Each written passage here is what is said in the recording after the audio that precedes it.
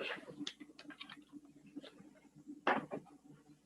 Let me think about that before I respond. Okay. Hi, Zach, are you calling in this morning? 9:45. It's normally 9:30, but that's fine. I'll let him know.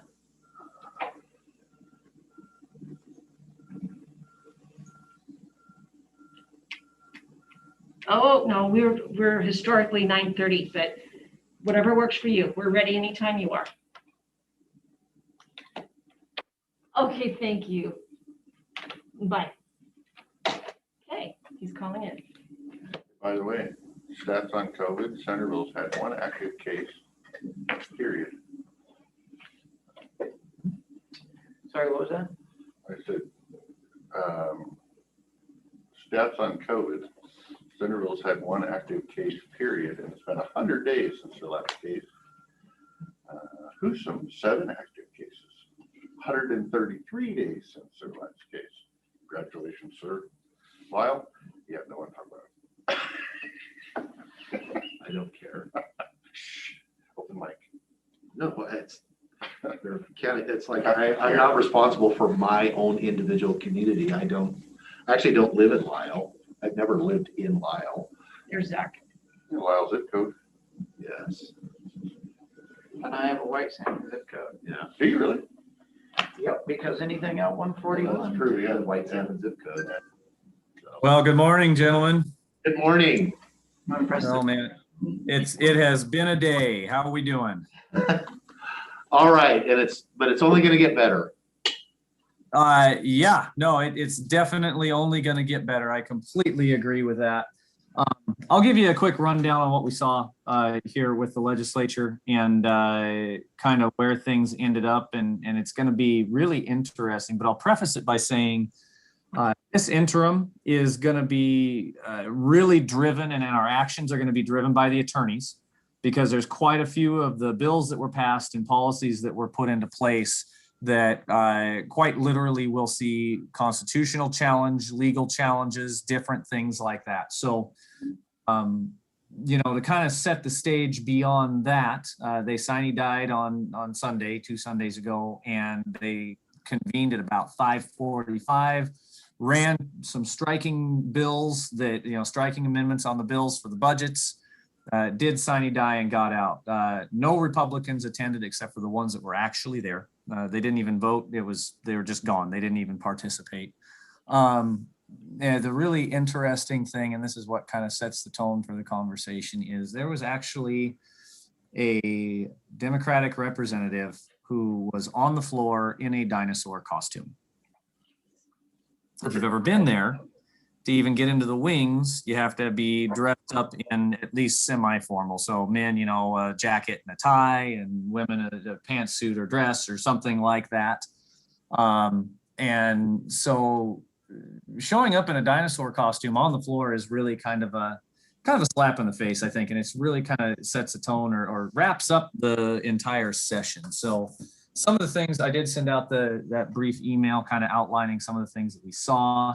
I can tell you that Blake has been a total pain in the butt, but it really saved us from a lot of the sweeping changes that they wanted to implement here in the criminal justice side of things. And what Blake did is it really opened their eyes, and they said, holy cow, this little tiny change that really doesn't sound like much can be extremely expensive and can also be extremely burdensome on the state from a legal perspective, because there are people actually, I guess Pierce County has a suit filed against them right now pertaining to Blake and imprisonment and should I have been in jail and all that good stuff. So I think just let's count ourselves lucky that it's not us right now that has to go through that to set this precedent, because this is new. But that's definitely going to be a concern. Some of the other stuff, we've got the capital gains tax. At least in that, they did not include the emergency clause that made it so it couldn't be changed by referendum. I think they realized that they might want to get reelected someday.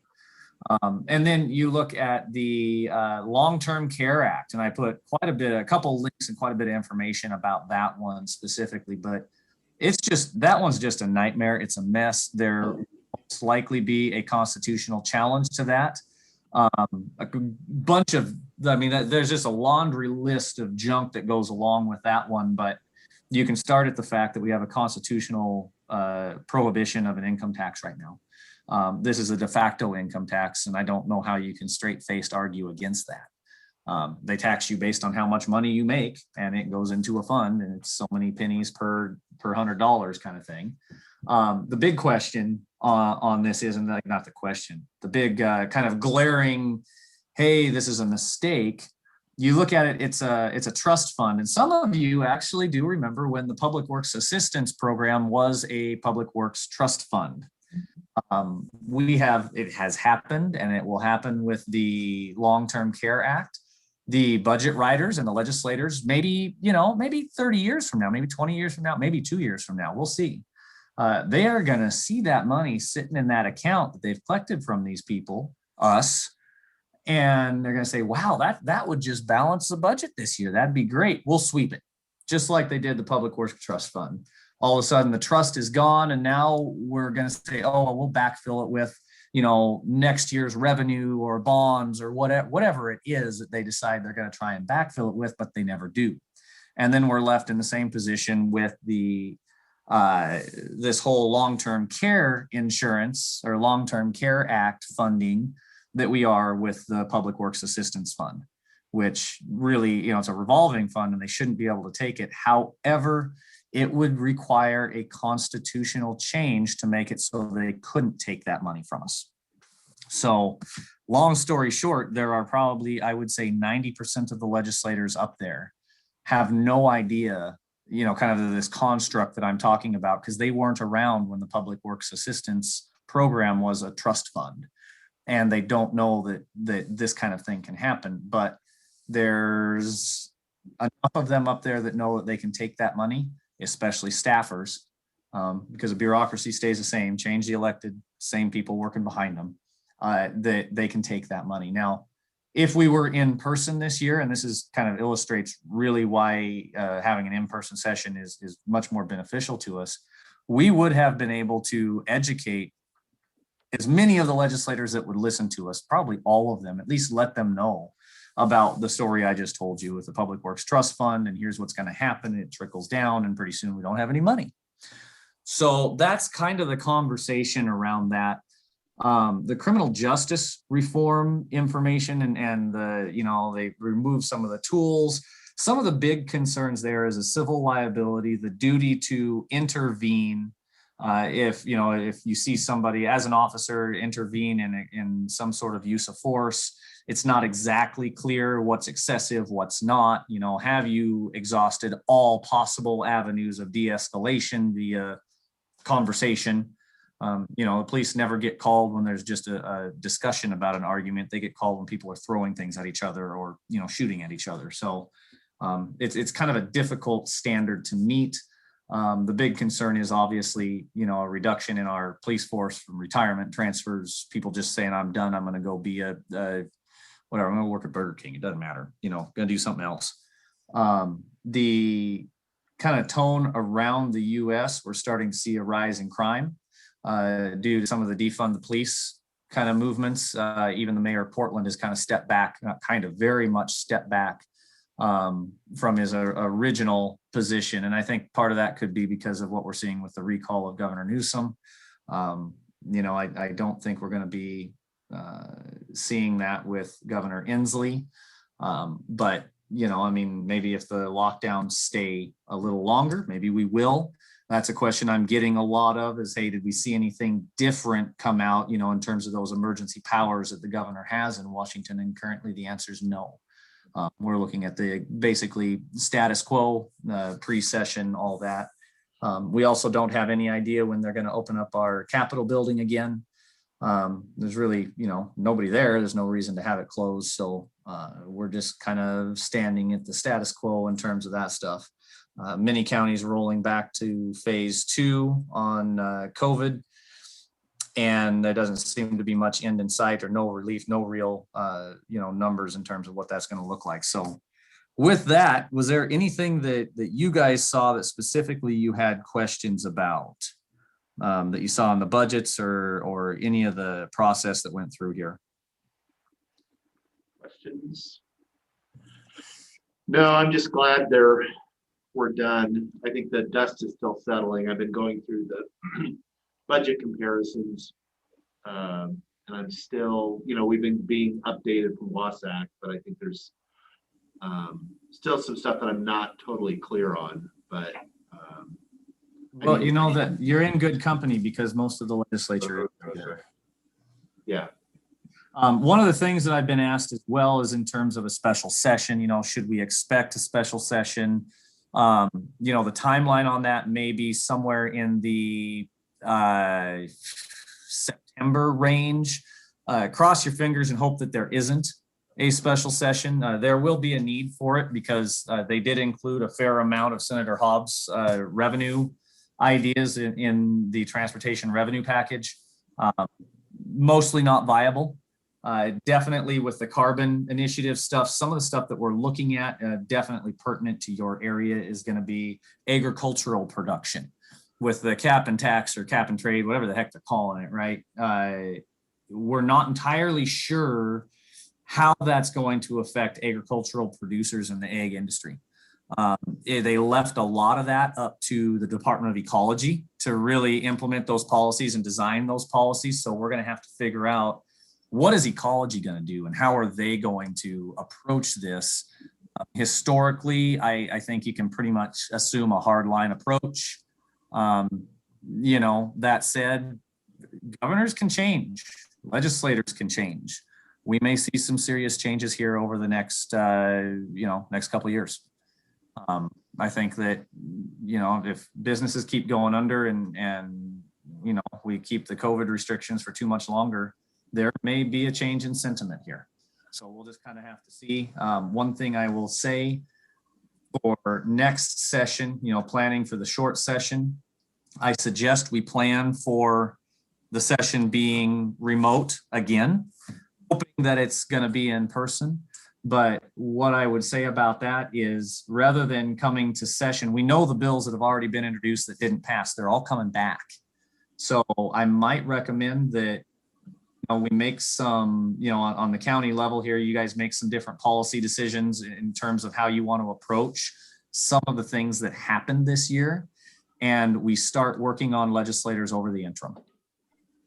Because if it's the same kind of session that we had this year, we will not have access to them during session.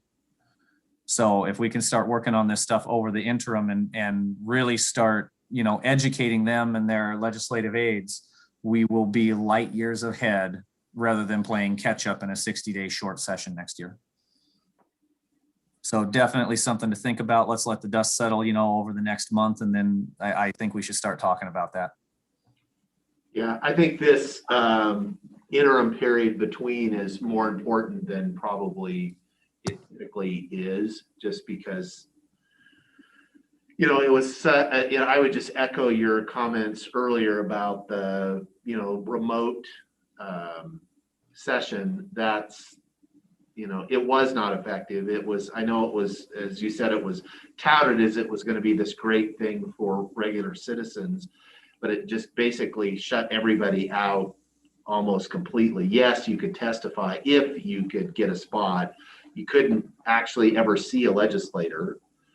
So I think they were really more disconnected from average citizens than I've ever seen before. And so I think the short session next year, hopefully, or a special session, which I'm not sure where I'm at on that, next year is going to be really key to try to go back and fix some of the stuff that they did to us or didn't do for us. Yeah, no, I think you're absolutely right. And addressing, hey, here's what really happened. Here's what you said was going to happen. And here's what your policies were intended to do. And this is what's happening as we're implementing these policies. So, and telling that story is going to be important, and hopefully we're back in person next year, right? Because it makes a difference when you can sit in committee and stare at somebody. Exactly. They know that you're lurking around the corner waiting for them and they cannot escape. Right. Right now, just don't answer the phone. No, it is. Yeah. This way they just don't answer the phone or they don't respond to an email, and it's just not, it's way easier. Because yeah, you're absolutely right. If I'm sitting in the committee hearing, looking at you or looking at the members, it's, it's harder to not do the right thing. It's not that they still don't do it, but at least it's harder, at least sweat a little, at least look guilty and try to slip out the side door so I can't catch you. But yeah. Yep, that's basically, and that's why we watch both doors, because we know where Right. you can't escape, I promise. Right. Because I even know how they go back to their offices. Yeah. I will wait in is the corner. yeah. Let them think they're in the clear and then ambush them. That's Yeah. It's lurking, it's professional lurking. Believe me, that's what we do. All right. When we lurk at the Starbucks near their house, it's stalking. So there is That's stalking. Yeah, don't do that. So, all right, well, let's kind of let this thing simmer down a little bit, and I'll be in touch with all the clerks here, and let's start, if it's all right with you, maybe get a meeting in, 30, 45 days to really kind of start talking about, maybe once you guys are done with all the budgets and all that, start talking about how we want to work the interim and really get on the legislators here over the next 6 months. Right. Okay, sounds good. Any other questions or comments from my seatmates? Nope. Thanks, Zach. All right, thanks, Zach. Thank you guys very much. Appreciate it. Do you feel like at least semi-relieved that it's over? Yes. Oh, not more than semi. And then I agree with him that I think Blake actually Yeah. helped things in some ways. Yeah, because It slowed the roll on a lot of things that were moving quite quickly. It was a transformative year. That will never be the same.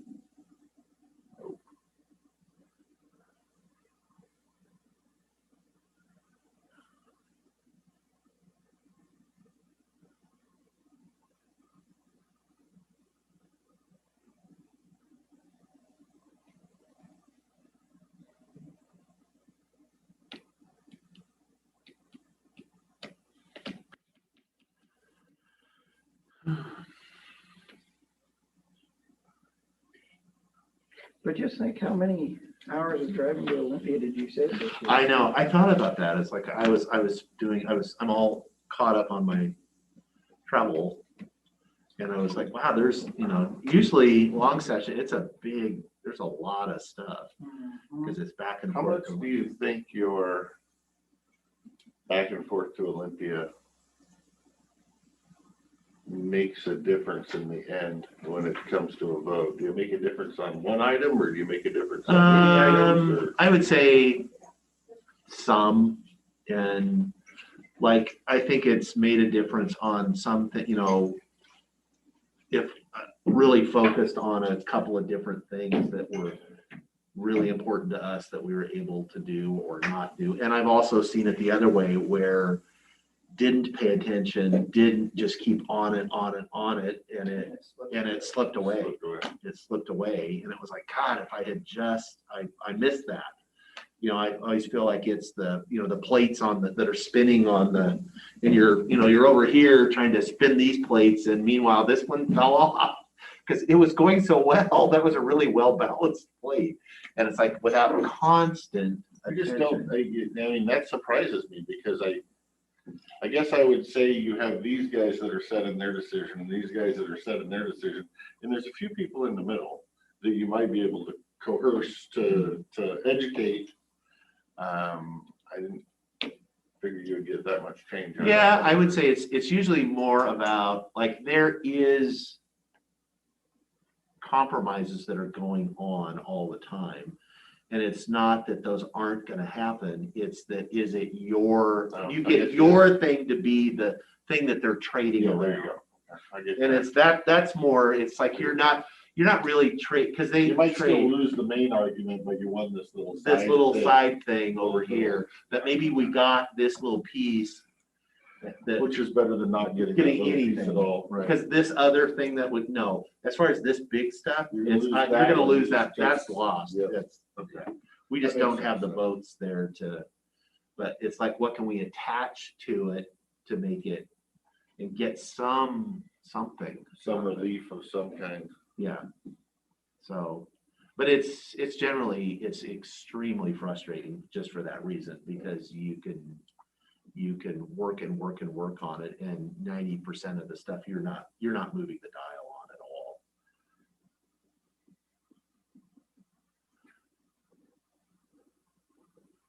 But when you stop doing it, then you find out that it actually can get worse. Yeah. And that's- And now you're, oh God, now we're 3 steps back from where we were. And so. Yeah, that would be a hard one for me. But I feel like It would be all in all, it's frustrating, worth but I it. think you have, it takes some time, some training, some patience, some, to not just get frustrated. And just give up. And that's, no, I go through that every, or an ordinary year. This year, it was just, I was frustrated from the very beginning because there was no access. You can't. Yeah, I tried via their little, vote in favor or oppose this link. Right. You get a form message back from, Right. Thanks for your input. thanks for your Blah, blah, blah. input, but we didn't read it, No. And it was like, oh, okay, well, we'll just see how this one goes.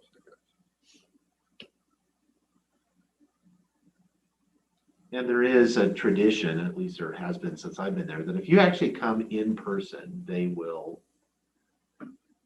do pay attention. I mean, they may not, they may pay attention. They're not going to change your vote necessarily, but at least, that there may be some, at least they may mitigate the bad thing a little bit, where they'll, because I think of that, all the work that, like the WASAC staff does. When you look at the bill list as they're dropped, and how many, like this thing is really bad for counties on 10 points. Yeah. And by the end, with all the just, it's like, some of the things, this thing never even happened. But even in the ones that did, rarely are all of those 10 points still in there. Maybe there's only 7 bad things now in it instead of 10. Maybe there's only 2 bad things in it now. Because I think a lot of them get pushed forward because it sounds good in the world of unicorns and rainbows. Right. And then when they get educated about the ramifications, they're like, Right. oh, well, maybe we should tweak it. Right. Oh, we didn't think of that. Yeah. It's like, yeah, here's the real world. Department ID for printing, Pardon? It's for the closet copier. for the one on here. Oh, 5519.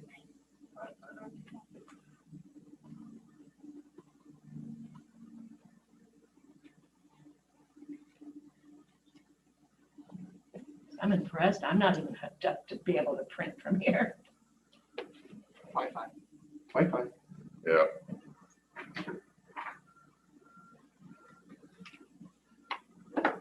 What did you say our code was? 5519.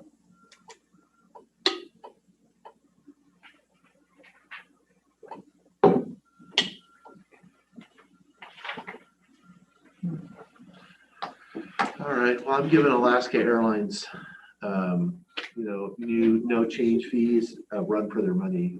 My daughter's coming home from New York, and I've now moved her flight 3 times because her schedule keeps changing. Oh my god. And it used to be, because you had to pay every time you wanted to change. Well, now, Now it's. so it's like, oh, let's just do this. They're not gonna charge any fees, they're just remembering on your computer. Right, book a flight, they're gonna go, sorry, you need to fly United. Yeah.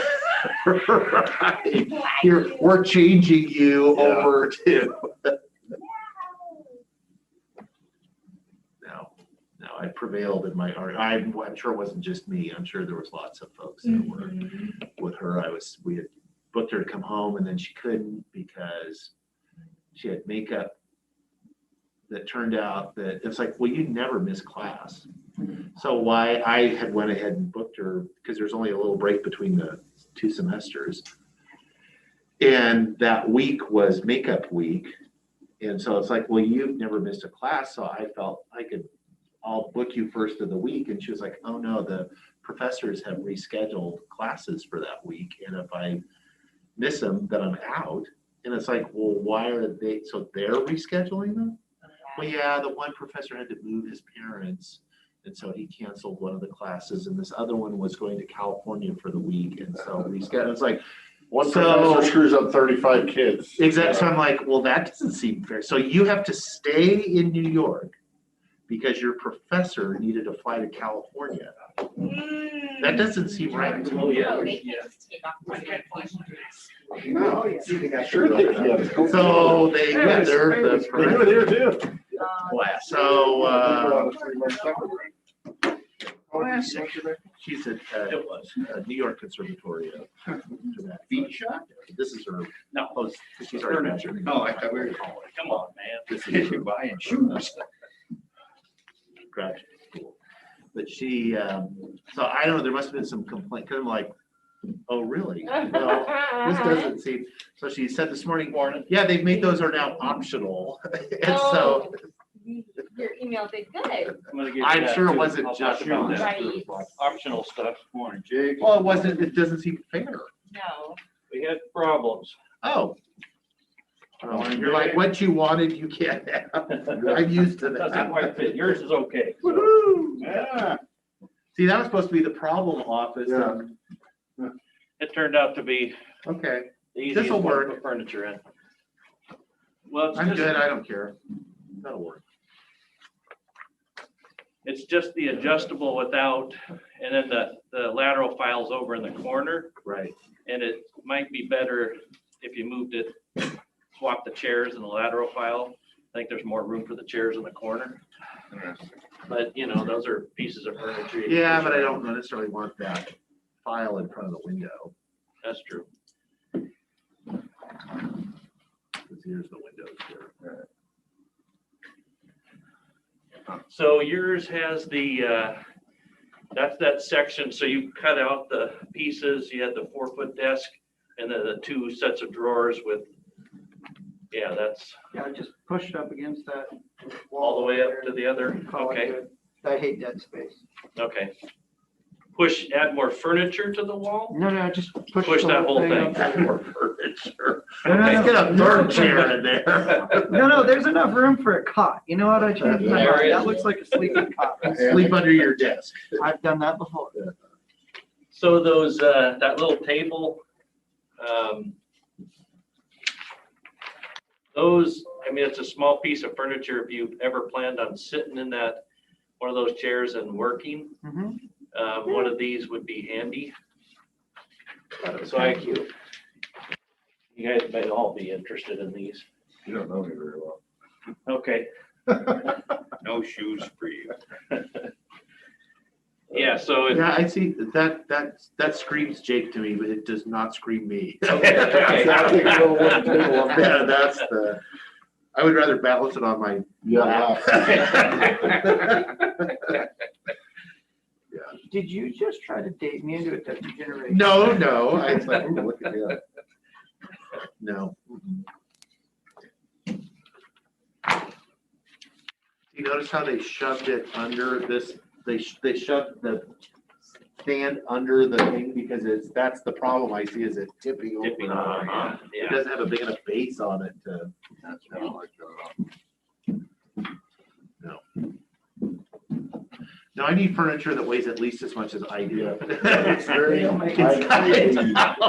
Oh, hardwood, it's close. It's a, Better be oak. yeah, better be oak. It kind of looks like an IKEA coffee table or an IKEA TV tray. No, it's nice, it's fine, it's just not. Jake, are you interested in one? Depends on the price. He'll take all three of us. Yeah. You know I'll get it and then he'll steal it. Oh, I like that. Let me use it. Yeah, it's something we can order after too, so. An option, it's an option. Well, thank you for thinking of me. And so you're okay with that, Dave? Just Yeah, a height I think- adjustable L-shaped? That's fine. I'm Try and just get- questioning the file thing and is that's just, I know me, it's gonna look just like what I have, but. You it'll can be get a junk table. stacked. But I'm wondering, do I really?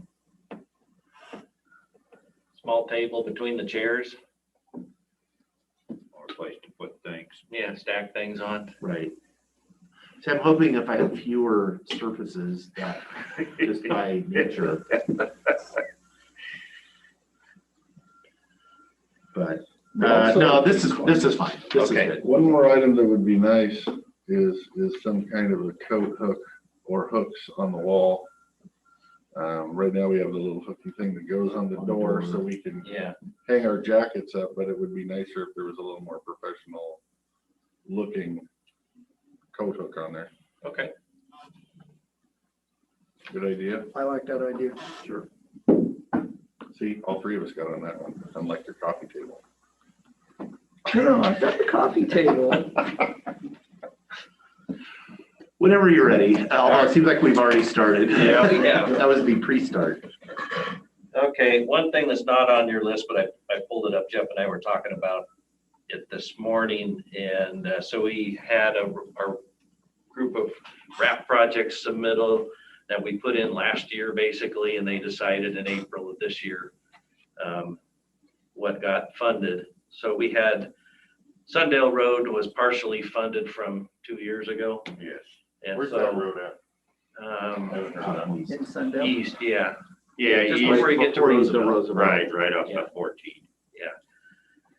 So that one got fully funded. So that's a good thing. But we didn't get any new projects and no one really got any new projects. So all the partially funded projects got fully funded and then the money ran out. So, because we had really high scores. We try and get the highest scores and We know so how we the craft game our is. projects that Yeah, way. you know how the game is. Yeah, and, but we didn't get funded. This is the first time we haven't got a new project since we've been here. And is it yearly or by? 2 years. 2 years. 2 years. At the rate we're going, I don't know what it's gonna be like next time. Yeah. So anyway, we'll probably still score well next time, but whether there's money, that's the question, although there should be. We're giving it out for all kinds of stuff now, but infrastructure doesn't seem to be too high up on the priority list yet. Unless you think we should get electric powered ferry, I think we would score. I well. did see that, that is, it could be other counties, they said, that was a. It's one way to deal with the bridge. Yeah. Well, it was, they did grant, Buried there before. that you could go through the value added, whatever the bidding scheme is for electric ferries. And it's like, it was a high priority for Skagit County, because apparently they're in the market for an electric ferry that they got their eye on, I guess. I don't know. But it is Wouldn't even want to know what the cost. applicable to all counties, I guess, so, yeah, so. How many, what fleet of ferries could you buy for $300 million? I don't know, what's the price of that electric ferry? I guess I'll, 300 million. yeah, I don't know. Just get a bunch of ferries and line them up and you can just drive it. Call the, yeah. Long extension cords. Can we get back to it, Jeremy? Yes. It worked for Alexander the Great, so. All right, that was just a distraction there on the ramp project money, but now we'll get started. We have 2 items on your consent agenda today, and they're both requests for concurrence to award, and this is for the safety projects where the bid opening was last week for both of them. So we're gonna move forward with those. We got good bids, and we want to get those projects done. The rest of the construction program, so we were waiting on paint. The materials shortages seem to be the issue these days. So they finally are supposed to get paint delivered this week, and that means they want to start working next week striping in our county. So they'll start striping around the Goldendale area and then move out from there. Get their equipment dialed in for our windy weather, which can be a challenge for painting. Old Mountain Road, contractor wants to start the 1st of June after the holiday. We have an open house scheduled on the project site on the 11th. And to meet with any property owners and talk to them about the project and what the contractor's proposing to do and attack the project. Roosevelt drainage repair, the contractor wants to start 1st of June. So this is those, we call them downspouts. How far down the slope do they go? Not very far, just far enough to not cause erosion to the There. soil. Yeah, and hopefully discharge on the rock face. So depends, no more than about 15 feet or Okay. so, I was just curious. 20 at the most. They're pretty short, stubby downspouts. On the design side, I think you guys talked about the right-of-way acquisition on Courtney, and that we finally have that all secured. The last piece we're waiting for is the deviation from WashDOT. They had sent it back a few weeks ago asking that we make a change, which we did. And so we're still waiting on that last piece. So our plan is a fall of this year advertising, and then we'll see how that moves forward. I was really hoping to see the number tick up from 95 to at least 97% complete. Yeah. Eventually. Okay. Let's see, Courtney SDP paving project. So we did get our WashDOT approval on that. So our plan is, our target for ad is May 19th of this month. And so we'll be opening bids 1st of June and getting those roads paved, which should, I think the delay on that one will probably help with any conflicts with the solar people for Lund Hill that have been hauling up. That's their haul route on Roosevelt. So it'll help to eliminate that conflict. We won't be out there till they're done with the major hauling operations. So, and speaking of that, they have their large, the 1 million pound transformer that they have to haul up the hill to their substation. And so that comes up on the night of the 12th and the 13th. So there'll be closures on Roosevelt Grade Road when they haul that thing up there, push and pull it up the hill. And so that'll get in there before our paving project as well, which is good. So we've worked with the landfill. They're not hauling that late, so it won't affect them because they'll have to close the road in portions. So they'll close the first piece from 14 to the haul route at the bottom of the hill. Then they'll move the closure up to the haul route all the way up to East Road. And then that'll be closed. That'll be probably the longest closure. And then once they're past that point on the middle road, then they'll close middle from Roosevelt to their site where they're going to offload. So, and it'll take probably all that time to do it. I assume notices have gone out to folks so that they know. Yeah, So so they're trying to do it at night where there should be minimal disruption, but there's not a lot of alternative routes in that part of the world. yeah, So folks, I guess all we can do is just make sure people know. yeah, we've required that they put a variable message sign at the bottom of the hill. So anybody using the road 7 days in advance will get notified, and then we'll post their notices in the Jennifer Wilson's store and the Bluebird and That's probably word better than the will- reader board, so. Word, yeah. Jennifer, now, that would be fine. Yeah.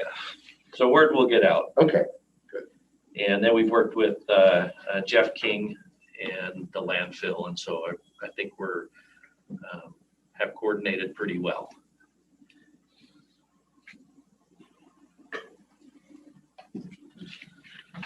Okay.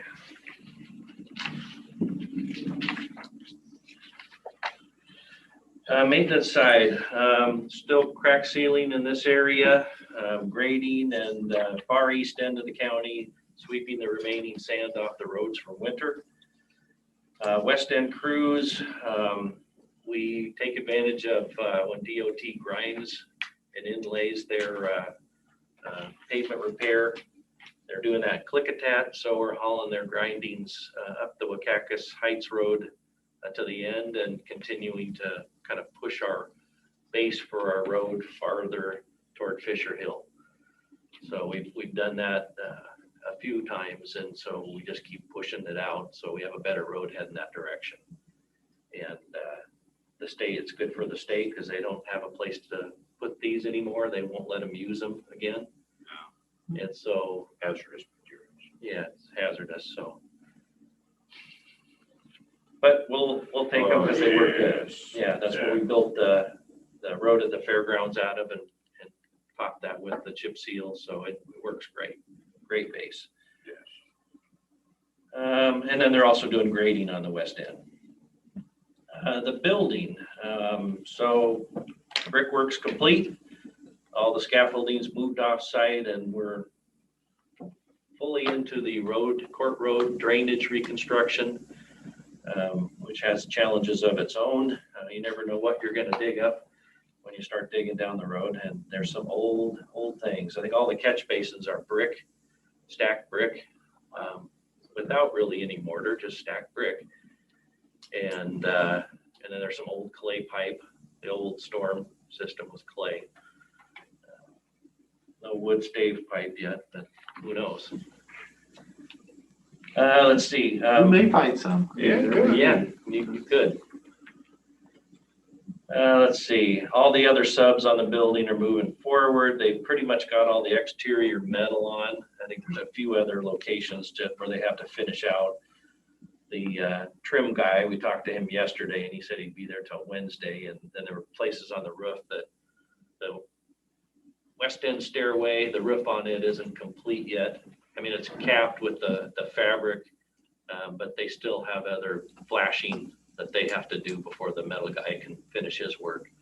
But you can't see it. It looks complete everywhere else. So let's see, furniture.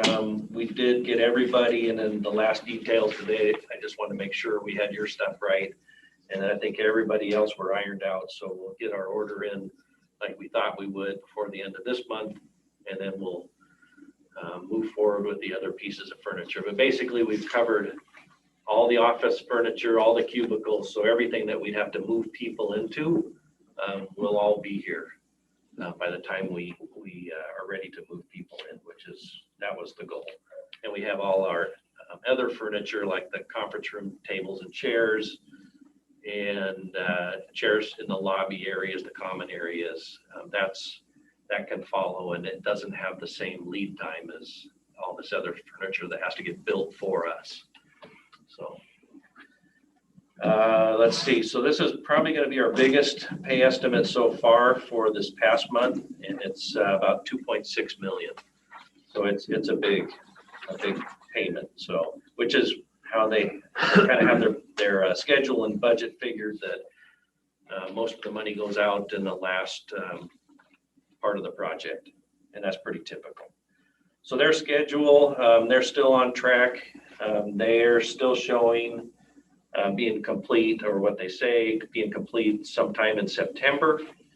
Our furniture installer would then take over when they're done, when their punch is done, sometime mid-October, start installing furniture, and to be complete by the first to mid-November, and then we'll start moving people in. So we're still on track to do that. And then on the, let's see, Annex 5 gets moved. We nothing new on that. We're still waiting for the property owner.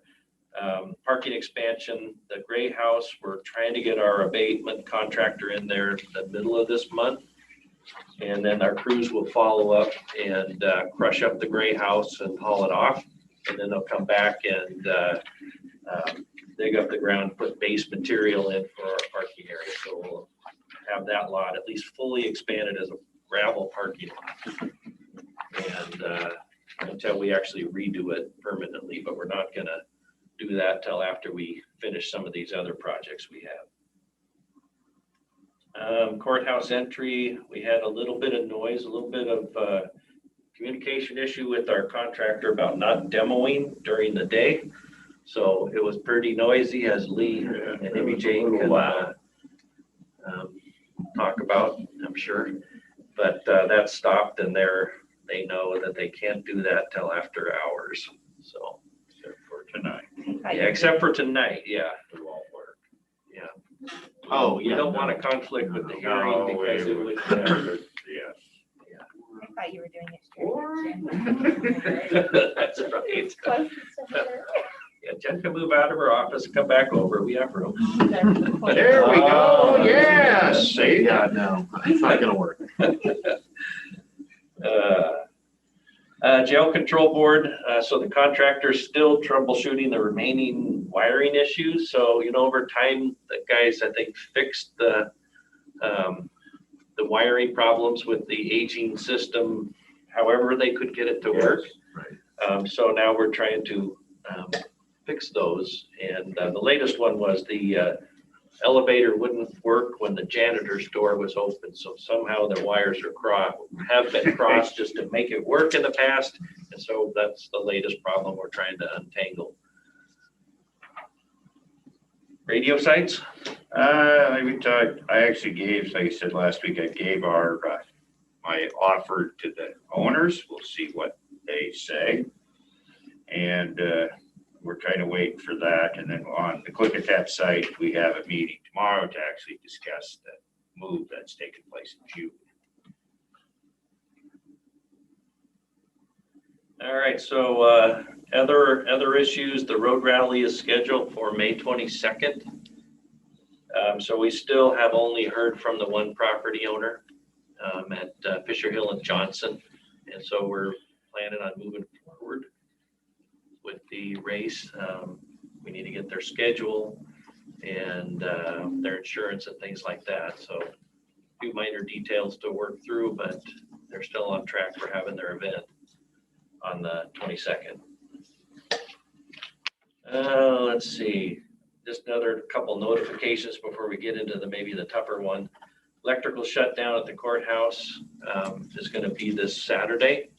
So that's to help us make our connection for our heated sidewalk from the building out for the new building connection.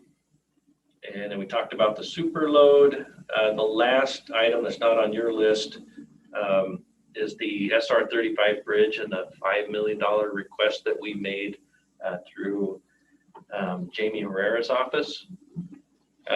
So the question that the port has, and is how do we administer this? And I don't think we know what kind of strings are attached. So typically on our pass through, where we have to be involved more, and I don't think that's our goal.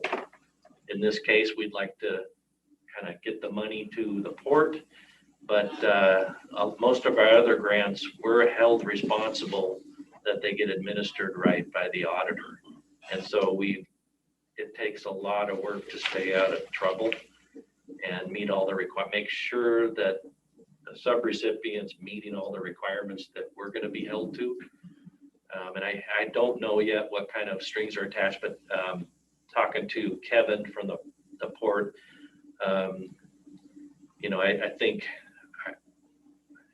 your guys' decision, but it seems like our goal is to facilitate them moving forward with these dollars that we're getting. Not that we want to have a larger part in the project itself, but that's your call.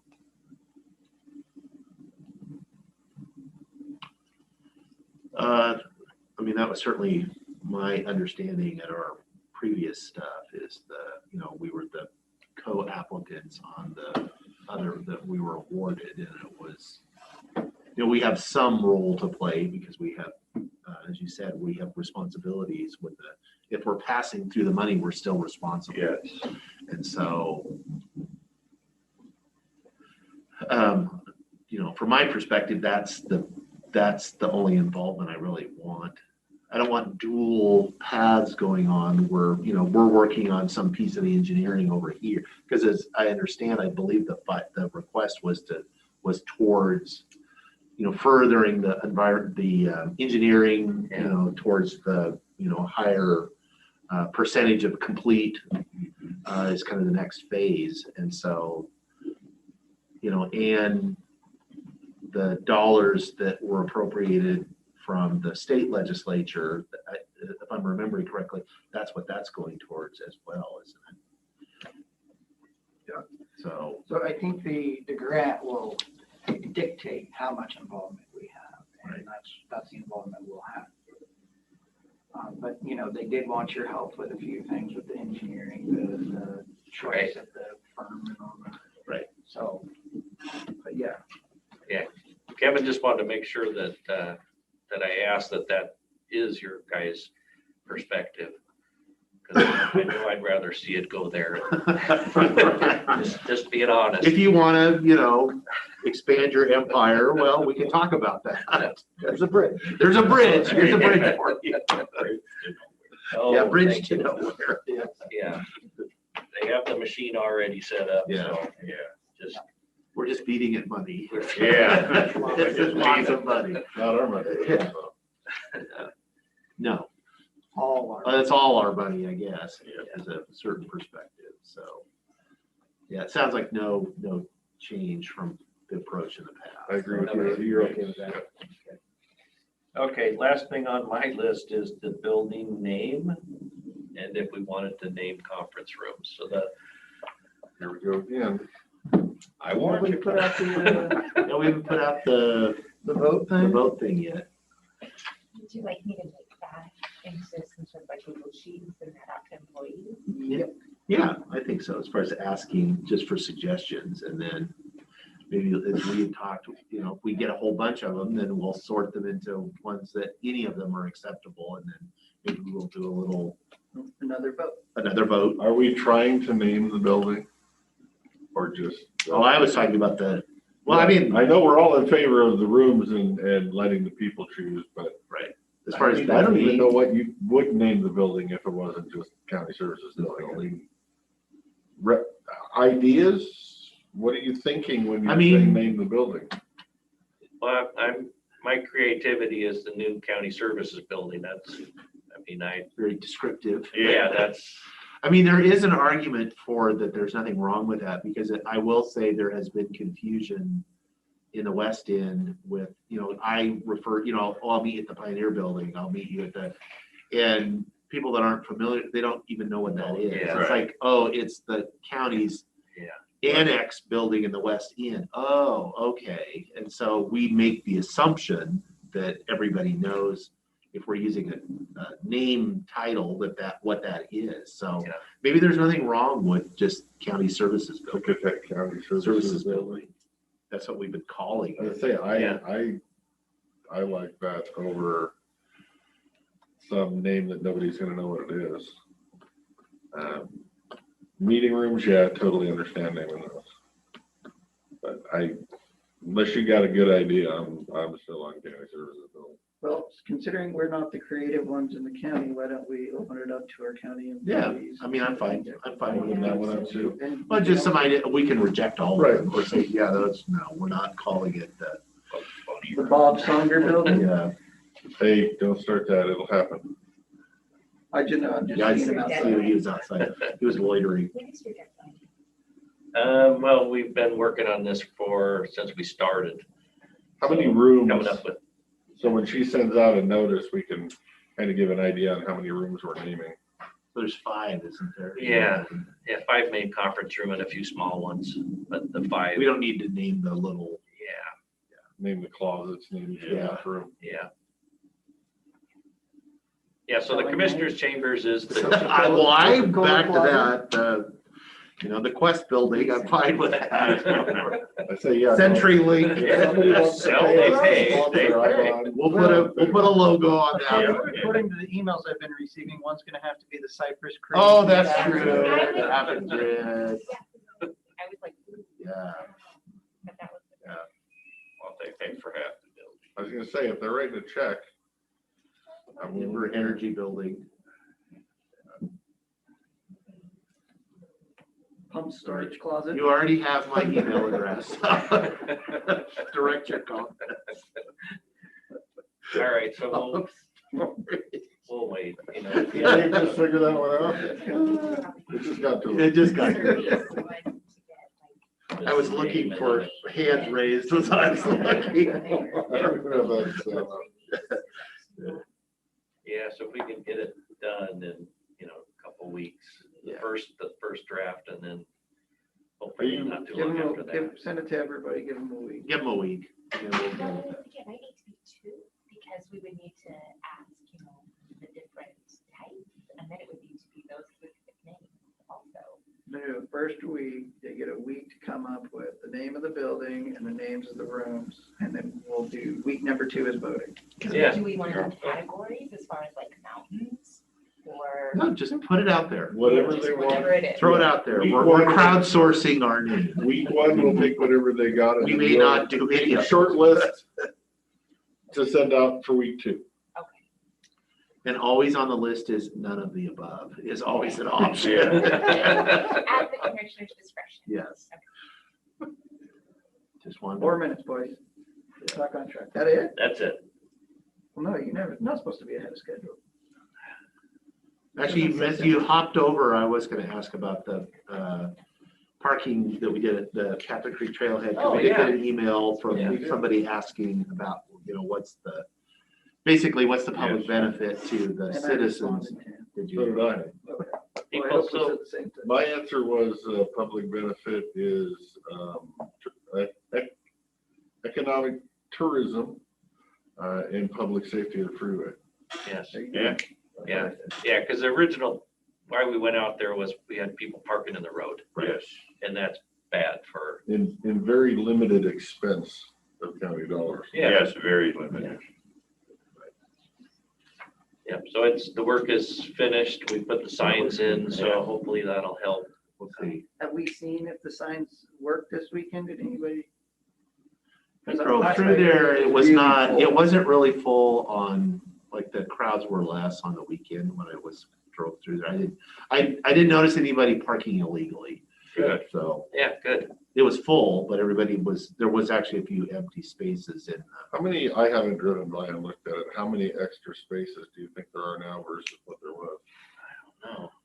I'm Throw gonna, me a number. at least 10. Yeah, I would have to. I would say maybe even more than that. Yeah, I think there's a little more, I'm gonna be conservative and say 10, No, that's good. I'd say but I think there's closer to- more than I that. bet you could get 20 So if they're parking. Yeah, if they park tight enough, you can. the Forest Service, because we've had discussions with the Forest Service for years about safety and parking down there. They were on board with the additional parking. We didn't tell them.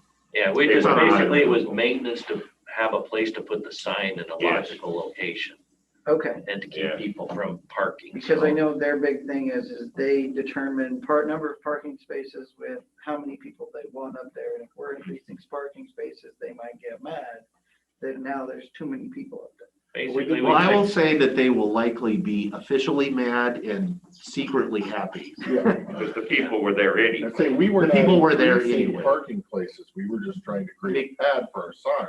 Yeah. And if people want to park next to it, that's out of our control. Safely. Yeah. Or like in the overall scheme, right, you're not, I would put it back on them, that unless they are going to enforce their parking limits to limit the number of people on their property, we have a public safety issue that That's- we're yeah, dealing with, and exactly. we have asked and asked and asked, and they are hamstrung because their rules, they're not really supposed to have that many parking spaces in a single block Mhm. because of their occupancy that they've got as they designated the land. But the reality is that those people are there, they're not doing anything Unless you're to, gonna have a park monitor, you're not gonna. you're not gonna control do it. You're just gonna move them down somewhere else. And now we've hit 10:30. Well done. So that. No, we got 15 seconds, bro. I might want to use the 15 seconds. Yeah, any questions for us? Okay, well, We're good. Thank you, gentlemen. All right, thank you. And, Jeff, Yeah, at the yeah. Title 12 Yes. meeting, So I if you don't can have- remind everybody that Okay. if we're Thanks. both on, we can't talk, so they I don't. will do that, yes. We're also gonna record it now too. Oh, well, there you go. As soon as we figure out. I think we have a good hand. How you doing, Sheriff?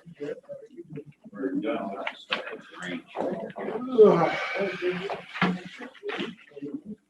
So we'll be sending you a bill, you know.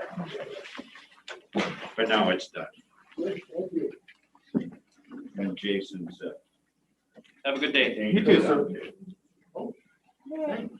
sure. Do you want this for your- Spray the cooties off for you, Bob. Perfect. get a couple sprays on him. I don't know. He's probably got better immunity than all of us. Thank you, sir. So I'm pretty sure he scares the virus away. Yes, except for. Too short. Right over you? Thank you very much.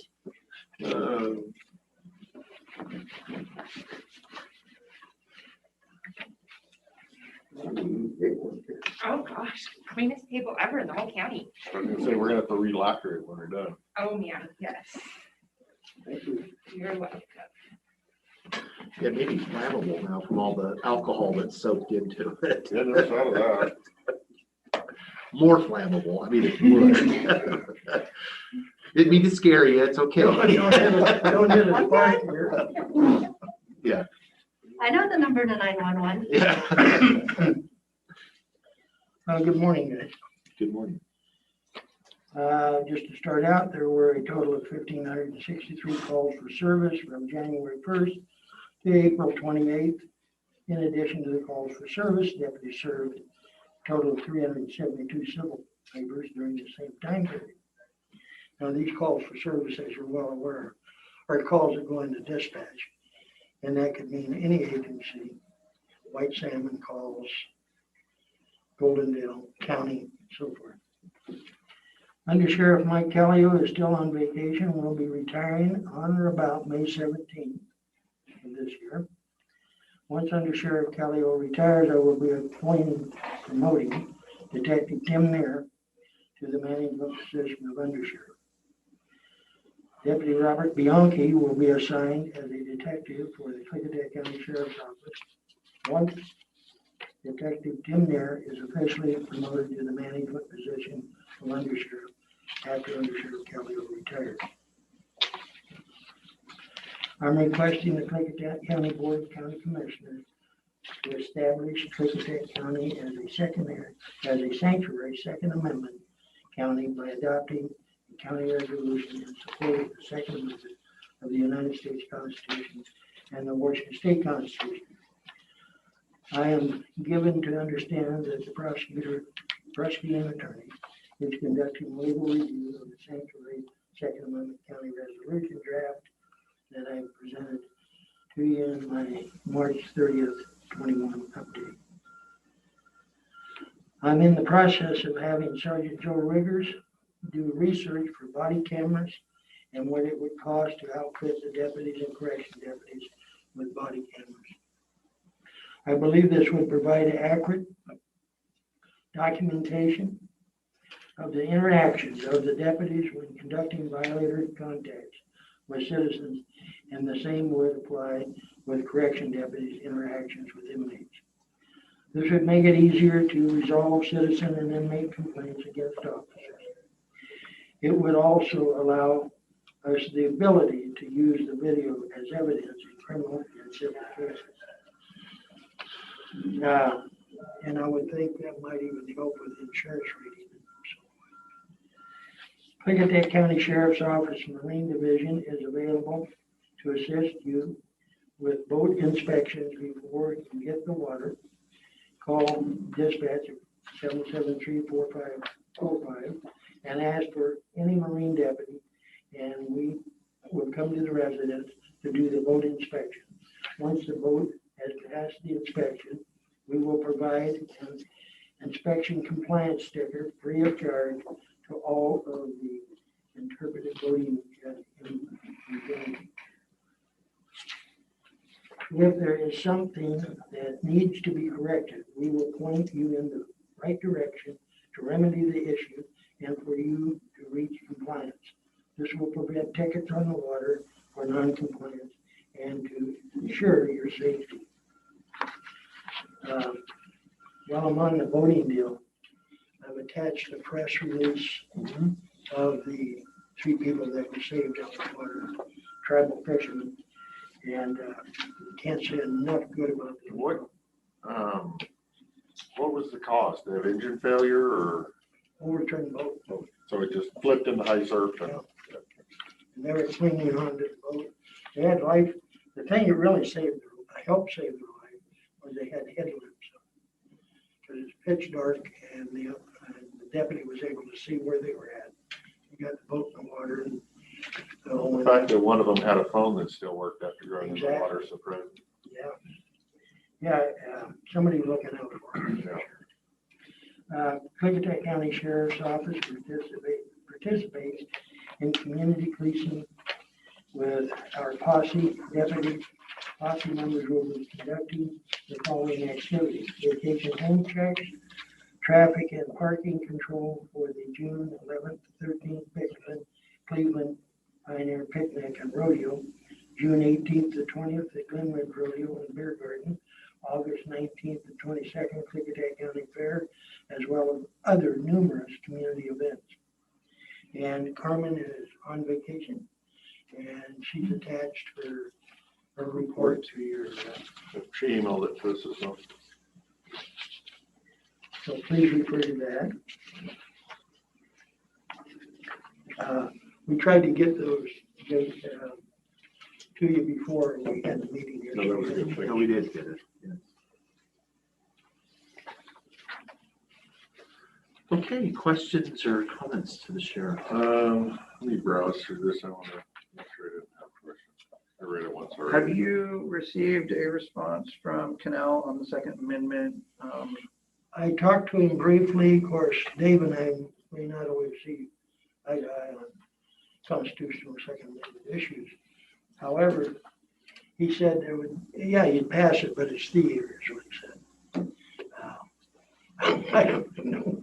I was unaware that we submitted that to Mr. Canal, did we? We did.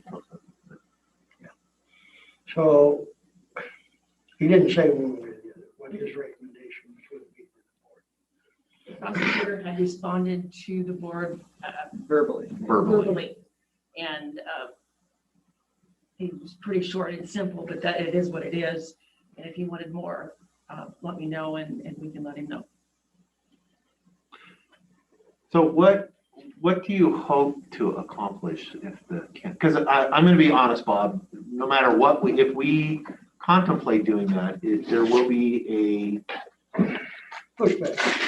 sure, it's going to be controversial, like it has been everywhere, that counties have been contemplating this and this thing. So I guess I'm asking, what are you hoping to accomplish by Well, I think maybe putting us through this exercise? And I appreciate the board's serious consideration of this. A couple things you accomplished, in my opinion. One is you send a clear message that the county does support the Second Amendment of the Constitution.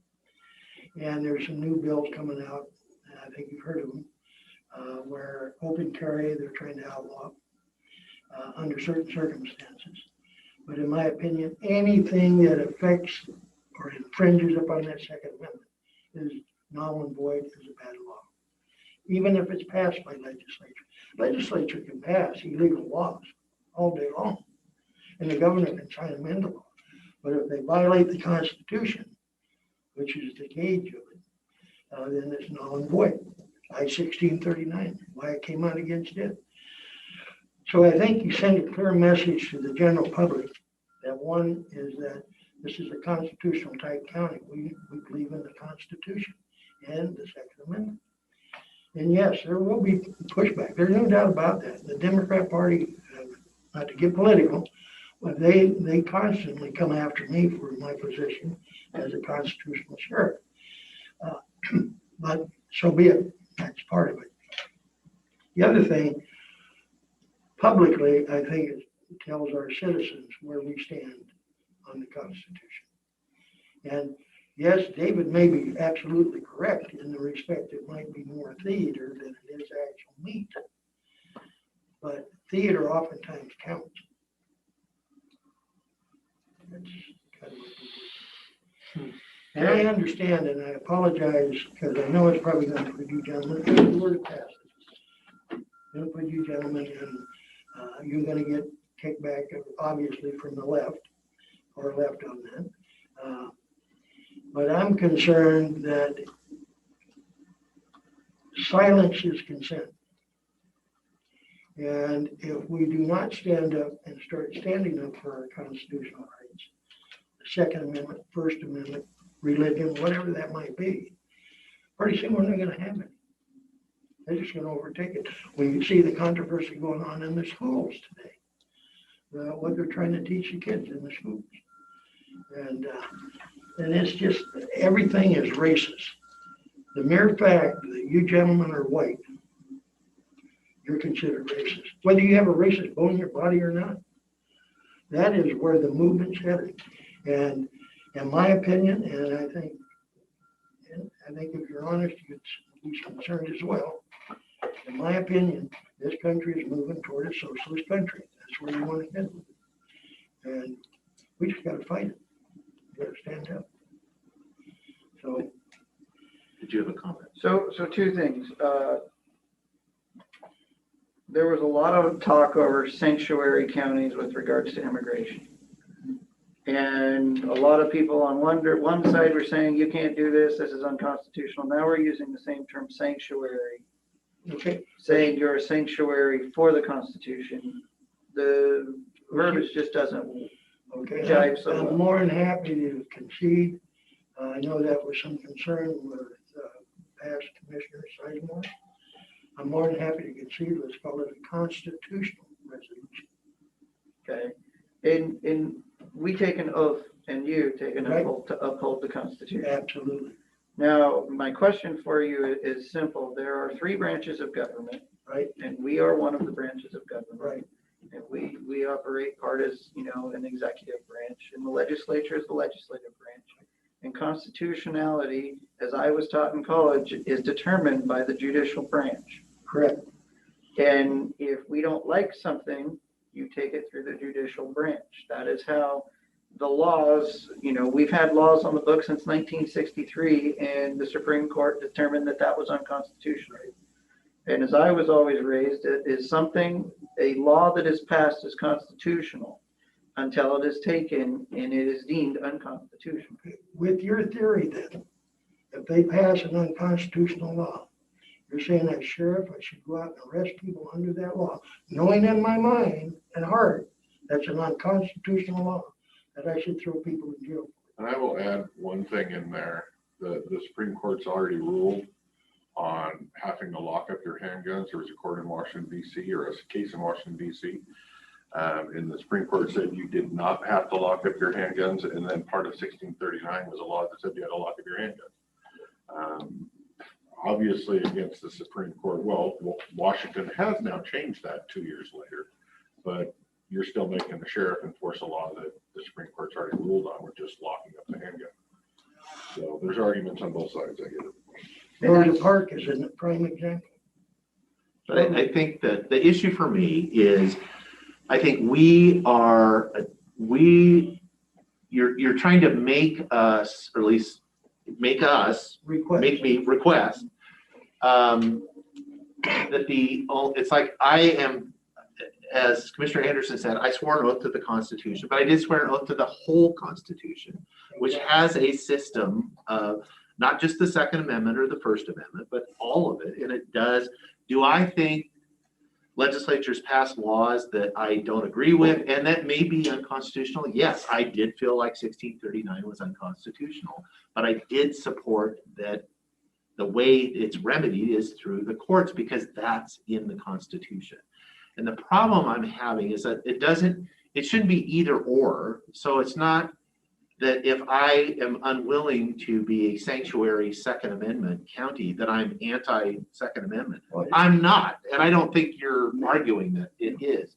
It's that I am very uncomfortable with who decides now. We have a system, a constitutional system, how we determine how we settle those disputes over this. And it's not, I have a difference of opinion with you. I don't think it's your call. Now, as the sheriff, I think you have, just as we all do, you have some flexibility, deference in what is a priority for you to enforce or not enforce. Right. Have you had a speeder that you gave a warning or that you let go, or was there some extenuating? Of course, all of us, yes, you especially have some discretion over how you do that. Right. It's just, I'm very uncomfortable with that we have a system set up because then if we don't follow the protocols of how we've done this, we are all can determine what's constitutional and what's not. And I can't, the legislature passes all kinds of stuff. Now, the Board of Commissioners has our authorities over dollars and how we appropriate and how we don't. Have they done things that I don't think is, I don't want to enforce that. I don't want to do that. But if I can't decide that I'm not going to do something that the state, because I feel like, well, it's unconstitutional. We don't have to do that. What if I decided I don't think property taxes are constitutional? And the 2/3 of the board agreed with me, and we said we're not going to levy any property taxes because we think it's unconstitutional and we're not going to do it. I couldn't. Maybe we're right. Like this capital gains tax is coming. I don't think it's probably. Yeah, it's. I don't think it's constant. I think there's going to be a serious court challenge to that. But I can't not. So I think. To address Commissioner Anderson's, yes, you have the court system, but if you read that Constitution, it'll tell you if a law conflicts with the Constitution, it's an invalid law. That's in the Constitution. So if we're going by the Constitution as a law of the land, which is what people, well, that's what the state Supreme Court does. But who's determining that it's is that the a Constitution determines. I know, but you are interpreting the Constitution personally. What it says. Interpretation is given to the The courts. courts. Look at how many times they fight over the word "the" in their court cases. I agree. Here's my feeling on it as an elected sheriff. I can tell you, if I feel that law is unconstitutional, I will not enforce it. It's that simple. And I appreciate that. And the governor can get upset all he wants. I could care less. Having said that, now I won't enforce it. It went all the way to the U.S. Supreme Court, not the state Supreme Court, but the U.S. Supreme Court. And they said, Sheriff Stronger, you're wrong. Okay, then they have to reconsider. I still have the ability, even at that time, to decide what laws, whether I cite everybody or whether I don't cite everybody and so forth. Still have discretion. But I can't see, because a law is passed, for example, to go out there and arrest somebody, if I think that law is truly unconstitutional, and the Rosa Parks is a prime example of that situation. That was a law at the time, and later found to be unconstitutional. But how many people's rights were violated during that period of time? And it hasn't changed. When a law is null and void, is a bad law, I have an obligation as a sheriff not to enforce that law. Do I get kickback do I get pushback from that? Oh, you bet. You bet. I don't know if, I appreciate when you gentlemen and Lee send me the feedback that you get from citizens calling in.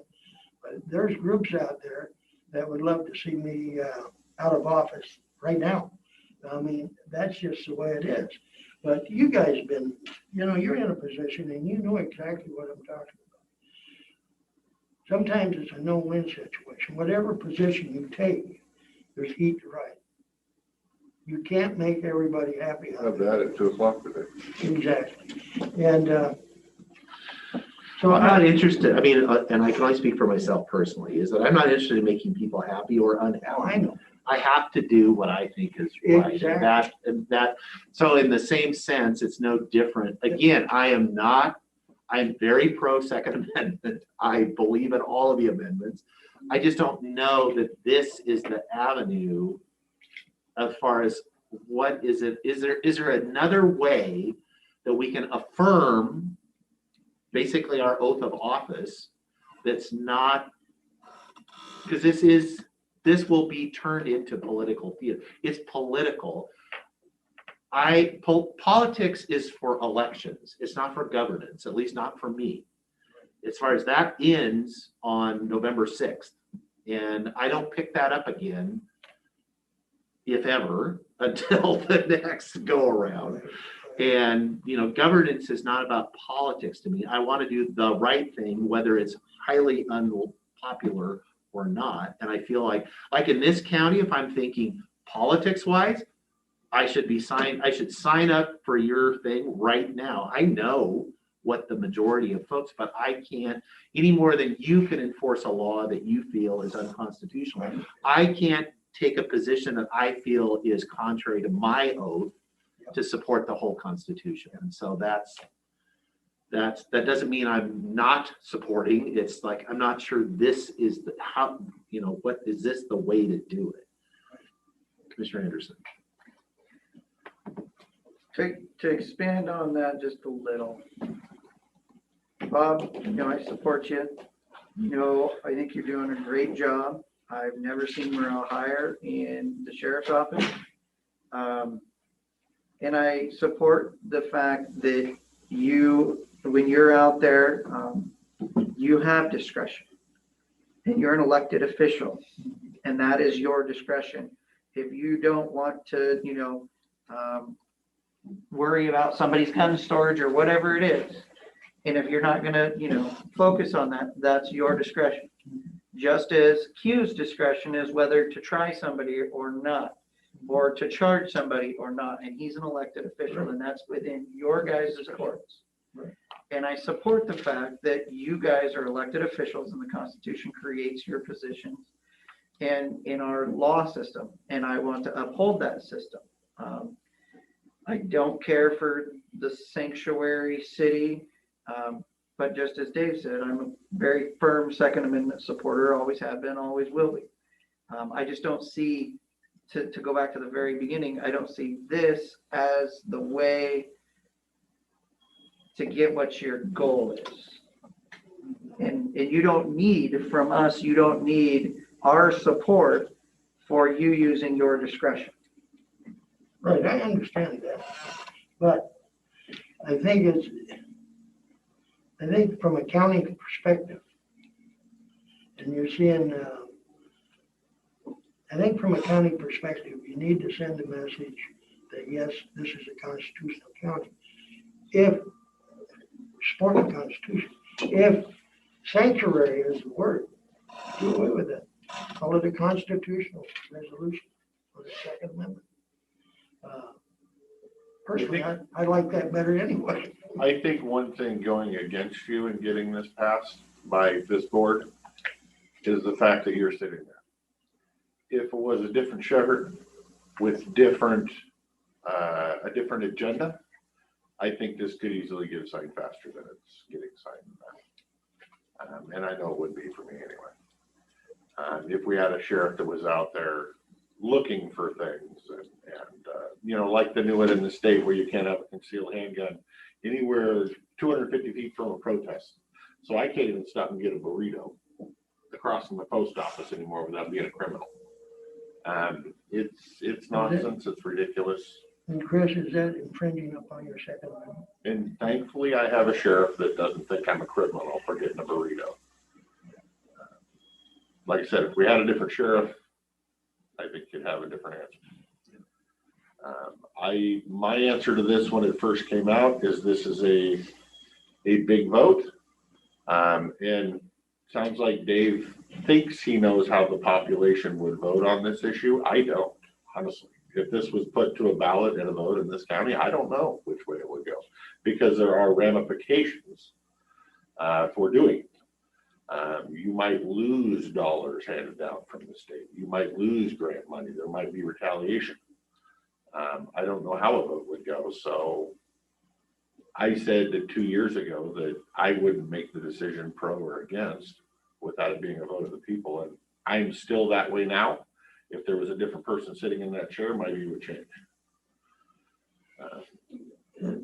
When you mentioned, let me get, if I might. Just No, that's okay. There's a lot to unpack in that, so. I'll just sidestep in the Second Amendment just for a moment. And we all pay state our federal income tax, right? Sure. In fact, I had to pay this time. Anyway, we all pay. Me too. Then what does the federal government do? It gives that money back to you in grant form with strings attached. And unfortunately, a lot of communities out of necessity count on that federal grant money.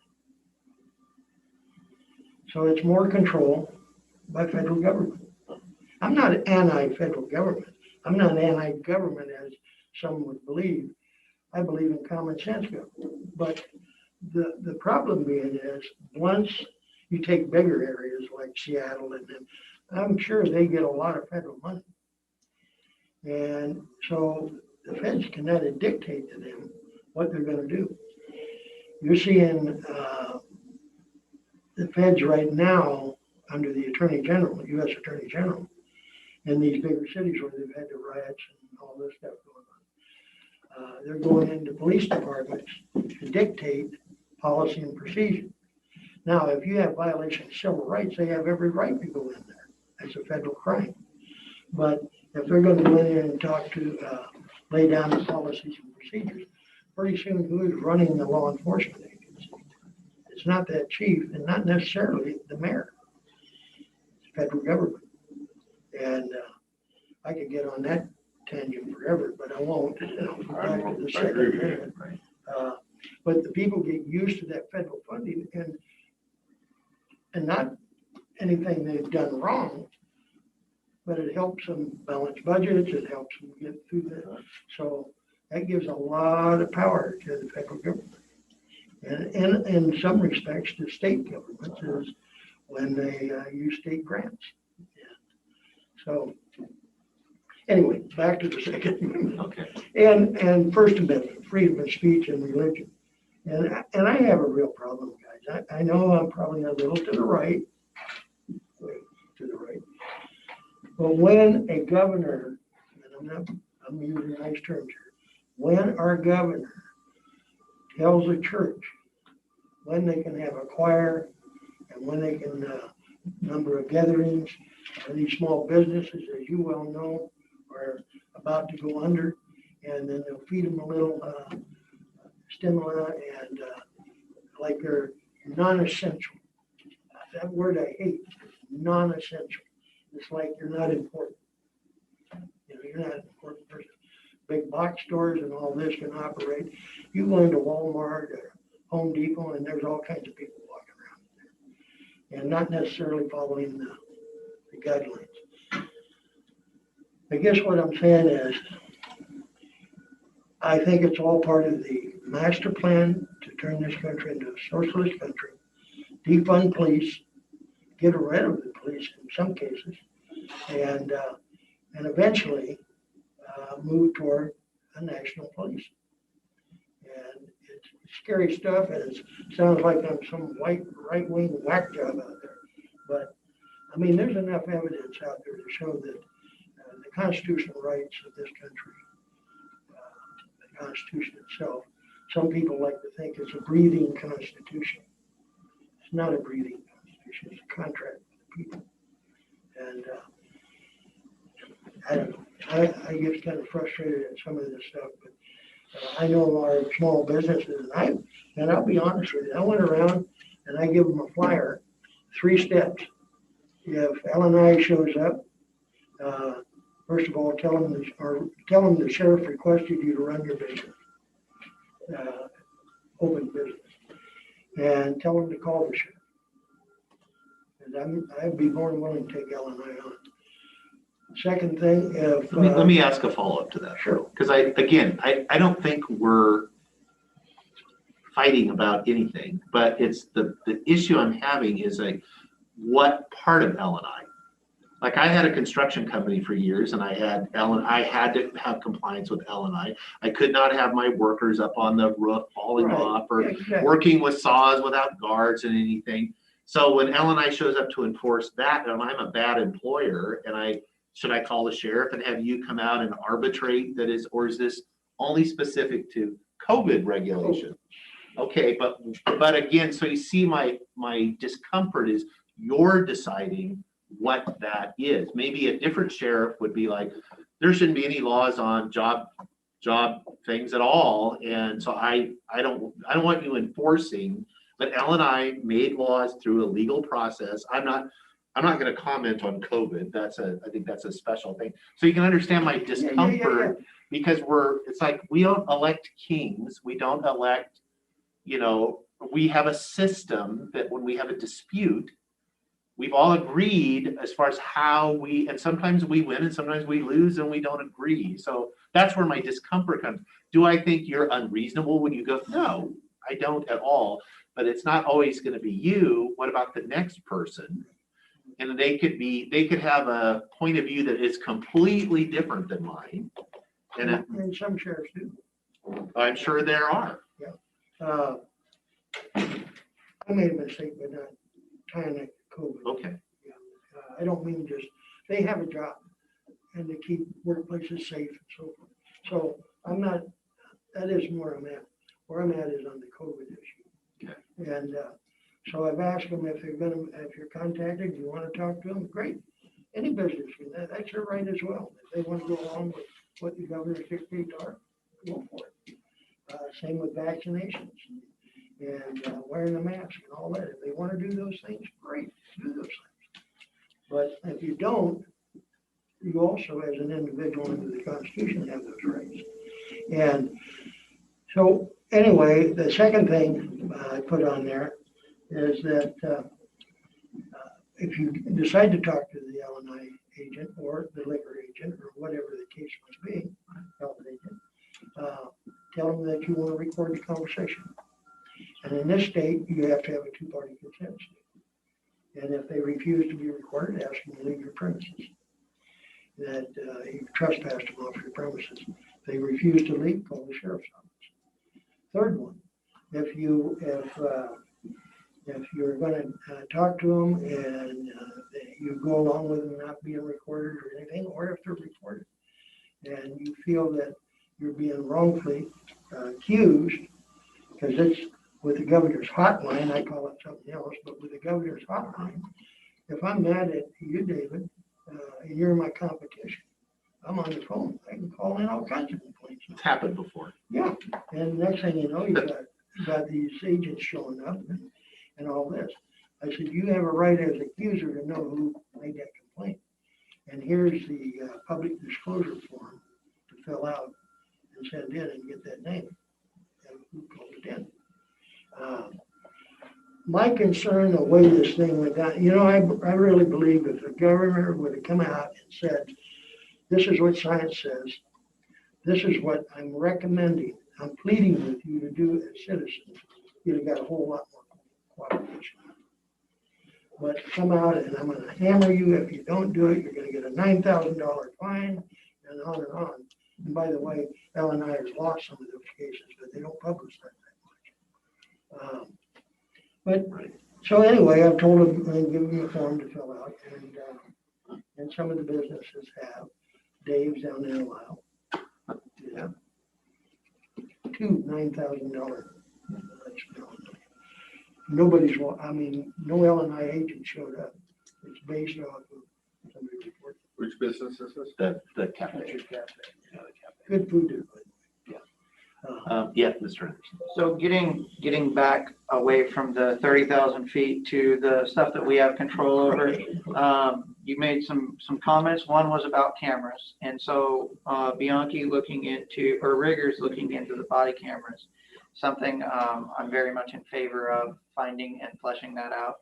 It seems like it's been both good and bad for departments throughout the U.S. But in the end, the truth comes out. Which is good, and I think it limits the liability. You also brought up the fact that federal funds and the strings that are attached, and we're looking at these federal funds that we're getting in for one-time expenses. I would be interested in making sure that this research gets done so that we might be using some of that for that purpose. Well, it's a new state law for body cams, so that's a must do here. Did it pass? Yeah. What, Chris? Body cams through the state law?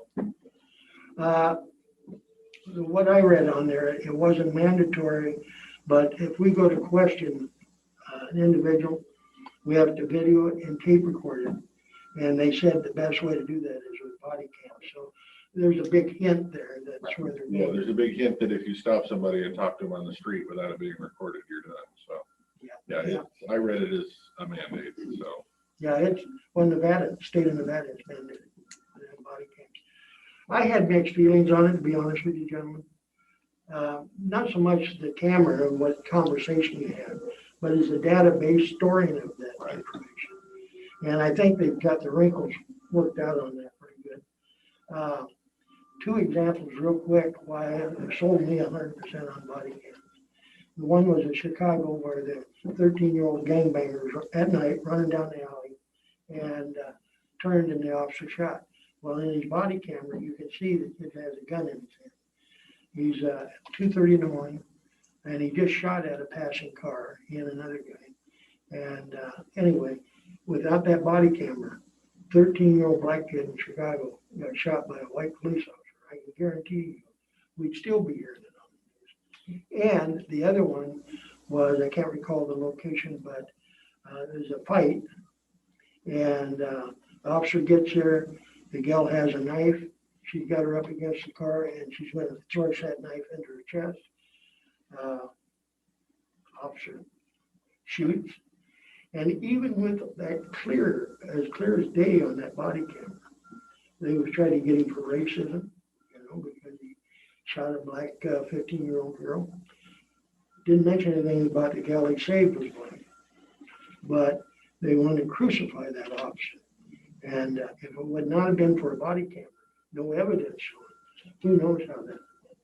Okay, in the interest of time, Bob, Yep. I'm gonna wrap this up, and I will say to Commissioner Henderson's comment, the truth is always a really powerful thing, and that's what I'm interested I in. agree. So, Yeah. okay, as always, it's always it's Enlightening. enlightening. There we go. That's a I'm good coming up one. with all good words for you Yeah, now. you are. What Thanks. is that AK bubble? If you keep this- Yeah, Thank you, gentlemen. Thank Have a you. Great day. Thank you.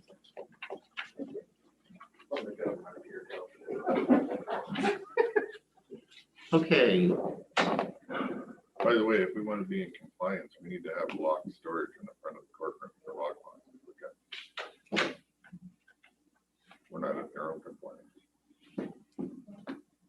There's no lock boxes for storage of weapons coming in. Coming That's into been the something courthouse. that's been talked about for years. So that people, if they're In the law, if there's an area that can't have firearms, you must provide safe storage so that said firearms holder doesn't have to leave their gun in their car, which is illegal now, so. But what about our lock boxes sitting outside? Just drop it in the treasurer's Just box. drop it in the treasure. Okay, well, we are going to have an executive session in accordance with RCW 42.30.110(1) to review the performance, discipline, and or qualifications of a public employee. And I'm going to start us with 20 minutes. Is that a place to start? And I would like to know if there's anybody on Zoom that you need to be in this. Okay, You. would ask everybody on Zoom, they please disconnect. The board is going into an executive session. And I would not anticipate us, when we come out, we will take no action and we will go to lunch break. And so we'll be back at 1 o'clock.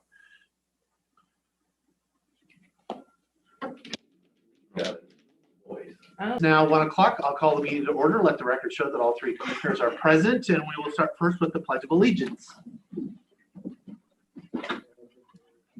I pledge allegiance to the flag of the United States of America and to the republic for which it stands, one nation, under God, indivisible, with liberty and justice for all.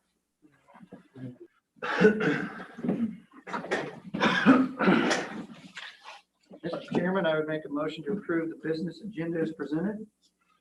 Okay, a second? I'll second it. We have a motion and a second to approve the business agenda as presented. Any discussion? Hearing none, all those in favor say aye. Aye. Aye, motion passed. It brings us to citizen comment. It's an opportunity for citizens to address the board on basically anything that is not already on the agenda later. So if you, I'm just giving folks a heads up that if you are wishing to comment on the solar matter that we have the 2 hearings scheduled for later today, I would ask you to refrain from that and make those comments during the appropriate time during the hearing. So we will start, we actually have a guest in-house today. I'm going to start during citizen comment with Mr. Decay, and then we will go to the phone lines after you. Thank you. Thank you very much. Okay, for the phone lines, I'm Lloyd Decay. I'm the president of the White Salmon Valley Pool Metropolitan Park District in White Salmon. And we've been tasked with building a new community pool for the community, the whole White Salmon Valley, which Jake knows very well. So I wanted to give you an update on where we are. So I believe the last time that I was in, I probably updated you that we had project managers and architects.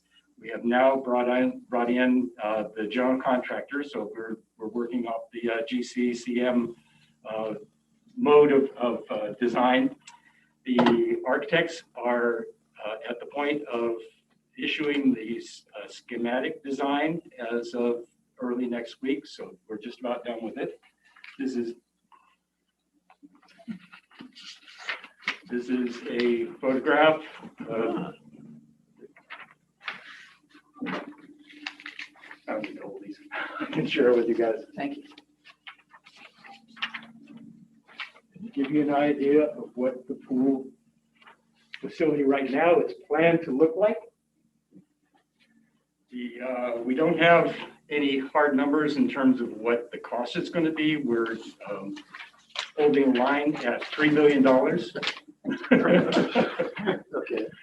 So we're anticipating $3 million for the cost of the pool.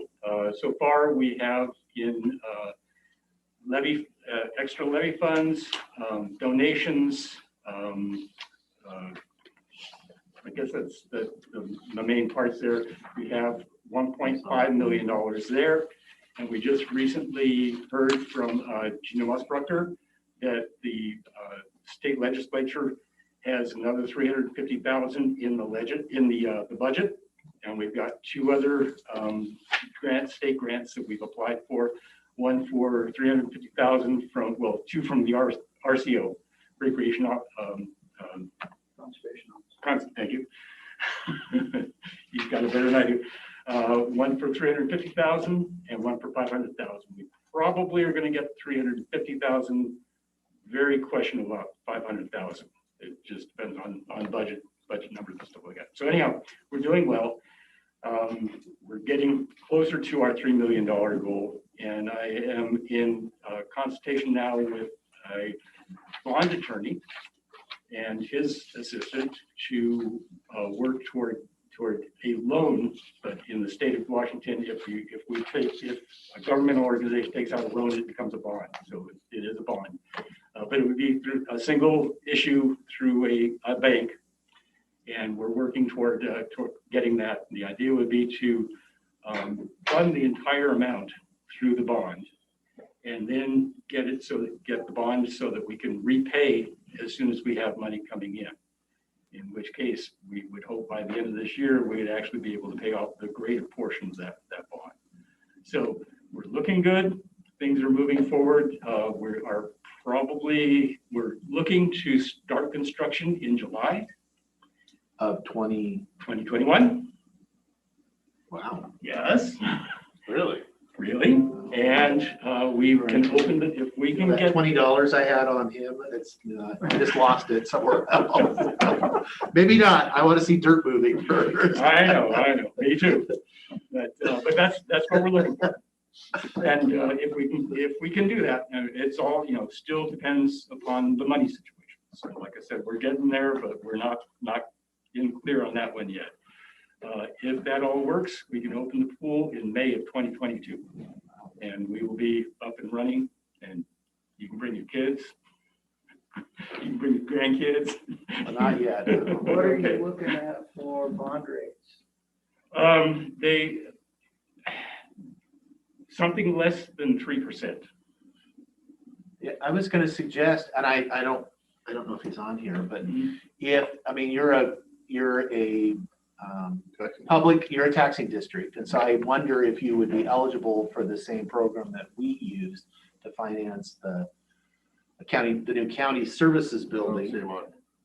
That was with the treasurer, which is the local program. So you get the state's it's basically The the state state's rate. bonding, so it was cheaper. We didn't have to go get bond counsel. We didn't have to do any of that stuff.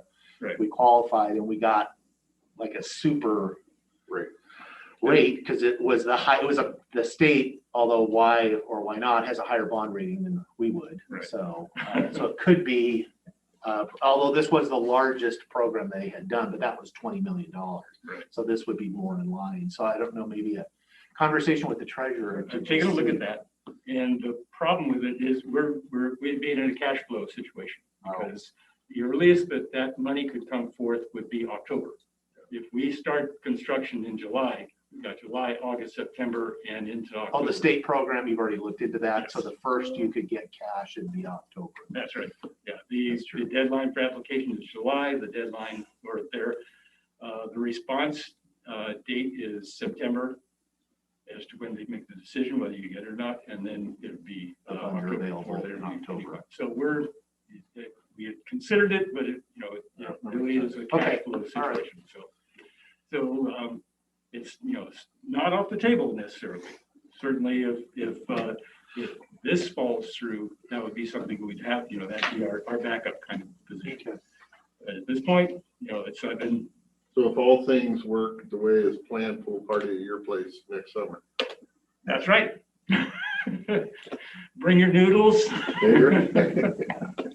your rubber duckies, whatever you want to bring. So I'm wearing mine all the time. So if you get the funds that you're expecting to get, how much are you still gonna be short?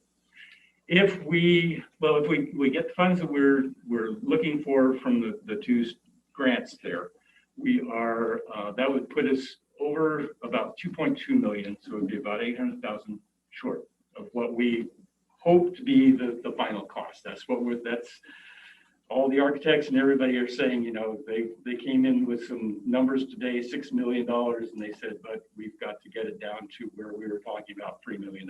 So we may have to cut back on some things, may have to make us, instead of an 8-lane pool, make a 6-lane pool, things like that. But, we're gonna get it done at $3 million.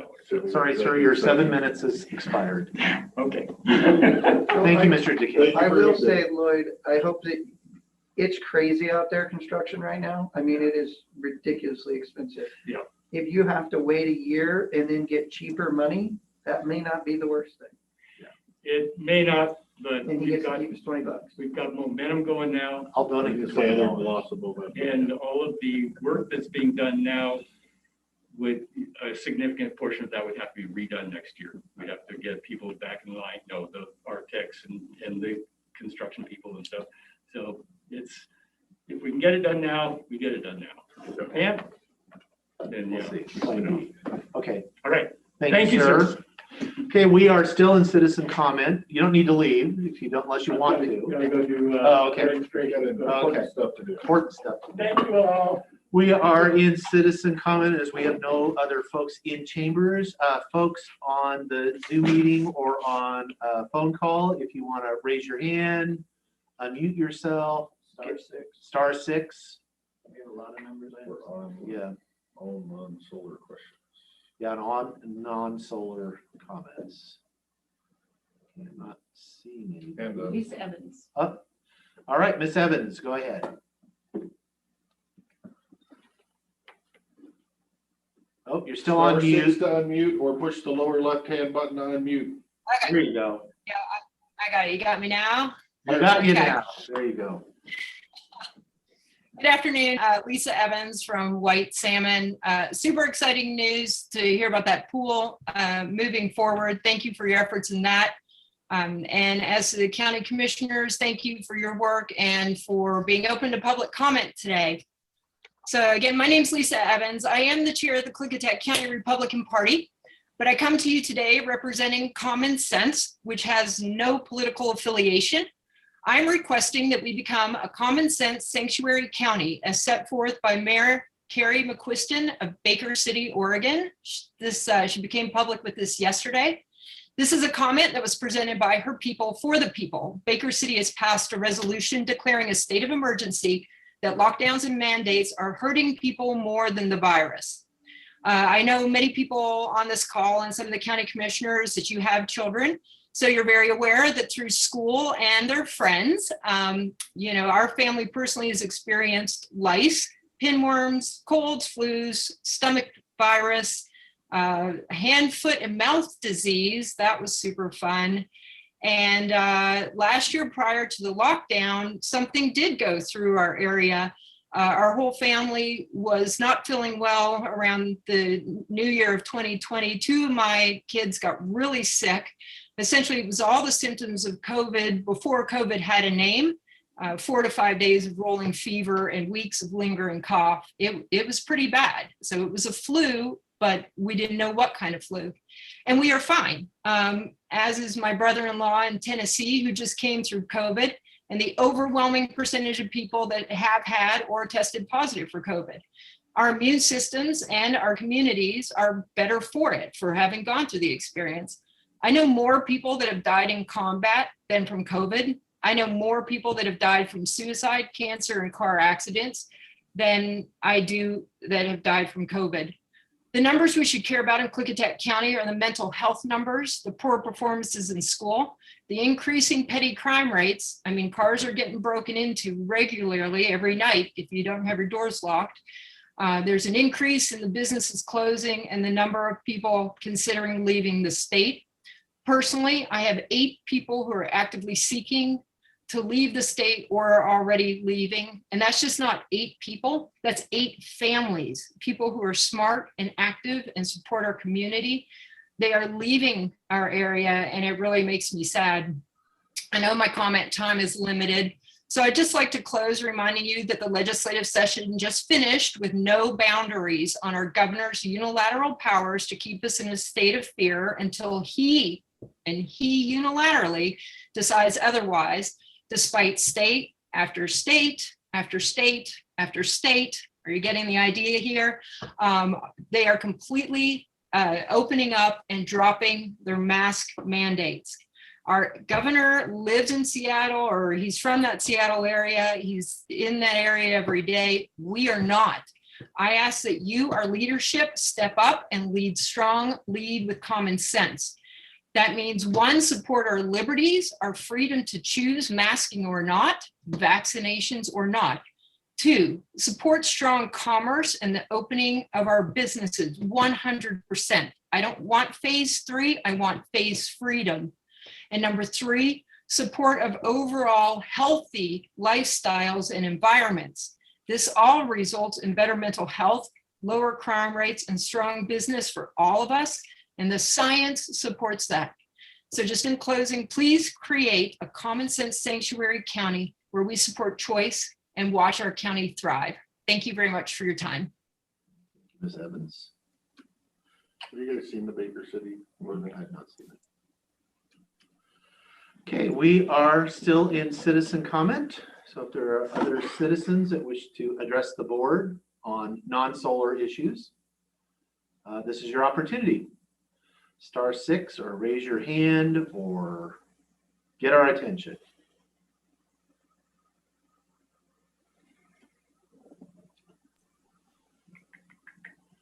Not seeing any. William Potter has unmuted. Okay, William Potter, you have unmuted.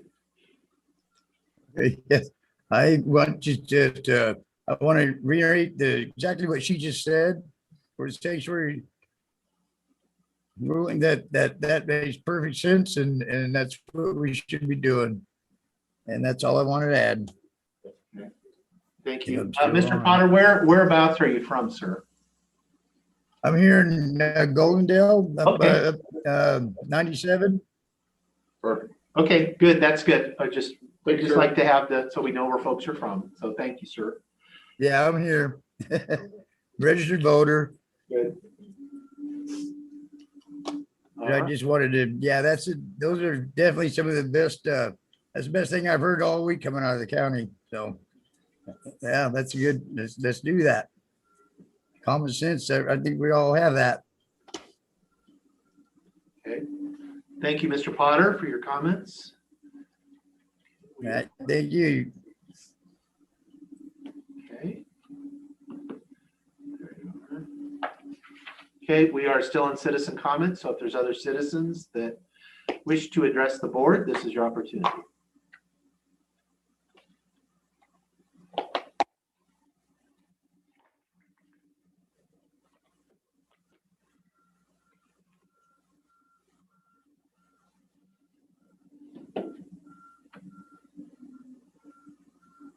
Not seeing anybody, so I guess folks keep watching and I'll sign some papers while I'm waiting.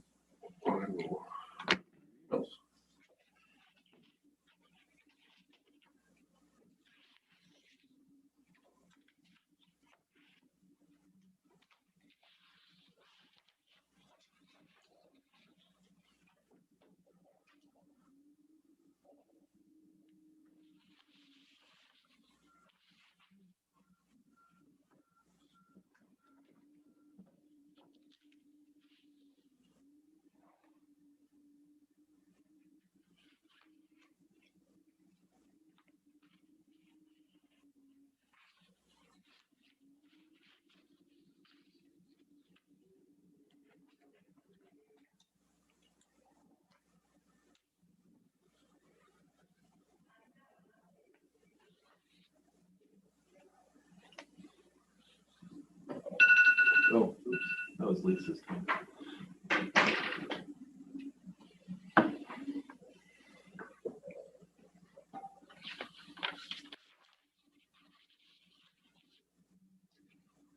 Oh, while we got it, while we're waiting, the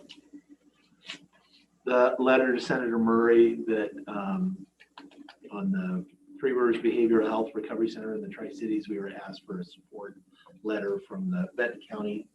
I don't know if you folks had, I think it got sent to everybody, it looked good.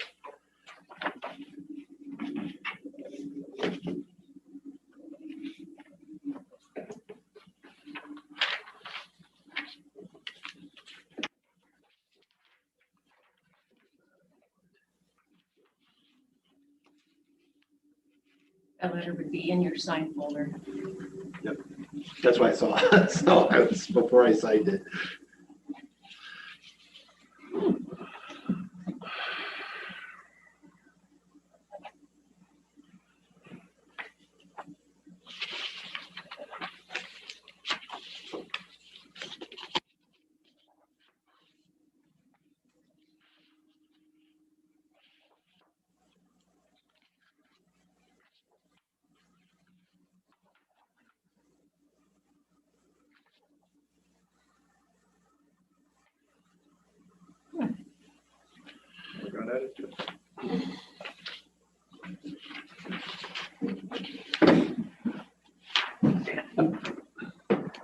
Sure. I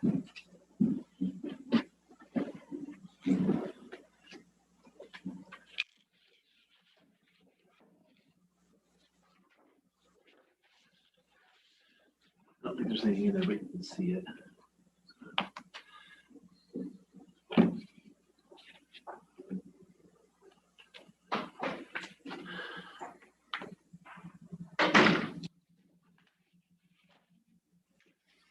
These are to be signed.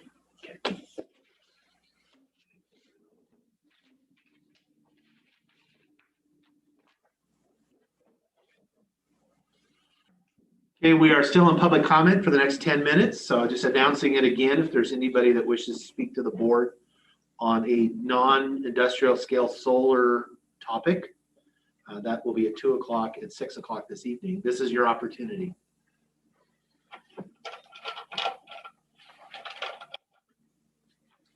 Either unmute yourself, raise your hand. Not seeing anybody.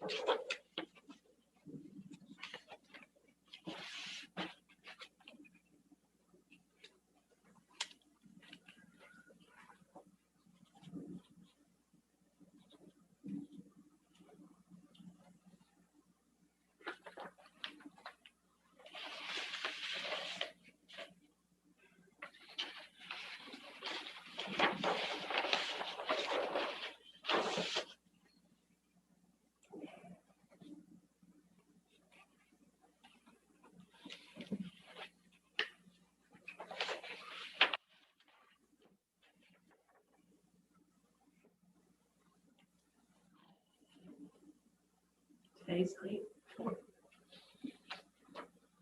That's now the third.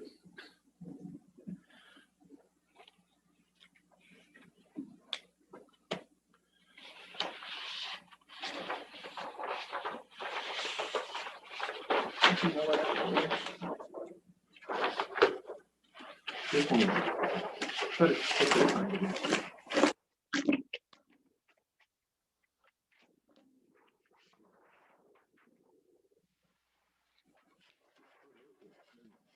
There's road projects. I just need a signature.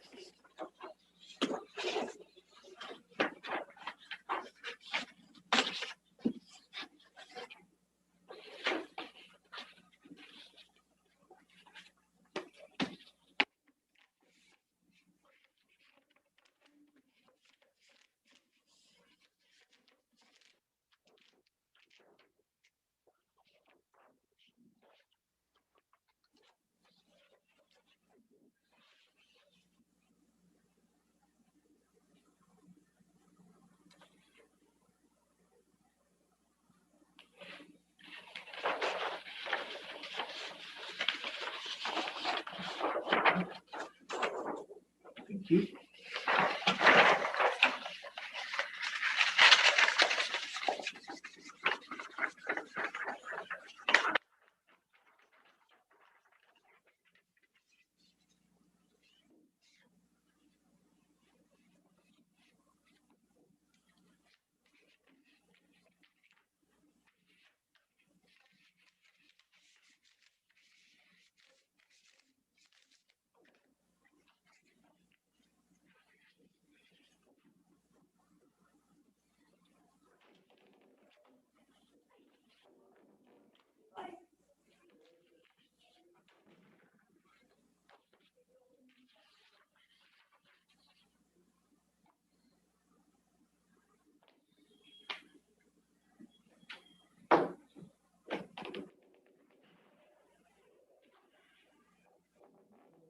Hello, sir. Are you here for public comment or the solar hearing later at 2 o'clock? Yeah, 2 o'clock. Okay, yes. Welcome.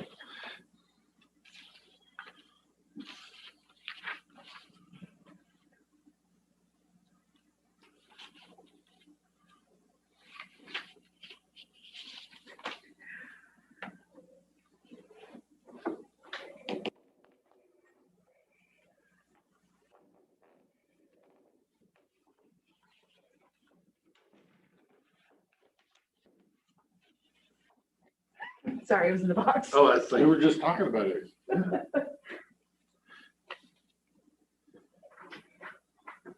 well, that supports your theory.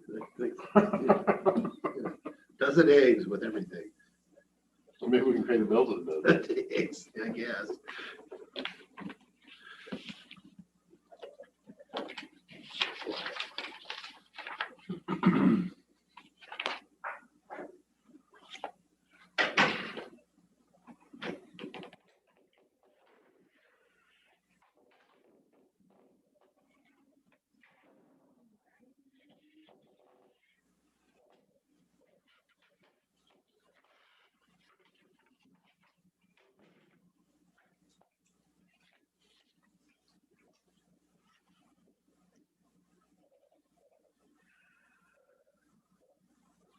I suspect not, but we are still in citizen comment period, but no?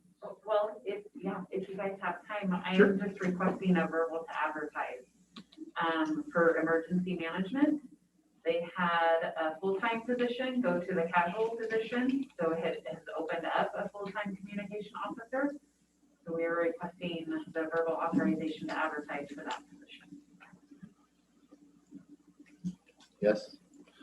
Okay, Perfect, thank you.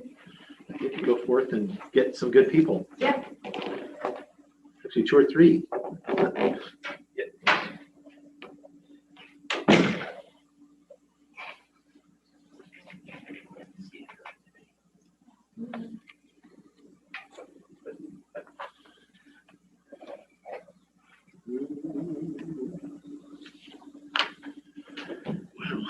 It's always an indicator of stuff going on all the road approach permits. Yeah, there was a lot of them. Hello, we are still in citizen comment. In the comments, not solar related. Yeah, not solar related. I don't know if you're here for the 2 o'clock. She's here for the 145 show. Oh, the one, oh, yes. Oh, of course you You are. could still be a citizen and comment about. Yeah, you can still be a A citizen. road or a street light or beautiful weather. Potholes Oh, or it is beautiful. announcement one And more it's a heck of a time. building you got going on. That's a beauty. Yeah, for folks on the Zoom meeting, we are still in citizen comment for the next 3 minutes. So yet again, I will ask if there's anybody that wants to raise their hand or unmute. This is your opportunity.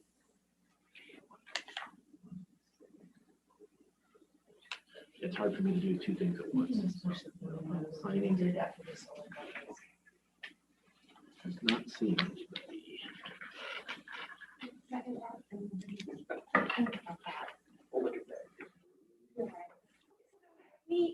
Oh, and I, oh, and I. Right, you can pull that one a little. Oh, she's cleaned it up.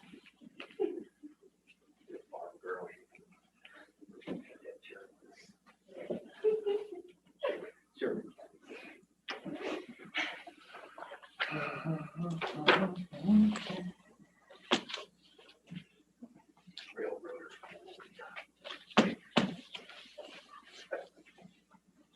Those are all done. Done? I think they're done. Done.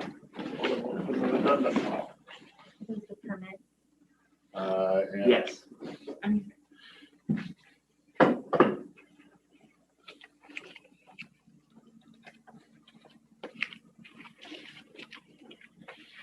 trying to get through these solar emails, but some of them are just too long. For 31 seconds, I'll have to keep a couple of these in the bank to read later.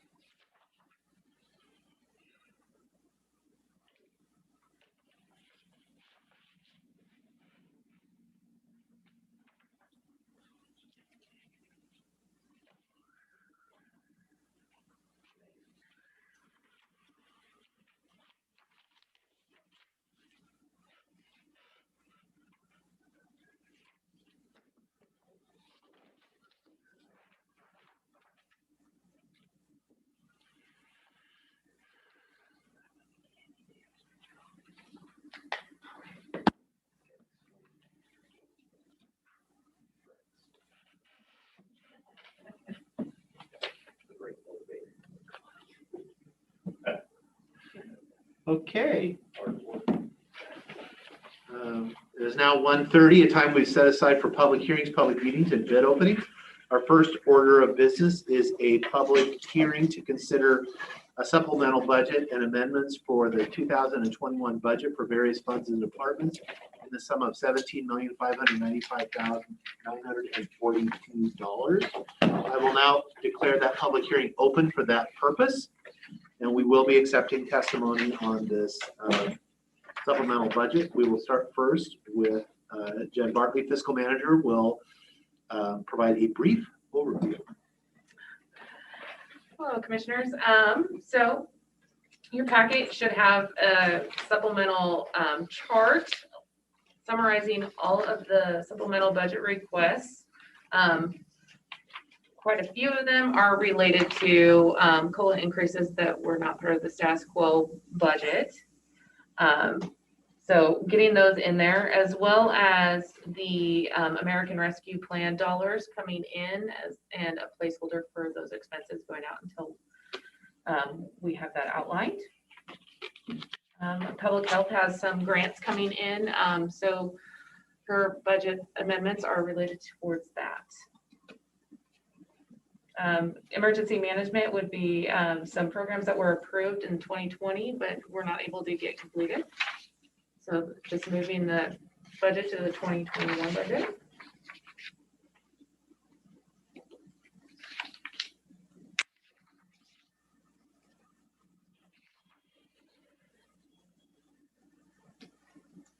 Okay. Any questions for Jen before I open up to the public? No. No?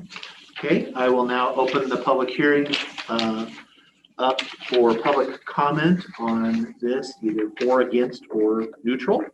Is there any members of the public that wish to comment on the supplemental budget requests? Anybody on the Zoom or telephone? Since we have 24 participants at the moment. Our ratings are holding their own. Yeah, we've had more. I suspect we will, but okay. Not seeing any questions, clarifications, anything? No, straightforward to me. No? Okay, then if there are no more, if there are no public comment, I will now close the hearing to further public comment. And then I'm open for a discussion. I know it's always a little scary when you're seeing numbers of that size, but that is not that we are spending $17 million more money. It's, it's moving things around between categories as well. And the building is 10 million of it right there. Okay, if not, then I would entertain a motion or a continuation that is always an option, although I'm not sure why we would be Without any comment, yeah. I know, I'm just giving you the option. Mr. Chairman, I Yes. would make a motion that we approve the supplemental budget and amendments for the 2021 in the sum of $17,595,942.00. We'll second the motion. Okay, I have a motion and a second on the supplemental budget. Any further discussion?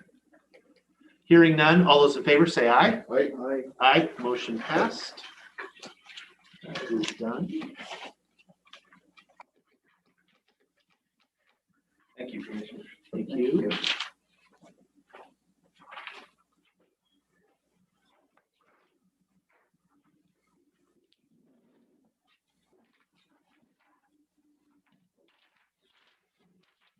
Not real unless it has this thing on it. Any interest in doing consent agenda right now? Good. 4 o'clock. Yeah, might as well. We're running a little ahead, although I don't know if how many folks we're expecting at Well, we got 10 minutes to kill. So yeah, okay, no, I'm good with it. Then you can start signing. Mr. Chairman, I make a motion to accept the consent agenda with all 9 items. I will second the motion. Okay, motion and a second on the consent. Any discussion on that? Hearing none, all those in favor say aye. Aye. Aye, motion passes. Which is good because Jake's he's got his pen going. I can say, He waited until it was third. where was this going through? You can, or I can put it in the folder if you'd rather. Doesn't matter, whichever. Okay.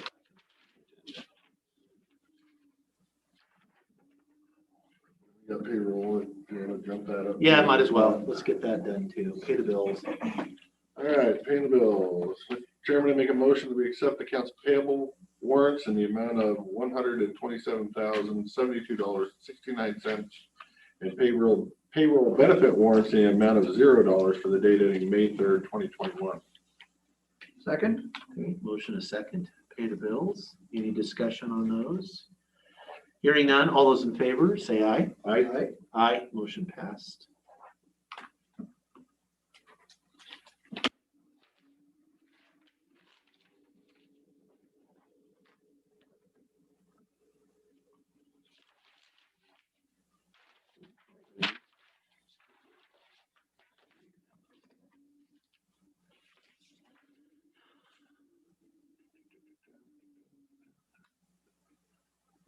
Mr. Van Cleve, is your committee, is everybody here? Can we start a little early? I know you're here. What were we Yeah, gonna Joanne and I are gonna. present? So if you're willing to we'll start a little early. It's fine. Great, Yeah. come on forward. Others may join via Zoom. I think Larissa may have. Zoom in. This is for folks on the Zoom or phone. This is County Administration Service Director Rob Van Cleve and Joanna Rowe are the Child Care Project Coordinator are reporting on the committee's activities to address the child care needs of our rural families. And I know you have all the answers today. Oh, yes, of course. And Yeah, my answer it's was. nice to see you. I haven't seen you for a while. I know, it's been a It's nice. while. My answer was to Jake, I bring the people haven't with seen the you in a answer. while either. Congratulations on your election. So, Sorry, Commissioner. So we're here, thank you, Commissioner. We're here at the invitation of Commissioner Christopher, who has joined the committee, which, as you know, is made up of various members of different agencies. WAGAP, Leslie Nevermore is WAGAP's is actually the Fiscal sponsor. fiscal for the sponsor of funds, the right? grant that we got that employs Joanna and Larissa Larissa. Levesque is our other. And so Commissioner Christopher thought it'd be a good idea to update all the commissioners, kind of what's all the things that are going on and so I. It hadn't happened in a while, so I figured it was. that's good. Then we can check and see if he's been telling us the truth or not. Well, that's the problem. I don't know everything. I haven't been there that long.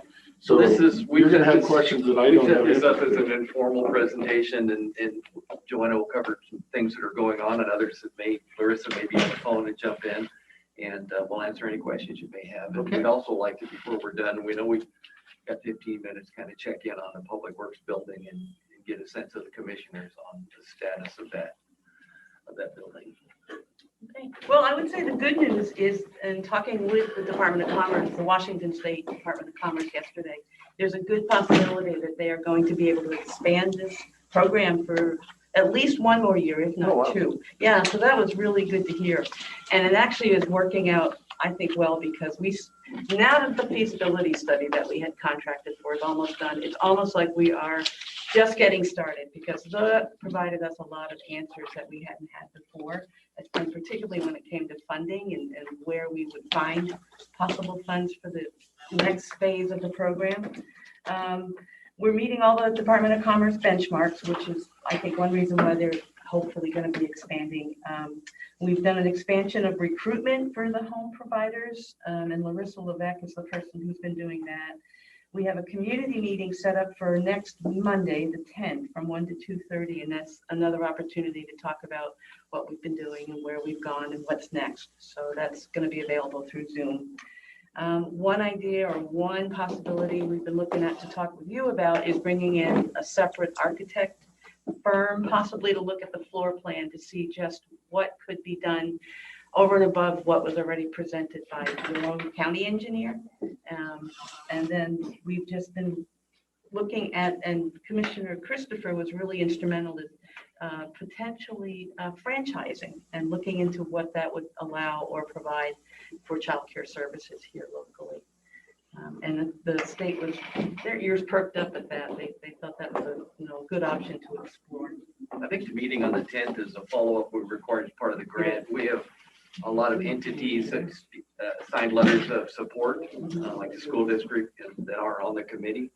And so part of the grant is required to, to update all of the interested parties. The city, the Head Start, Department of Health, places, I'm trying to think what else, Chamber of Commerce, all have indicated their support for this program, because it is an investment, and it's just such a great way to be able to recruit new businesses and in turn workers for those businesses, because I just know we're not alone with it.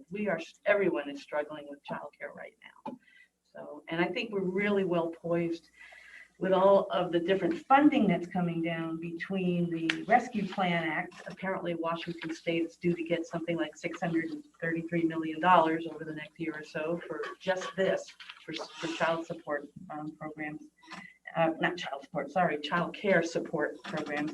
And then also Washington State itself passed what's known as the Fair Start Act, which is also an opportunity to support families by lowering copays and expanding opportunities for childcare. So this work's been going on for quite a while. Randy Post and others that are on the committee had town halls in 2019, into 2019. And I think that information was in the packet that I sent out with the survey. Everybody had a belief that we were a child care desert. I guess that's what they call it. Yeah. And of course, that's all being confirmed to what we already knew. I think all the work that has been done before and now with Joanna and Larissa with the grant and the feasibility study. It's pretty good timing with all the state and federal money potentially coming into the system, because we have a feasibility study, or soon will have. We have a relationship with the state already, especially if they extend the grant. And we potentially have a facility. So a lot of people have a good idea. This is past the point of a good idea. It actually has a structure to it, which should move us to the head of the line for potential funding if we can keep. And I think the big fear is now when the grant runs out, if we don't have something to bridge, we lose momentum. There was also some funding opened up through both the Senate, the federal Senate and House of Representatives, and through Herrera Butler's office. I put in an application for this project as renovation and or construction of a facility. And, with the cost of housing and lumber materials and things going up, it was, this is what it's going to cost today.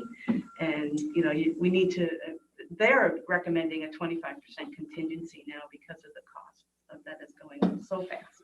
But I think that was pretty well received, because I got a call from their office 2 days ago, and they just wanted some clarifying answers. So I thought that's a really good sign. But that funding won't take place until next year, until fiscal year 2022. Which is good, because I don't think that current building will be even empty by then. So that is where we go. Christmas if we're lucky. Correct. So that's. And architecturally, they're trying to relook at that building to way to shift rooms to maybe get more people because of spacing.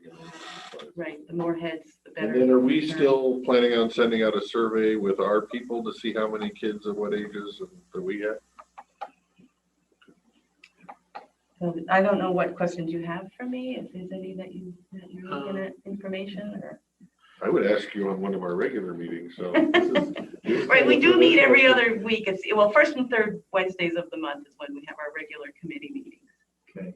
The only thing I would just be, because I don't know that we've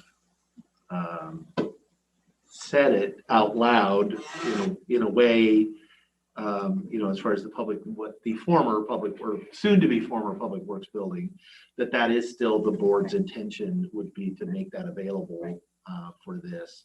I mean, I was a yes before, but could have changed my mind, I guess. That's just one of the questions that we need. Yeah, I suspect you would like to get some answer from as far as, I didn't mean to put them on the spot, but. No decision. Well, if I wasn't in favor of it, I wouldn't be. Well, that's what I figure. You're on the committee, but. Support to continue looking at that as an option. That's very well put. Yes.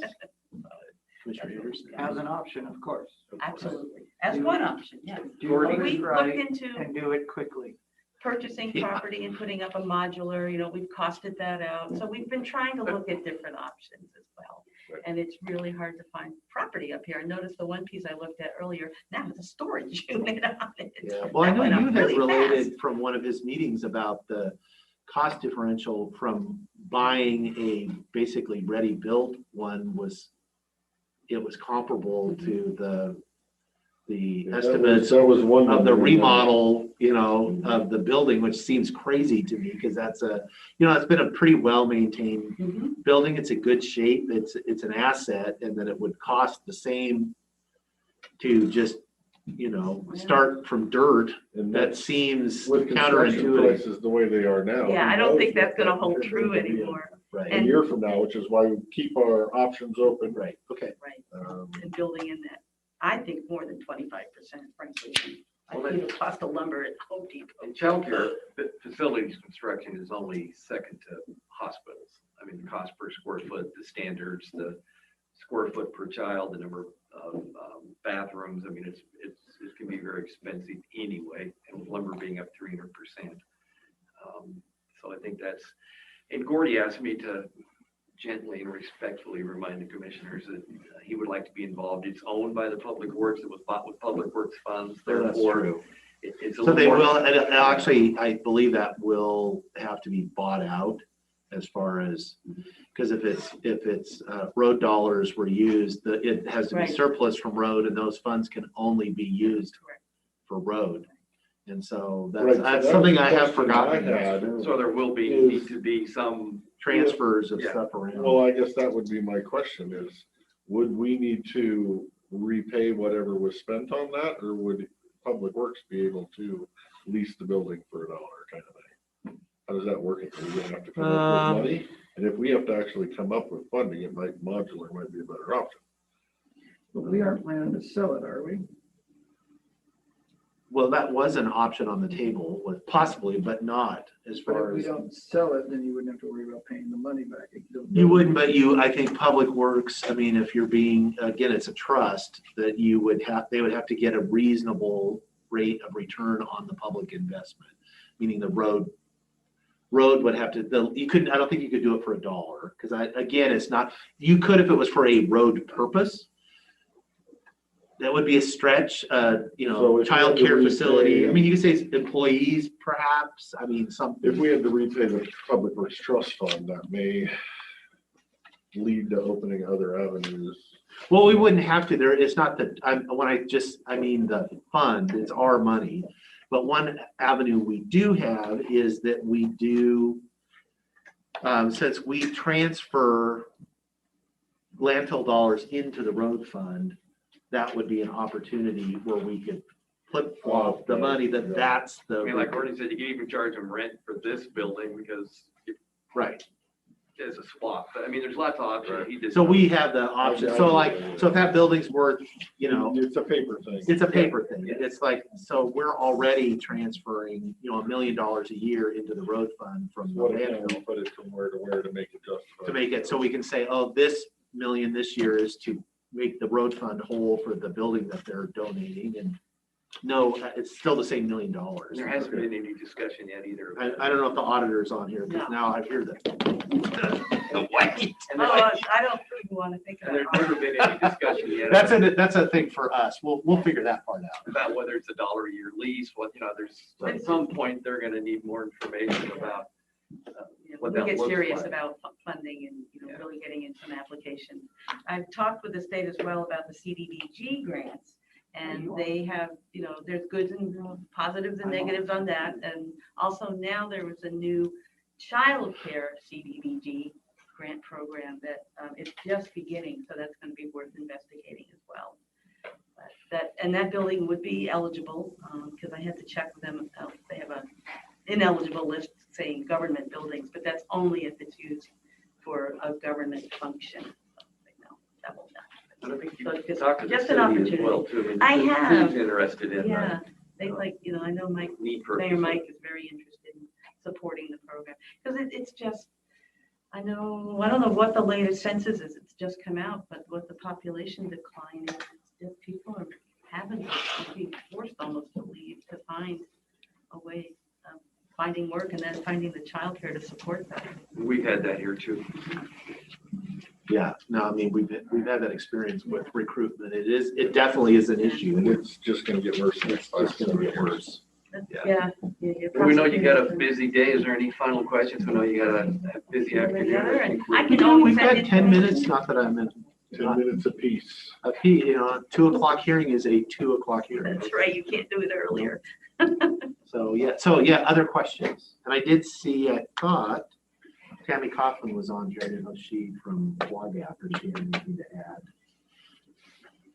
Leslie wasn't sure she could make it. She did want me to convey if she didn't, that WAGAP's committed to seeing this through, and being the fiscal agent was a big help for the committee, and they commit a lot of resources and time for this process to go forward. So can you, the committee, what are your thoughts as far as like the final governance structure, like who's going to own and run this? Well, that's another one of the questions that we really need to come, Because that was always the sticking point So far, before, is everybody thinks it's a great idea, but it's all like, yeah, but that's a great idea for you. I'll help you.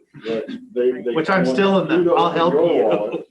But that's kind of my take of what the committee's done so far is put forward this study, which should be in your packet with all the details and the numbers and then the bridge would get them moving forward in the answers that you and I both want to hear.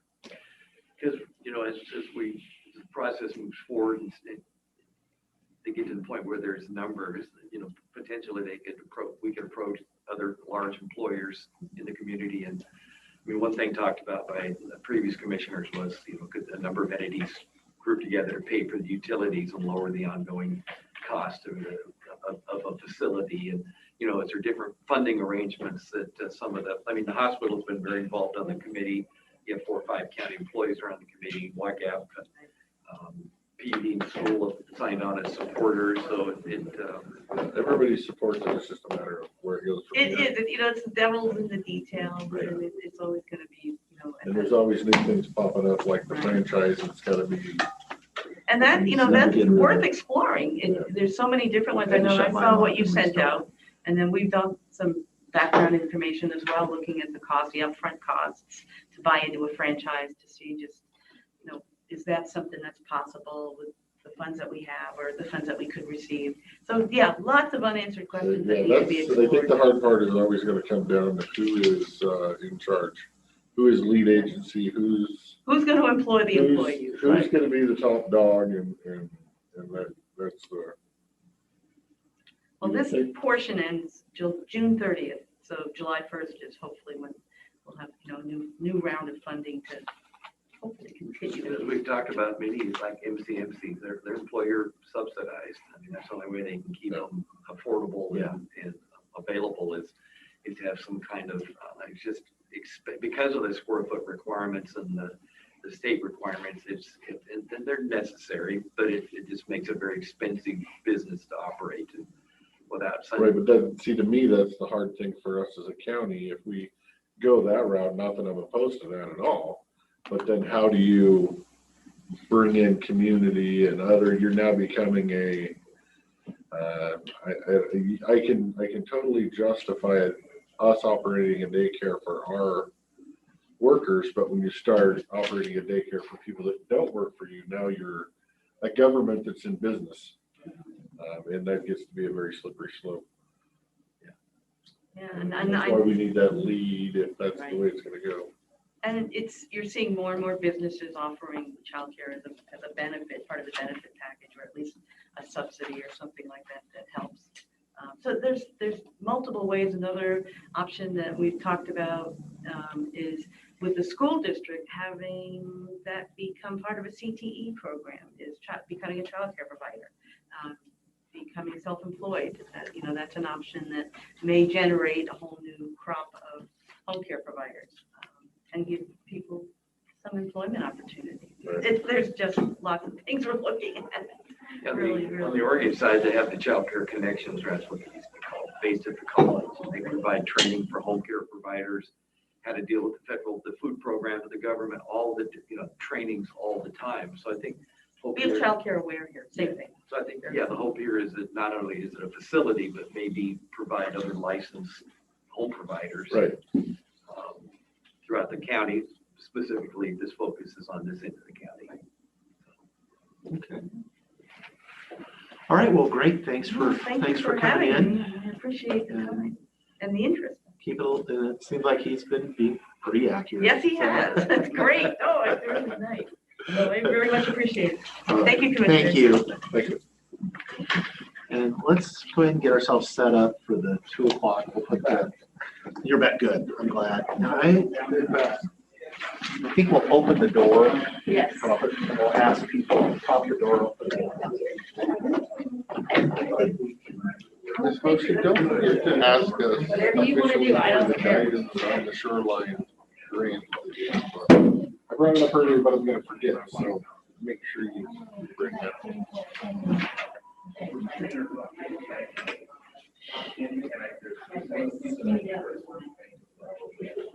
You got 5 minutes, I'm gonna run down the hall.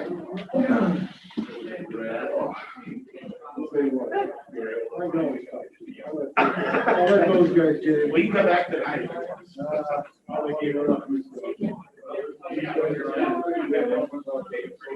Yes.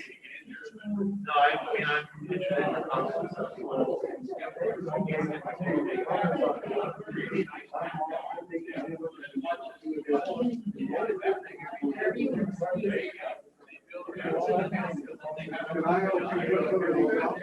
Well, waiting on my Right. We did. Can't just grab the group. What's that? Thank you, though. Right as they go. I don't have to take them in that order. We'll pick the order of the people that are in here and then. I think you can do. Right there, you know where they go. Just put another couple there. Here. I think that's good. Good. 1, 2. So what spots do we have? Pick your seat. So 1, 2, 3, 4, 5, 6, 10. Okay, I have room for 10. Who wants to be in the first group? Come on in. Now 9. Come on, sir. Take a seat. Can I come in? Absolutely. Thank you. Okay. This way, my doctor. Okay, come on in. There'll probably be 2 groups at the 2 o'clock. Well, one more. Okay. 3, 4 more. 4 more in this group. 4 more in this group. Whoever wants to go. Go ahead. I need 3, 1 more. Yeah. 1 more. Or are you in group? Oh, wait, if he's a group, just sorry. Go ahead. I can go. No, go on. Everybody is in that. It's right there, isn't Oh, it? it's a comfy one. I didn't get it. Yes, we're Might gonna. have gone there. Actually, I have 1 seat left. Go ahead. Okay. And I was originally, the folks that signed up, I was gonna take folks in the order they signed up, but I think what we'll do is we'll do it by the groups that are in the room. Otherwise, we're cycling people back and forth to testify. So, and it is all being recorded, and you'll be able to watch it in its entirety from home, so you do get to see it all. Okay, thank you. Okay. Whew, well, that's easy for this side. So we'll do, so what do you think? A group of 10, well, what do we have? 15 maybe? Yeah. And then we can convert 42 on the phone right now, and then so do a Right. group in here. Group on the phone, These, while these focus out, we can start on the phone. Yeah. That seems like, we'll get through it. I hope you pushed off your 4 o'clock. Yeah. Oh, if I don't show up, I don't. Yeah, we still have 1 minute. Also,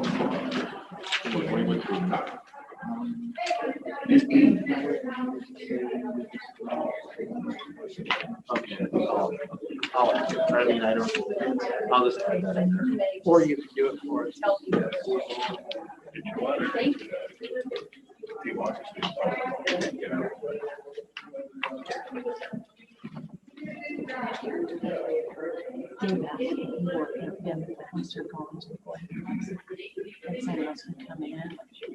Once they spoke.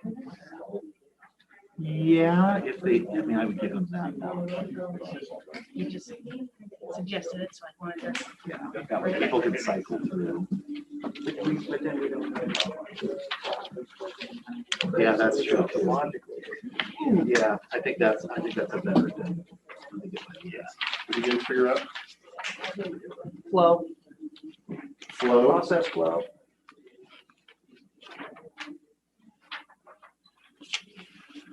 Okay. Chronologically, or you can do it with people in the room. and then- I'm gonna do it with the people in the room. Funnel out and the other people can The next funnel in. group. We'll also have the folks on. I would ask, we are gonna have to have folks in the hall. I'm gonna get started, and I would ask, even though you're in the hall, you're in a sense in here, that we could hear you. So, So we're gonna leave the door open so you guys can hear, but if it gets too noisy in here that we can't hear, then we're gonna shut it real quiet. So, your warning. all right. Okay, it is 2 o'clock. I would say welcome to everybody that's here. My name's Dave Sauter. We have our names on the front, but for folks that aren't, I'm in my 4th term as a commissioner. I'm the commissioner from District 2, which is in the center part of of the county. And I have my two seatmates, if you want to introduce yourself. Jacob Anderson, Commissioner of all 4 months, District 1. And I'm Dan Christopher. I'm 4 months as well, and I'm District 3, which is over here. Okay, so welcome.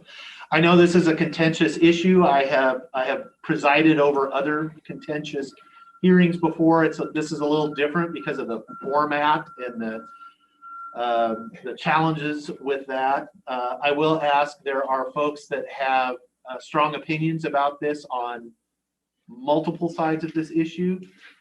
This is an opportunity for you to address the Board of Commissioners on the topic at hand, which is the moratorium that is currently in place. I would ask you to try to keep your comments to that. Also, you are addressing the board. This is not an opportunity to make public statements to other audience members, and I'm going to be really strict about, I don't want to hear any clear, clapping, cheering, any of that kind of stuff. This is a formal hearing, and we are going to conduct ourselves respectfully to each other. And I know, we've done this many times. We're going to be fine. We're going to do it today, and we're going to do it again tonight. So as I had said, the purpose of this public hearing is on the moratorium that the board adopted on March 30th, 2021. And we will be taking testimony from anyone in favor of continuing the moratorium and from those who oppose the moratorium. The moratorium is only applicable to those commercial industrial solar projects that are not located completely inside the county's energy overlay zone and therefore require conditional use permit. The projects that are sited inside the energy overlay zone will go through the EOZ permitting process and are not subject to the moratorium. So now I will open the public hearing for that purpose. I would ask my seatmates if anybody's had ex parte.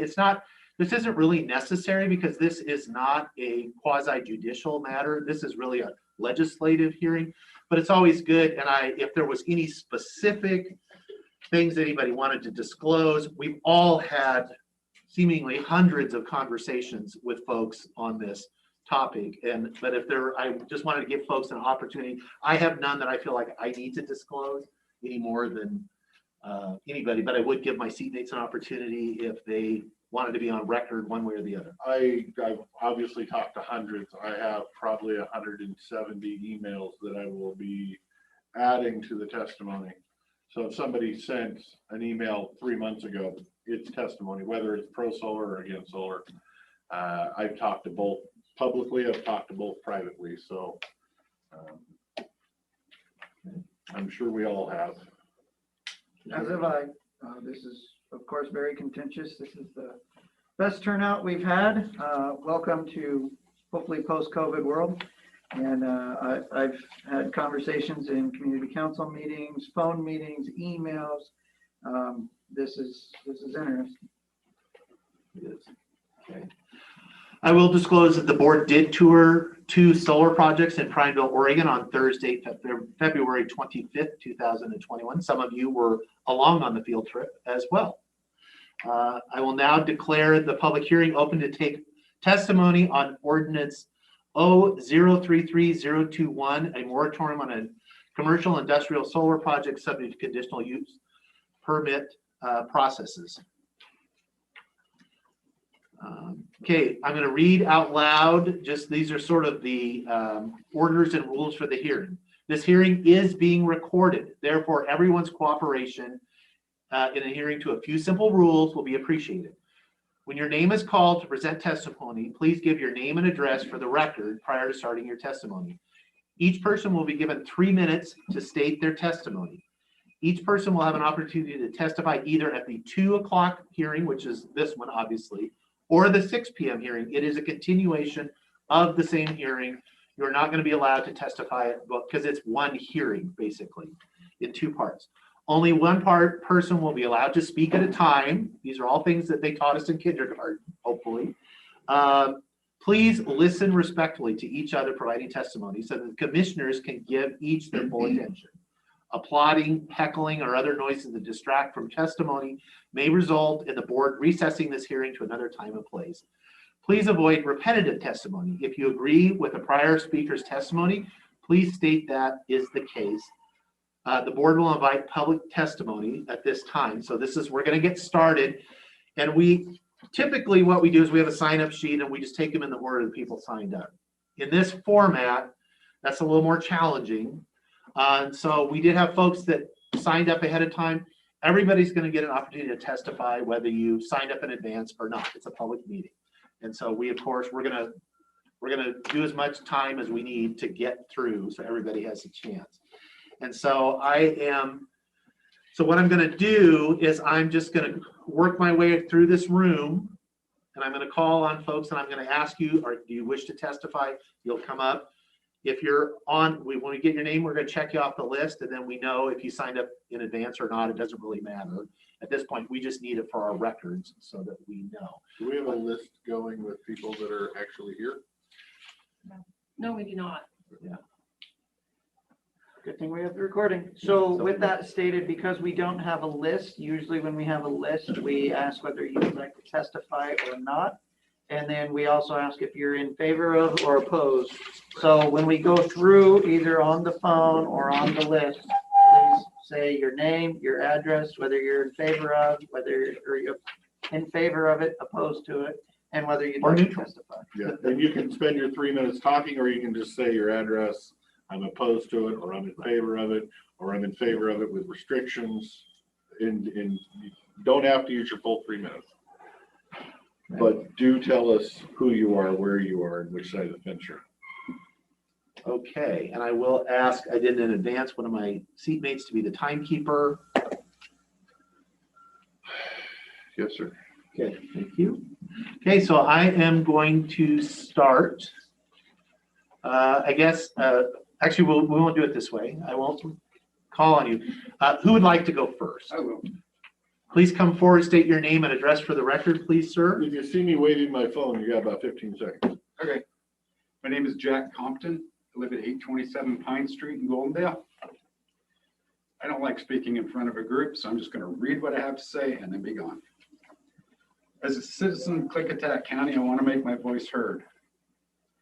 I'm appalled at the construction of enormous industrial solar farms has apparently been proceeding secretly and without the involvement of citizens for several years. This has the potential to massively impact all of us, from farmers to wildlife, to the environment, to homeowners, to our nation, to our neighbors of the Yakima Nation. Excuse me. It has been documented that one of you board members has known about this solar issue since June of 2018 and apparently kept it hidden and even denied in the fall of 2020 that he did. Perhaps the rumors are true. I don't know if what I've heard in the grocery store aisles are true, but it definitely makes one wonder. When we bought here in September 2020, we had no idea, neither did our real estate agent, of these secrets. And as we've discovered, the board had never shared the details of solar or any other potential impacts to our purchase. I have since learned that even longtime residents of Klickitat County had not been informed of these projects. It has already been noted that the existing energy overlay zone was developed for wind farms long before solar farms became a reality in our county. Industrial solar farms present much different impacts than wind farms. Our state representative has informed us that state government has no decision-making authority in the matter and that the decisions and policies are set by our county. I believe that the proper way to proceed is collaboratively and intelligently develop standards for solar projects in our county with full transparency to all of our citizens. We need to do a thorough assessment of the impact and development standards before these industrial solar farms are grandfathered in. Doesn't it seem reasonable that the citizens should be given the opportunity to understand the potential impacts and provide their input? I am asking you sincerely to implement a moratorium on further construction until all Klickitat residents have a chance to participate. I'm asking you to listen to the citizens who will be affected by these decisions, the same citizens who elected you. Thank you for hearing me. Thank you, Mr. Compton. Okay. Next, somebody want to go next? Sir? Said, please give your name and address for the record, sir. name is Robert Morrow. I live at 275 Pine Forest Road, Goldendale. And I want to thank the commissioners for this opportunity to have a public hearing on this, get it aired out. I think that the EOZ was a critical piece of legislation for the county. It was intended to not in my backyard, which is exactly what we're contending with now. So I just want to say that I hope you do not continue the moratorium. I would like to see the county deal with the permitting process locally. I do not want to see the developers using the option to go to the energy facility siting in Olympia, which will remove our local input. I wonder, and I don't know, but I wonder if we could bifurcate, because the moratorium applies, as I understand the commissioner, to projects that are not entirely within the overlay zone. Now, Van and Mr. Peck, unfortunately, cut the property line off, and I'm in the overlay zone. But my property line on the north is the overlay zone to the north. So if you could consider allowing the project that is inside the overlay zone not to be subject to the moratorium would make more sense. Because what I'm afraid is going to happen, gentlemen, is that if we extend the moratorium, we're going to force the developer to decide to sit on the project or to go to Olympia. And I don't want them to go to Olympia. And I'd like to add one more quick statement, if I may, and that is, I am sick to death of the attributes to the commissioners that they did something in secret, that they hid it, that nobody knew it was going on. Mr. Chairman, I knew it was going on because in the Klickitat paper, thank you, but this is a separate point, Mr. Christopher, and that is the DNR ran an ad in the Goldendale Sentinel advertising for bids on the DNR property. And I know because I went to the bid opening. I was the only person in this entire state at the bid opening other than employees of the DNR. Time is up, sir. Thank you, sir. Thank you. So they either knew or should have known that there was a bid. And by the way, they Sir? did it again. Thank you, sir. Okay, who would like to go next? And just for folks on the Zoom and that you are not forgotten, we have the group of you can see, we have the group of 10 or 12 in the room. We're going to go through that group. Then we're going to take the folks on Zoom. Then we will take the folks out in the hall. Then we will go back to Zoom. So we're going to take turns as far as in groups. Does it look? Yes, you, sir. Thank you. You want to give your name and address for the record? Yes, for the record, my name is Ty Wallace, Director of Development for Cypress Creek Renewables. We're based out of Santa Monica. Chairman Sauter, Commissioner Anderson, Commissioner Christopher, thank you very much for allowing us the opportunity to come speak today on such an important issue. So respectfully, we are opposed to the moratorium. You know, for the fundamental reasons that I think the intent under RCW, I believe it is 3670-795, indicates that, you know, the adoption of a moratorium under state statute requires an emergency exist within the county. And our belief is that an emergency does not in fact exist. So the specific concerns that the commission outlined in ordinance 0033021, these were known issues that the county has identified in its ordinance, in its comprehensive plan, and the county has the tools to review and address.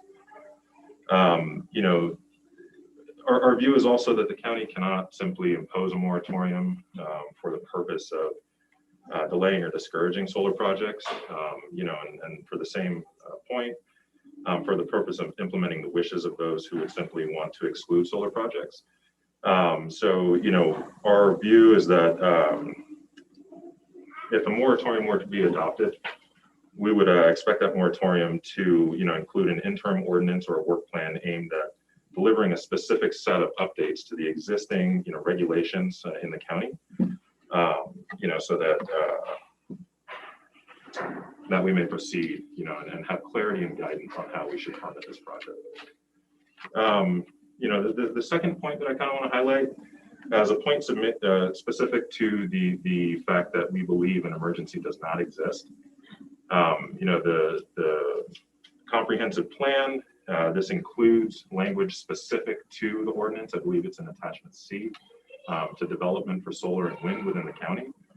It has a specific goal, and I quote, you know, to encourage energy development in locations within Klickitat County that take advantage of the county's energy resources, existing infrastructure, and are also cited to minimize environmental impacts. Most of our site, as you know from our pre-application meeting and submission, is located within the AOZ. The portion that is outside is the interconnecting substation.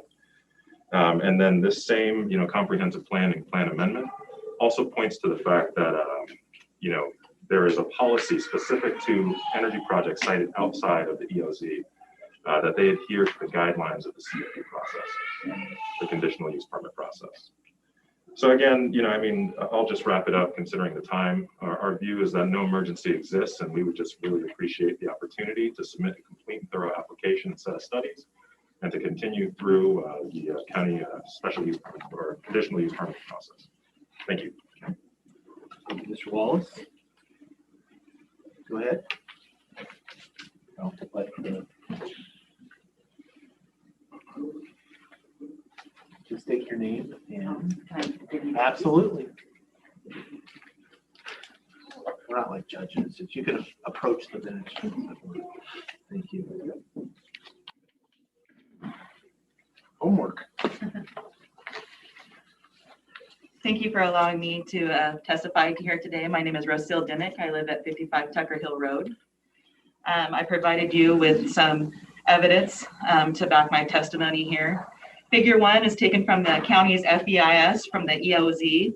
And the first line reads, Klickitat County's existing zoning ordinances do not specifically address energy development. Basically, that's an admittal that there is no zoning ordinances for the energy development that's happening in our county. Before the EOZ was created, energy projects were cited using a CUP. In 1.3, it admits that the CUP has led to a lack of consistent policy for energy siting, facility siting. I repeat, there are no ordinances for citing energy projects, and the CUP is inadequate for citing the energy projects. On page 2, figure 2, the EOZ was discouraged citing outside the EOZ because of the increase of uncertainty. So 6 years later, the county ignored their own policy and allowed the Knight Road substation to be built outside that EOZ.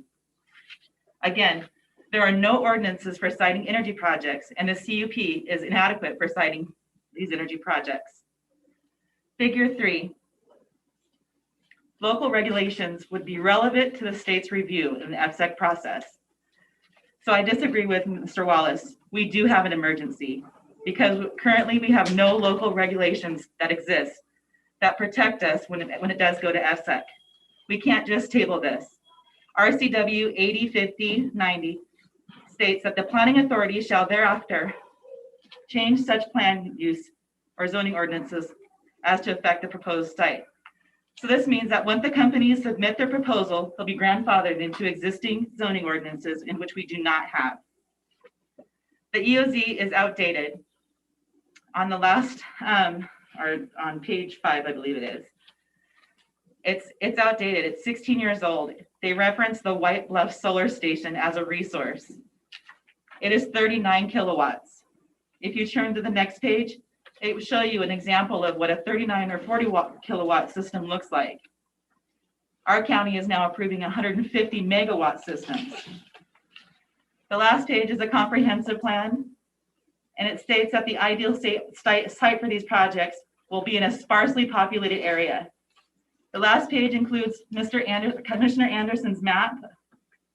And I ask, does this look sparsely populated to you?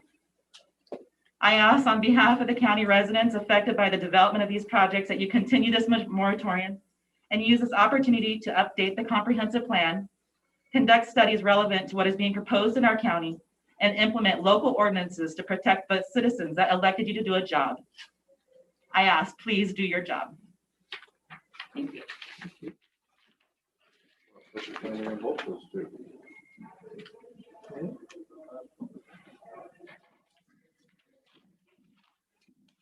Mr. Barr is being very polite and allow it. That's okay. It's okay. Name is Elmer Eldred. I live at 698 Old Mountain Road. And I just feel that the commissioners should be concerned about keeping the integrity of the county and working for the good of the people. I don't see how letting these solar developers come in, destroy the natural beauty, the habitat, the scenic view, property values, how that benefits the people of the county. And I think they ought to keep the moratoriums and work for the betterment of getting ordinances that work for the county, not the detriment of the county.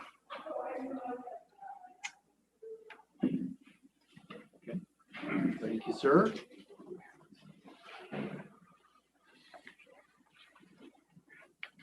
Okay, next up, looks like Mr. Barr. Thank you, Commissioners. Good afternoon. Dave Barta, 428 Fish Hatchery Road in Goldendale. Thank you for electing to hear the citizens of Klickitat County regarding industrial solar conversion of large tracts of land zoned extensive agriculture in Klickitat County. Since many of the documents relative to the original energy overlay zone are already 10 to 13 years old, some older, and industrial solar factories fundamentally and permanently change the complexion of the Klickitat Valley, it's an excellent time to review and refine the values of this place where we live. I would ask that you please continue the moratorium in order to allow time to create meaningful solar ordinances. As you'll read in my written testimony, large and numerous solar facilities were not anticipated in the EOZ document. That means that the document, which was predicated on renewable wind energy, was clearly not predicated on large footprint industrial solar sites, assuming that any single commercial wind generator now produces 2.5 megawatts of electricity. The same solar electrical production would require about 25 acres of industrial solar panels. That's about 100 times the footprint of a windmill. I find it hard to believe the EOZ document was formulated and written for the purpose of converting thousands of acres of land zoned extensive agriculture into black panels. Not having reasonable solar ordinances places all citizens of the Klickitat County at risk. Certainly loss of quality of life, but also probable loss of market value on their property. Our assessor currently can't say whether there will be loss of value. Studies from other parts of the country indicate values drop probably a minimum of 7%. What's more, those studies considered being adjacent to a large project of 160 acres to be negative. These are projects, Lund Hill and Knight Road would dwarf those study subjects considerably. Personally, I shouldn't do on my own property that which hurts my neighbor. I hope the same respect will be afforded me. In June, the Northwest Power and Conservation Council will include in its long-range planning document not only increased emphasis on solar, but a huge increase in the amount of battery storage. One of the industrial solar plans we've seen shows 2 acres of storage. At Prineville, we heard applicants say that they include batteries in their plan, but so far they haven't installed them. How about now? As soon as that Northwest Power Conservation Council long-range plan comes out, everybody's going to get battery storage. If 2 acres of batteries sound dangerous and intimidating, 10 or 20 acres is probably going to be more so. Battery storage is just one item that should be addressed in actual industrial solar ordinances. As we know, applications for conditional use go to the Board of Adjustment. Right now, the BOA has only a couple of statements from the EOZ document to guide decision-making. Decisions made by the governing body should be based on law and current practice. When there's essentially no law, BOA decisions become far more subjective. Once they do something for one person, they have to do it for somebody else. And in no time, we have 5 or 8 or 10,000 acres of panels. And after an appeal from the BOA, it goes to a judge. The more ambiguous or non-existent the law, the greater the chance we get results that hurts many and nobody likes. and even FSEC would look at new solar ordinances. Please maintain the moratorium in order to enact more solar ordinances. Thank you for your time. Sir. Okay, next up, anybody in the room wants to tell? Yes, sir. Go ahead. Hello, my name is Marcus Grafenheim. My address is 3402 Pico Boulevard, Santa Monica. Good afternoon, Chairman Sauter, Commissioner Anderson, Commissioner Christopher. I'd like to thank you for the opportunity to provide testimony today with regard to Klickitat County Ordinance number 0033021. I'm here today to voice a position against extending the moratorium under the grounds that no emergency exists within the county as it relates to industrial and commercial solar development. The county has been thoughtfully planning for alternative energy projects for over a decade, which includes solar projects. It specifically addresses solar development and the potential issues that are identified in Ordinance 0033021, Section 1.2. Through the Klickitat County Comprehensive Plan, its amendments, the county codes and ordinances, and the SEPA environmental review process, the county has a robust set of existing regulatory and planning tools available to permit solar projects through the conditional use permit process. The SEPA process is Washington's most powerful legal tool for protecting the environment, and is one of the country's most robust environmental protection acts. The SEPA process includes following recommendations for environmental impact, adverse effects, alternatives, long and short-term uses, and any commitment of natural resources involved. The SEPA checklist sets forth guidelines for developers that follow the SEPA process and SEPA review. So it is required as part of the conditional use processes to go through the SEPA process. As part of it, it analyzes and it requires the developer to submit and study earth impacts, so soil and erosion, air quality, water, so that includes surface water, groundwater, and stormwater impacts, plant and animal surveys, cultural resource surveys, aesthetics, and the list goes on. But due to time, I'm going to make my point.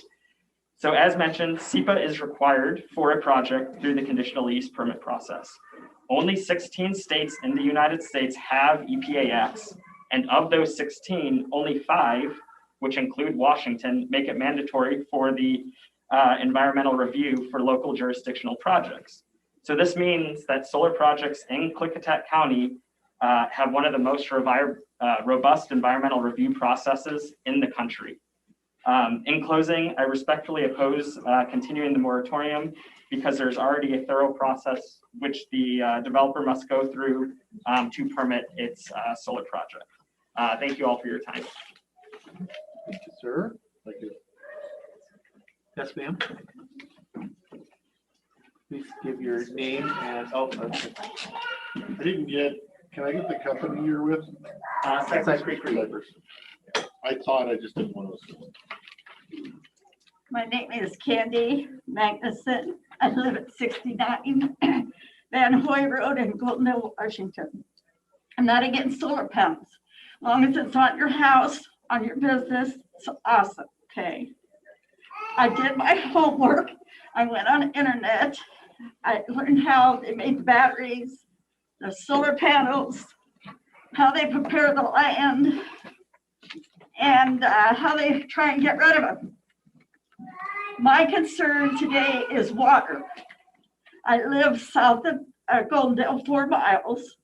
The well I'm drinking out of right now is 130 feet. It's already kind of high in nitrate, which comes from fertilizer. So we know that things leak into the water. So if this project leaks anything into the wells, the creeks, the rivers, you're going to have lawsuits coming big time. And the company and anybody that signs up for it and anybody that signs off of it is going to be sued. Flint, Michigan didn't wake up one morning and say, hey, let's put lead in the water, okay? It happened. It can happen. And a failed a tragic thing over there, what they're trying to clean up. The company's gonna leave, it's not gonna help us. So the neighbor says, yeah, but it's my land, I can do anything I want on it. It is, but remember, your neighbor is paying the taxes to pay the government, to pay the company that pays you.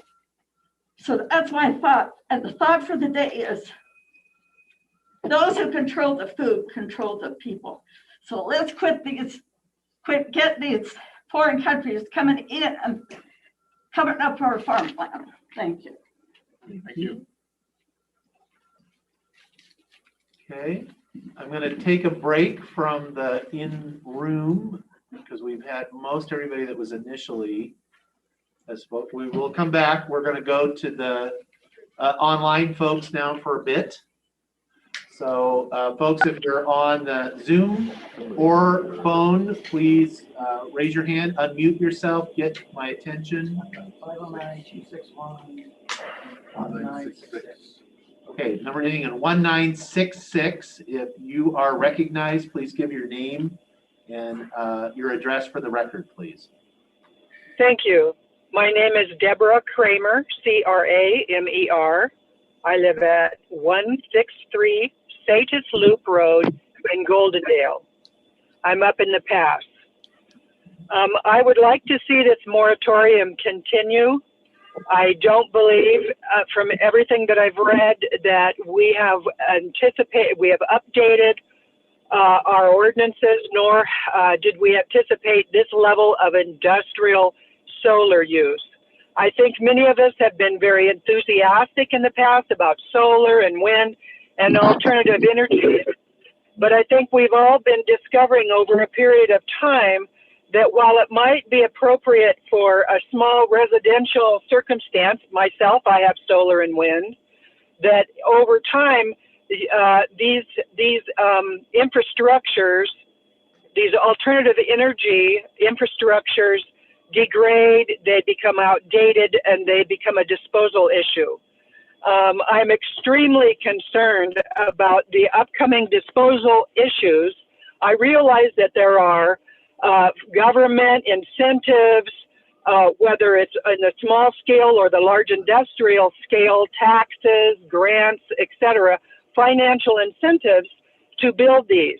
I also know that large corporations are very well known for when they've gotten out of something what they wanted to obtain.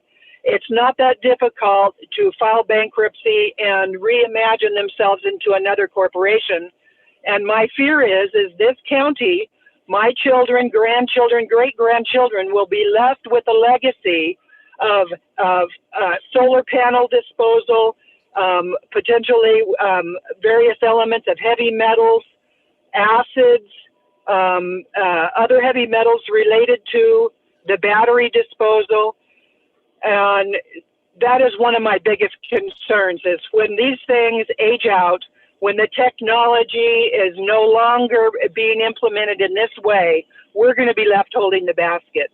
And so in talking about that, I'm really talking also about the environment. Our microclimates will change, our fire hazards are likely to increase. There'll be a social and emotional impact on the residents.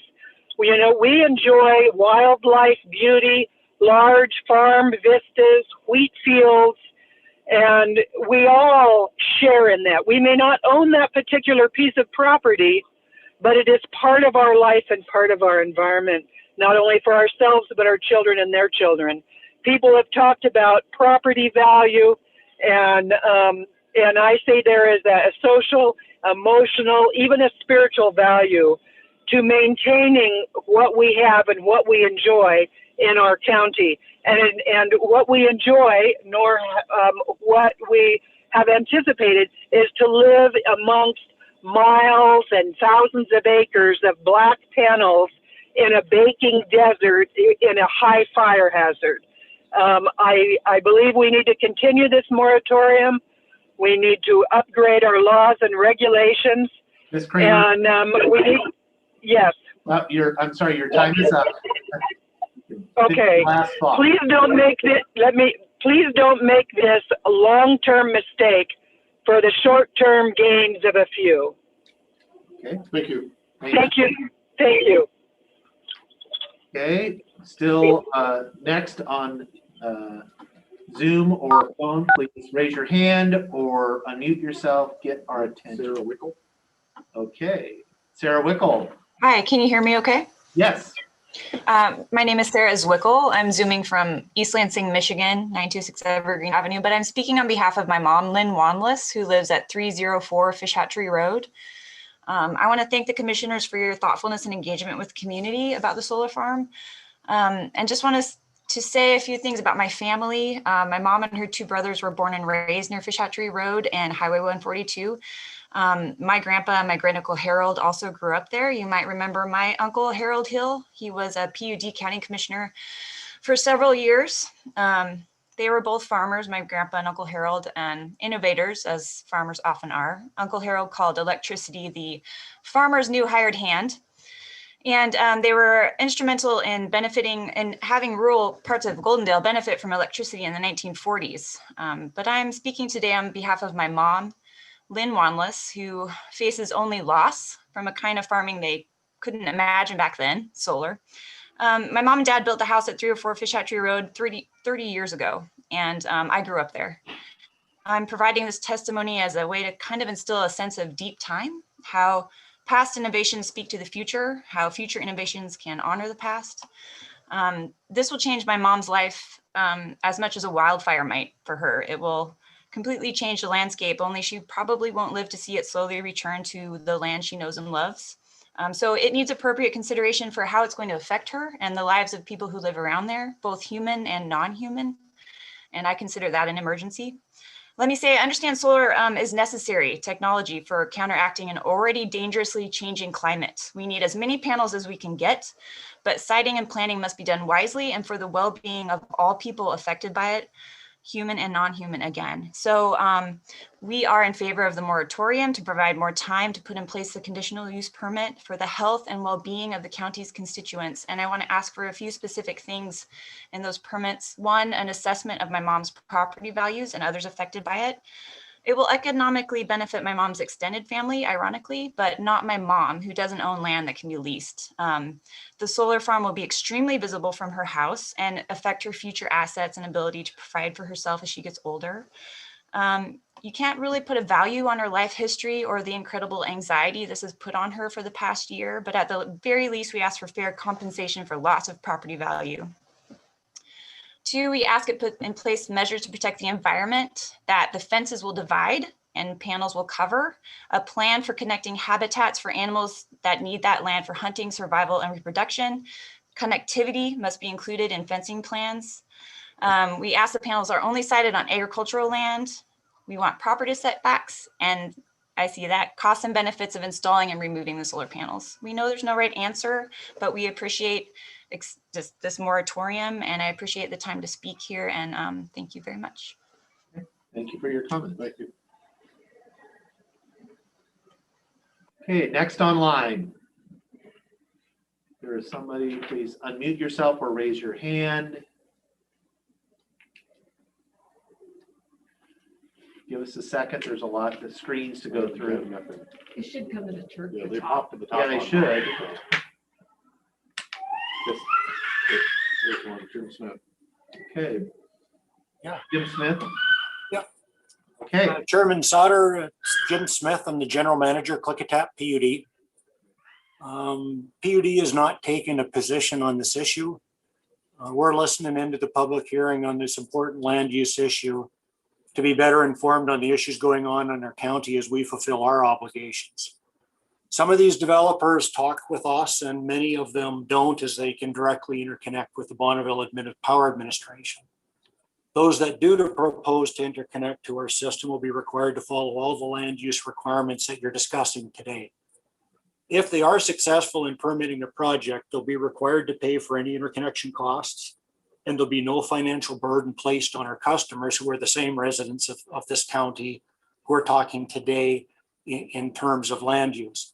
Just wanted to offer that information for those folks that might be wondering how it may impact that side of their services in the county. Just wanted to say we appreciated the county commissioner's thoughtfulness in holding this public hearing. Thank you. Okay, thank you. Oh, We yeah. did that. Yes, we did. Okay, thank you.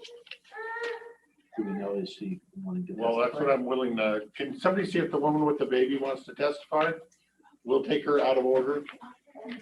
Yeah.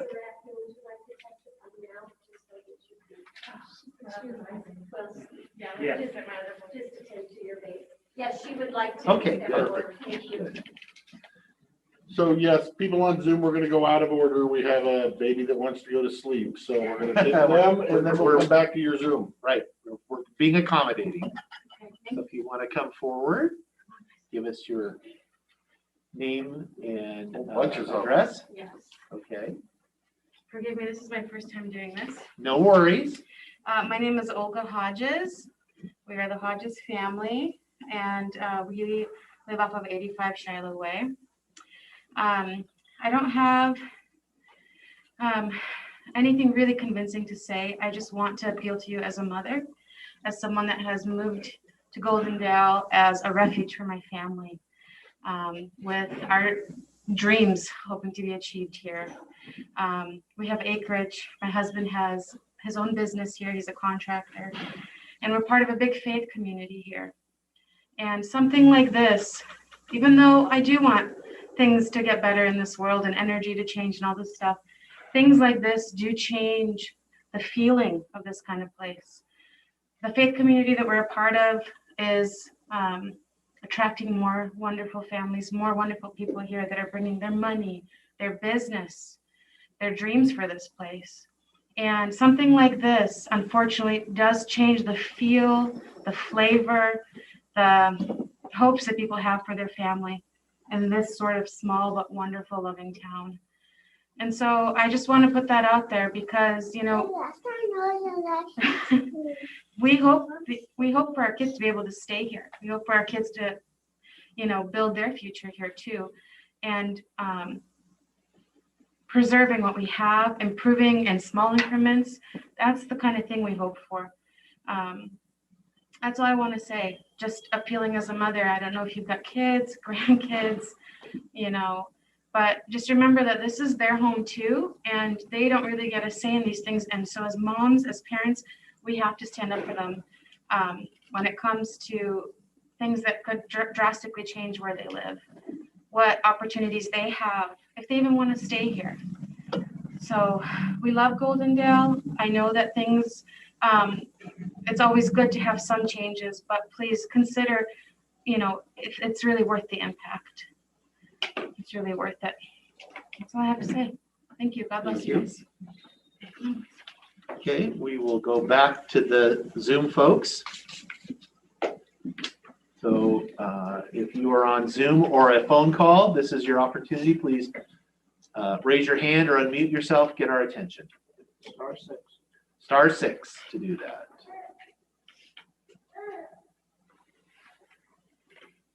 Not seeing anybody. Okay, back to in the room then. Next, sir, go ahead, and then we'll take you, ma'am. My name is Romeo Solis, and I'm a project developer at Cypress Creek Renewables, based out of Santa Monica, and we oppose the solar moratorium. First of all, thank you for the opportunity to provide testimony today. I am here to request that the Board of County Commissioners lift the moratorium on solar under the grounds that no emergency exists within Klickitat County as it relates to industrial and commercial solar development.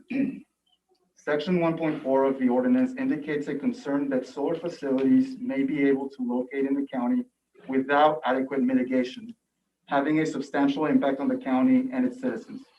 However, the county does have a comprehensive set of existing regulatory and planning tools to permit solar projects through a conditional use permitting process.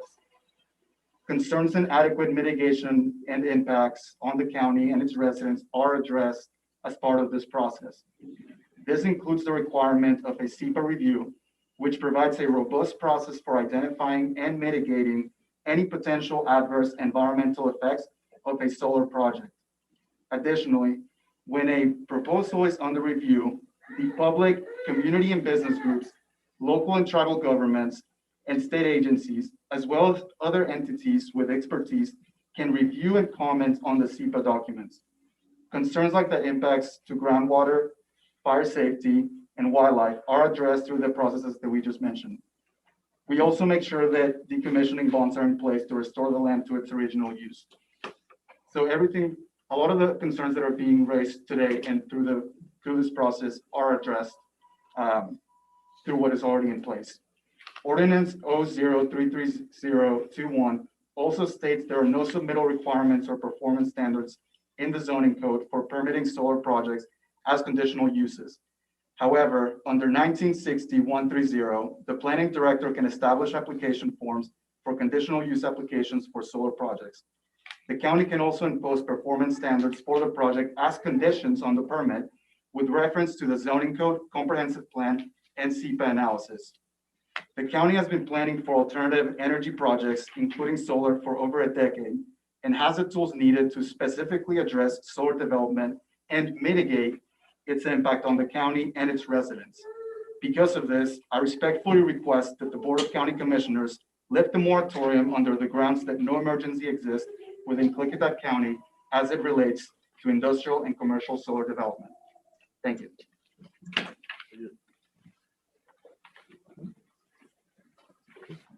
Bonnie and Dennis White are muted. Bonnie and Dennis White are unmuted. Okay. Dennis or Bonnie or both, White, you are muted. Yeah. Okay, go ahead. This is your opportunity, sir. Did you wish to give testimony? Yes, I do. Okay. All right. This is your chance. Go ahead, sir. Okay. Moratorium pursuant to the resolution. Mr. White, can you get a better connection? Is it call-in? No, it's the computer. It happened on our community council meeting last night. Oh. If he calls in, he gets a better connection. Okay. I'm being advised that it would be better if you called in, you would get a better connection. Okay, I will do that. Thank you. Okay, we will come back to you then when you do. Okay. Yeah. Go ahead. It happened, it's their computer. They're part of our community. Oh, so you have direct Yeah, last experience. night we had our community council meeting and it's just their mic on their computer, Sounds like unfortunately. he's underwater by now. It does, unfortunately, but he was able to call in and let's hope that Mr. White can do that again. Okay. Good afternoon, commissioners. My name is Sherry Bosque. I live in Houston. Today I stand before you as a Klickitat County tax-paying resident with testimony. I am requesting that all three commissioners vote yes to extend the moratorium that is currently in place in order for Klickitat County to develop proper and necessary solar ordinances to protect the citizens and our environment as industrial solar companies seek to develop in our county. I would like to remind you that all three of you commissioners were elected by Klickitat County citizens to represent the voices and the concerns for the future of our county. Today, you will hear from many of your Klickitat County constituents asking you to keep the current moratorium in place until solar ordinance can be developed and implemented into Klickitat County planning. I am asking you that you sincerely listen to your citizens and you hear our wishes as you proceed forward in your decision making. I will refer to Klickitat County's own words according to your own ordinance 033021, adopting a moratorium on commercial industrial solar projects subject to a conditional use permit process, providing for a public hearing, and providing that the moratorium, unless extended, shall sunset within 6 months of the effective date of adoption. In this document, in this ordinance, you've signed, I forget the date, you guys signed it recently. There's 1.3 states, there is no written directive in the zoning code addressing the substantial requirement and performance standards of commercial solar projects that are subject to the conditional use process. 1.4 states, there is a concern that unless the county acts immediately to review its land use controls for solar development sited outside the energy overlay zone, solar facilities may be able to locate in the county without adequate mitigation and thereby have substantial impacts on the county and its citizens. 1.5 states, the county finds that an emergency exists. This is the county. The county finds that an emergency exists with the county and that imposing a moratorium bearing the acceptance of the conditional use application for commercial industrial solar projects outside the energy overlay zone is necessary for the immediate preservation of the public peace, safety, or health, safety, and welfare, and for the support of the county government. This is what you've wrote. And finally, in 2.5, Klickitat County hereby finds that this ordinance is necessary and proper to protect the public health and public safety, and that an emergency therefore exists. As the Klickitat County citizens come before you today with their testimonies, I remind Excuse me, you. ma'am, you're out of time. We're watching me. Yeah. Was I watching you? No, That's no, you it? weren't. That's all I You get? get 3 minutes, Ugh, just like everyone. Is the 15-second warning working, or should I didn't 30 see be it. better, or should I wave harder? okay, Or so can I, welcome, since I didn't see it, can I just conclude quickly that I would like you to continue on your own words, on your own accord, that you have said there is an emergency and that we do continue with this moratorium so you can educate yourselves to write appropriate ordinances to protect your citizens and Yes. your environment. Thank you. I will try to wave better to people to make sure if you're reading from the script, you see me at that 15-second mark. Okay, we're gonna go back to, Mr. White, were you able to join us on the phone? No? I've not seen him come. Oh, yes, they are. They're I there. see it, yep. Okay. I don't see it unmuted yet, but. Okay, please unmute yourself at *6.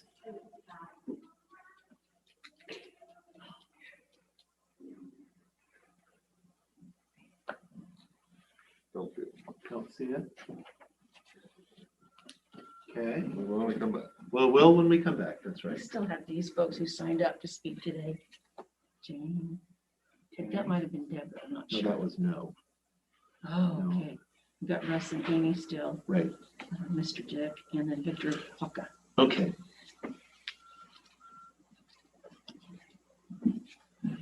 So, Mr. Hanson, Russ Hanson, there you are, you're behind the post. Behind the post, hiding there. Yeah. But unfortunately, or maybe my testimony is way more than 3 minutes, so. I give You can always provide I written give you guys testimony, that's right. the full edition there. That's And right. I will try to paraphrase the best I can. It's gonna be hard. My name is Russ Hanson, number 10 Tucker Hill Road, Goldendale. I'd just like to say that wife and I are not opposed to solar. We just feel that it needs to be sensitively sited. And my area, we got 9 homes directly affected by just this Cypress Creek project alone. I want to stress the words sensitively cited environmental impacts. As I've laid out before you here, county's own documents from the economic development plan talks about protecting community character. Comprehensive plan mentions several times minimizing environmental impacts, which environmental impacts also include the human impact, not just animals and water and soils. And their own policies in the comprehensive plan says compatible with surrounding land uses, cited with informed consideration of environmental impacts. Extensive agricultural zoning. It says under the purpose to encourage continued use of farming, which this land is all farmland out there, and to prevent and minimize conflicts. Under the conditional use process, when the Board of Adjustments, who will be making these decisions, it says that these uses are to be no more detrimental to the adjacent property owners than of the same type and character as the listed above uses, which are farm use, dwellings, homes, and industrial directly related to farm. The energy overlay zone states that these would be located where energy projects can be sensibly sited and mitigated. If you look at Cypress Creek's own map here, they're only allowing residents 500 feet from their home, which doesn't even reach some of our property lines. My residence home, I get nothing. Their panels are coming directly to my property line. This is not sensitively sited, and it's a huge environmental impact to our life. If you look at Mr. Anderson's own setback map, you did a 1,500-foot setback in the area. You can see the red circles there where solar is not sensibly sited. There are a lot of blank areas there where solar would be sensible. We're just asking that these projects take into consideration the people who live in that area and that they are sensibly sited where it is not an impact upon us. Reference the conditional use process. We know that the Board of Adjustments will be hearing that. And my concern, as Commissioner Saunders mentioned before, is there's no guidelines and policies really for these 5 volunteers to go by, and that greatly concerns me. There needs to be something in place for them to have some guidance and some reference. In conclusion, I would just like to mention that I know that everything's pushing for green energy right now, but I'm afraid if the county continues too far down this rabbit hole without taking a pause to get things in order, that it's going to be a domino effect across this whole county. And that's as brief as I can be right now. So thank you for your time. Thank you, and we'll read your. Yeah, I will. That's homework. Is that, Russ, is that the same that you emailed to us? Yes. Okay, thank you. Well, then homework completed.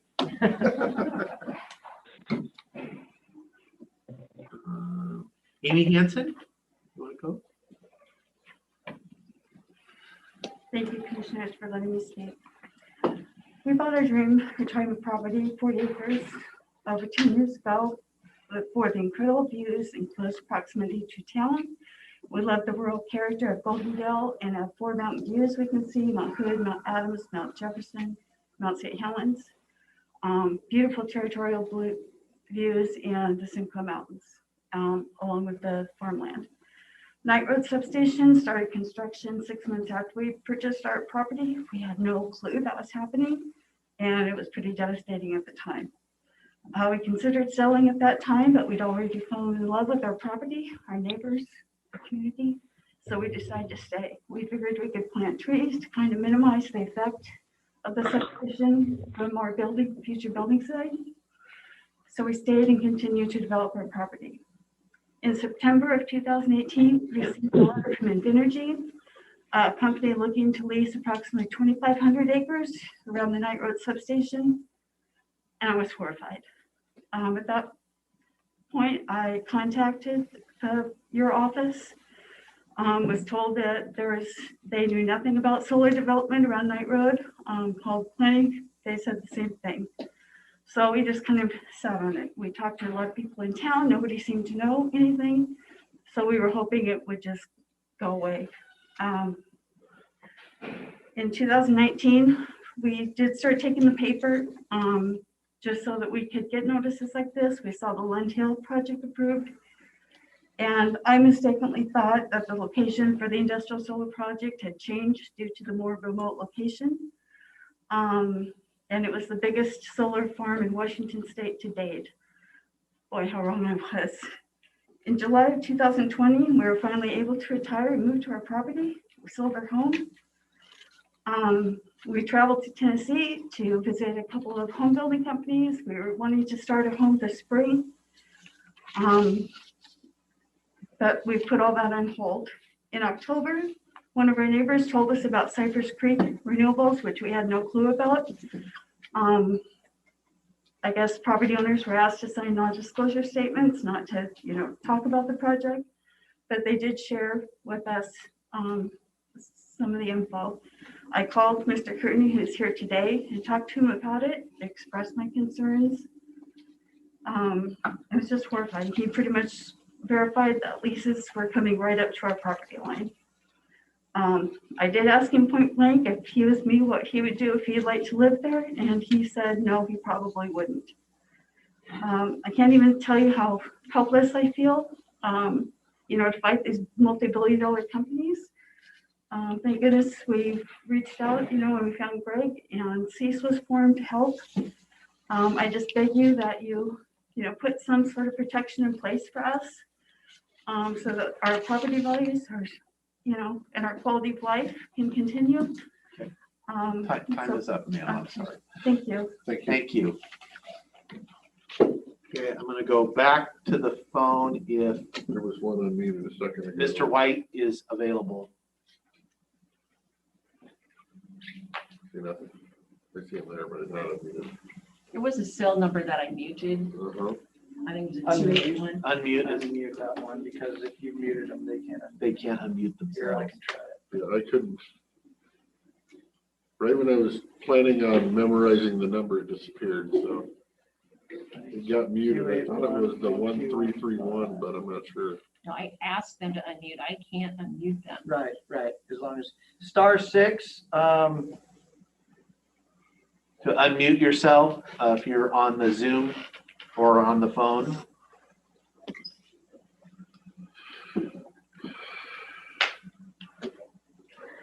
Okay, well, hopefully he's able to join us. I still have, we have more people out. Yes. Outside. Victor Baca, are you here, sir? Nobody out there? No. Thank you. Good afternoon. Thank you for giving me a chance to voice my concerns. I've been hearing. Please have your, I got your name. Oh, I'm sorry. your I'm address, Victor Baca, VACA, 403 Brashear Way in Goldendale. Okay. My wife and I moved here 5 years ago. We traveled from Bellingham, Washington, looking for a place to retire. And it would always, no matter what trip we took to find our retirement home, we'd end up right here in Goldendale. It was like, this was the perfect place for us. 5 years later, we find out that there's a very good likelihood that we're going to have tons of solar panels covering the area where the livestock travel. The mule deer is a prime example. How are they going to get past those fences? All they know is their ancestral trailways. They're going to be trying to jump over an 8-foot fence to go through power panels to get to where they need to get.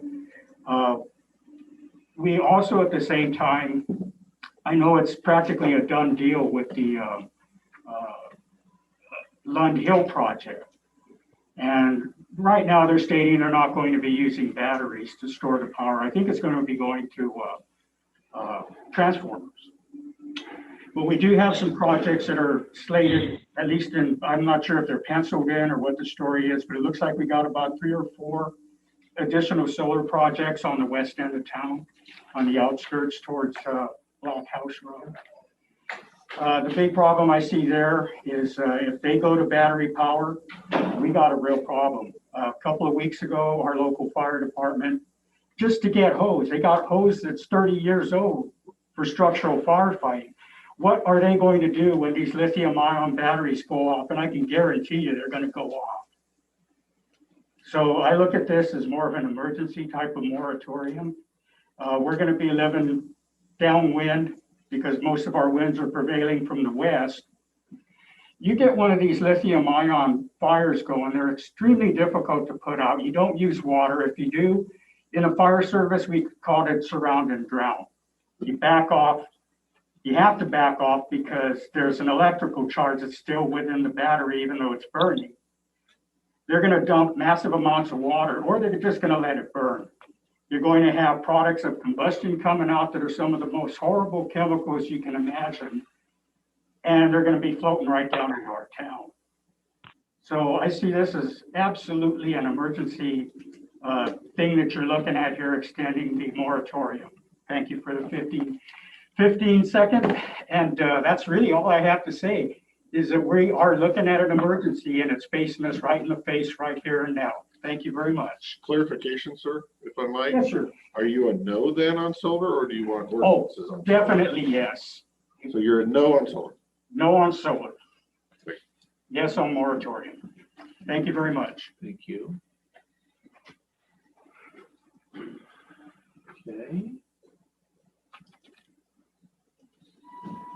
There's Let's one see. unmuted, it's 1215. Number ending in 1215, you're unmuted. Did you wish to provide testimony? Ending in 1215. Yeah. Yes. Okay. Yeah. Thank you. Can you hear me? Yes, we can hear you. Please give your name Yes. and address for the record. Yes, I will do that. Yes, my name is Dennis White. I live at 367 Oak Ridge Road, White Salmon. I apologize for the shortcomings technology on my end. Okay, so I support continuation of the moratorium pursuant to the resolution.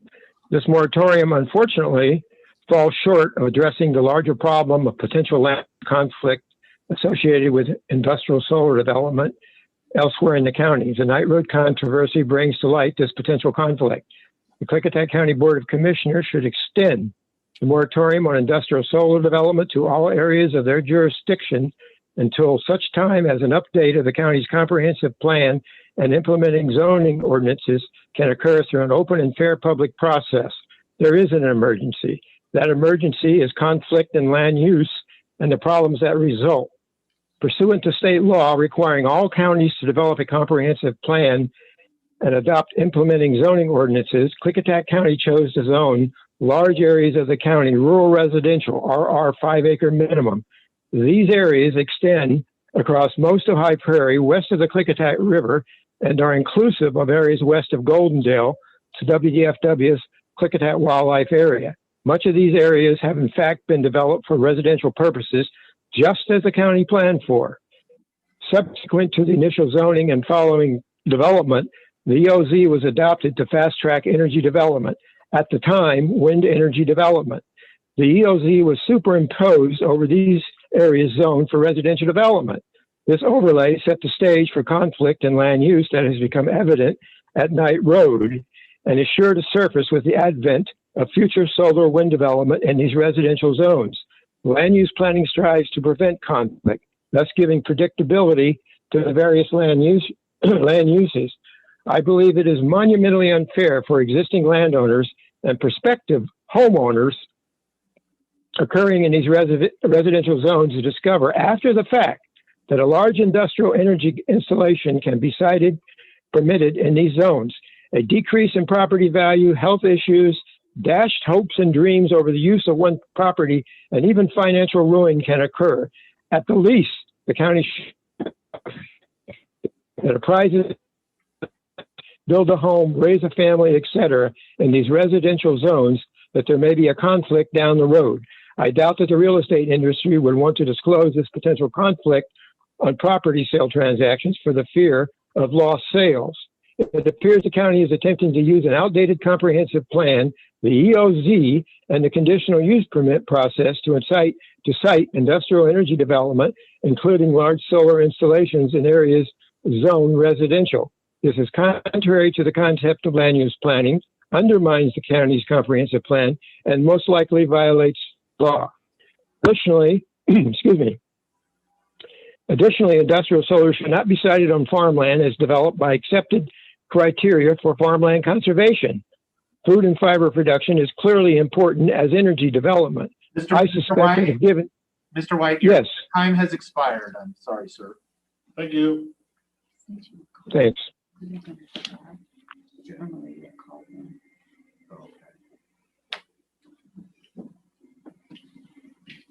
Okay. Okay, thank you. Do we have back in the room? Yes, ma'am. My name is Jane Watson, and I live on 112 Big Springs Road. I guess it's kind of new to me too. I'm for the moratorium, and I guess not for these big solar companies that are trying to move in. I'm for solar if it's for small scale and on your own home. It seems more efficient than big solar companies. My family, we moved here 7 years ago, and I have small children that I'm raising. I'm not looking forward to raising them in just solar sprawled country. We moved here because we love it and it's beautiful and clean water.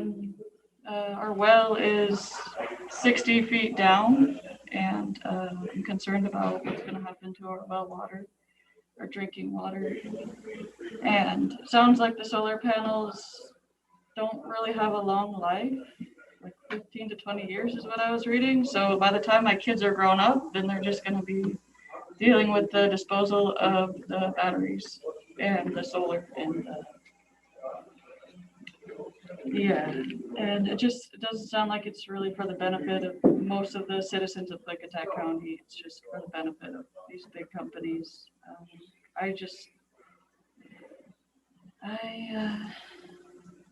I don't think that the benefits outweigh the risks. Also, when I moved here, I always noticed the signs that said keep Klickitat County green. And this does not seem like keeping Klickitat County green. It seems like it would just turn Klickitat County into a giant black mess. So that's all I have to say. Thank you. Thank you for your comments. Thank you.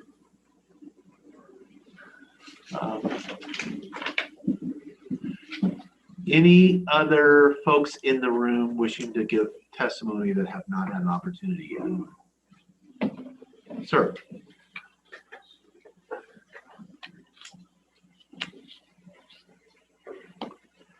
My name is Roy Dick, 1590 South Cedars Road, Toppenish, but I am a member of the band down here on the East Klickitat County Rock Creek Band. I am here to speak on behalf of the environmental side of solar panel and what it would do to the land that is already here. We have people, along with people down here in Rock Creek, along with people in the valley, that come here to gather our traditional foods. And we already finding hard times getting access to foods that are here now, all the way from Lyle to down to Alderdale, because of like windmills and other projects that are going up, and we are here to try and protect our future to our little ones, so that they can still keep on coming here. And we don't see the real need for solar, that many solar panels right now. It might be good for the town, but and speaking as behalf of the Yakima, as a member of the Yakima Nation, you know, I'm looking at the ground and the animals, like others said, about the impact of what would happen to them should something happen if one of those panels malfunctioned. So I am here to speak against solar, to come in right now. I know that the current infrastructure for the United States government is looking to go that way, but you know, we're not ready here. We need to look at it a little bit more. I just wanted to say this on behalf of the land and the water. That's all. Thank you, sir.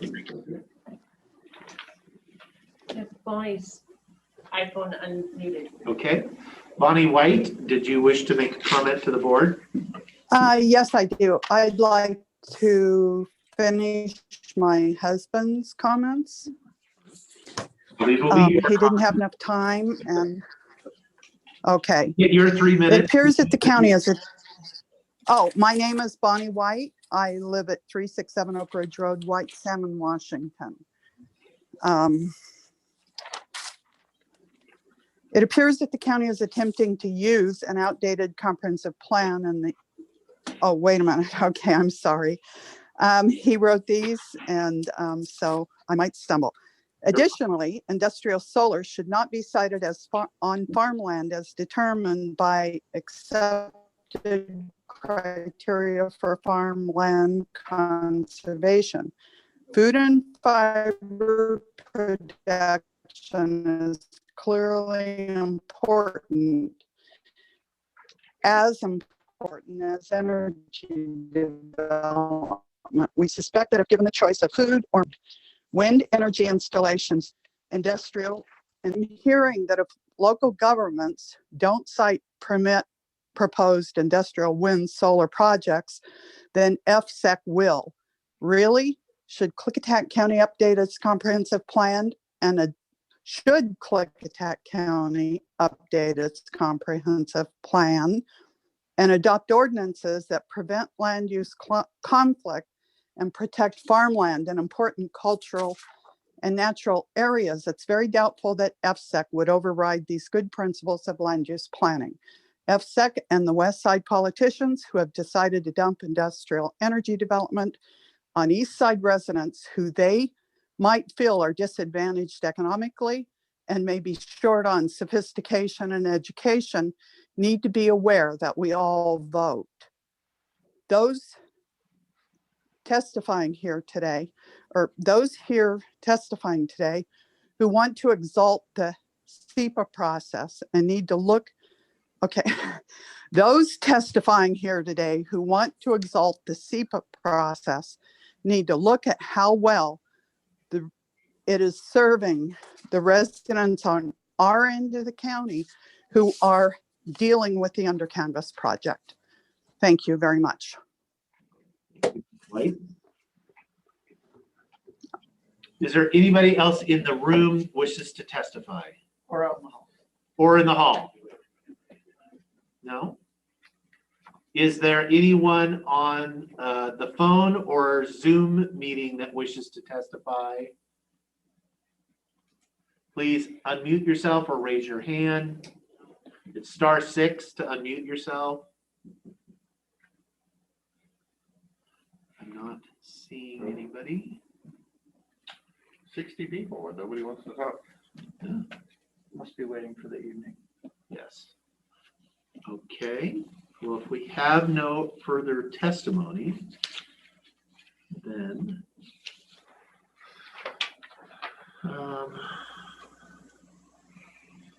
so you have to go back to make sure I'm doing everything by oil here. You might have to postpone. Yeah, that's what I'm gonna.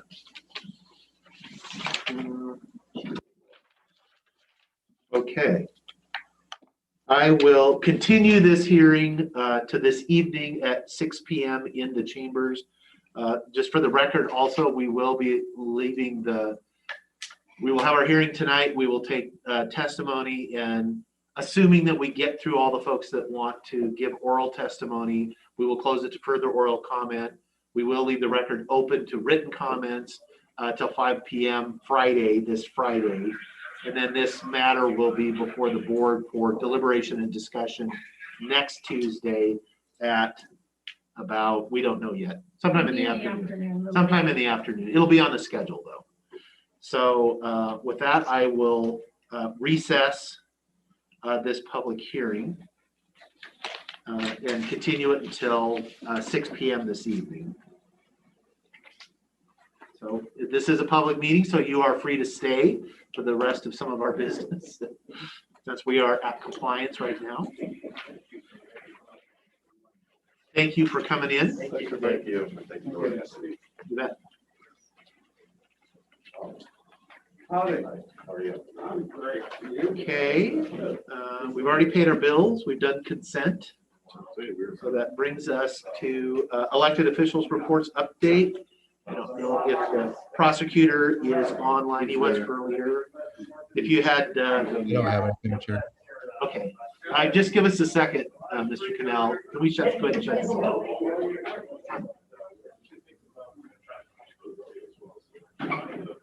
Surprised me the number of people were here that speak before again stand up for the party.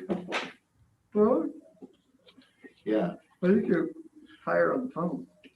Yeah, I thought you were over there. We had 3 folks from the phone. Yeah. Okay, Mr. Prosecutor. I don't have anything in particular at this point, gentlemen. Okay. Thank you for the stellar update, sir. I get, yeah, no news is good news. It's okay. Any questions or comments for the prosecuting attorney? No. No. At this time? No, sir. Okay, that brings us to board pending. Issues as determined by the Board of Commissioners. I have one before I forget. Yes. Is this the one that you forgot last week? No, that I we still don't remember you forgot that forgetting? one. No, still forgot that one. Okay. Lodging Tax Advisory Board is going to be meeting soon, and I think we need to approve their places. So I think that needs to be on our agenda in the next week or 2. Okay. I don't know when exactly they're meeting, but I know it's like middle of May, end of May. Mr. McClure is online. They kind of oversee that board. Yeah, Mr. McClure, could you? Throw out a reminder. Yeah, as far as, do we know, when were you planning on getting those, the lodging tax advisory members, anybody that's, their term was up or gonna get that? Because I don't know when their next meeting is, that we need to seat the new members. Or is that year to year? Okay, the Lodging Tax Committee's meeting Monday, the 10th. I think that's the 10th. Yes. We received all the applications on Friday. Those have been sent to the committee members. The terms expire the end of May. The objective is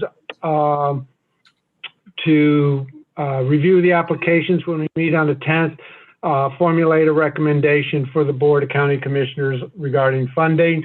So we hopefully will be done with this year's prioritization, the heavy lifting on that before the end of the month. Question, sir, the application that I turned in for the open seat, have they been interviewed, or are we just not going to use them, not fill that seat? Which application is that? I'd have to look. I turned in 2 and you didn't like the first one. Right. The first one lives in the city, the second one lives in the county. I'd have to look it up. The transition and staffing over there, he might not have seen it. I'll make sure I get it over to him again. Right, I was aware of the one that was in the city. Right, the other one, I'm getting there close. Dan, I did notice the applicant listed as their vocation housewife. They did not really mention a business of any kind. And I was under the impression she had a business and she was a tax generator. I was under the impression that she has short-term rentals. Or at least one. The name was Donna Marie Lancaster. Lives out off 97. Well, I remember you mentioned. Yeah, I was waiting for The that. tax generator. Yeah. I'll go make sure, I'll send it again. Well, the other one was, but the short-term rental is inside the city. So it does, so it's not as. So they're not calling that county. Right. But this one was, yeah, filled out on March 20th. I don't recall seeing that. This one didn't get, I didn't turn it in. It got mailed back to me. And it took her a couple weeks after she filled it out. I turned it in a couple weeks ago. So Lee's saying it might not have been sent to you. I guess my question is if there was a way to facilitate a quick background on this and get it in, that would be great. I would hate to have somebody that wants to sit, tell them no, even though we have an open seat. Come see us again next year. Okay. All right. Some of our challenge, we've got a tax generator that's, well, I suppose potentially we could do that. She's welcome to sit in and the meeting's open and we'll be on Zoom. But let me take a look at that and see if we can get something together. Thank you, sir. So anyway, yeah, I mentioned that up last week to get moving on that because I knew that meeting was coming soon. And I knew there was an open seat. Yeah. So anyway, that's I believe, let me double check all I have for, that's all I have for work pending. Other than motion. I just want to follow up on the letter that I received from the Department of Ecology about a possible grant opportunity for us to get $84,000 to complete the shoreline plan update. Yes. And want to seek direction if it's something that someone would be interested. If so, I will submit an application. Okay. And we are currently in SEPA appeal waiting on a hearings examiner or something. It's on hold, and I need to check with the prosecutor's office for an update.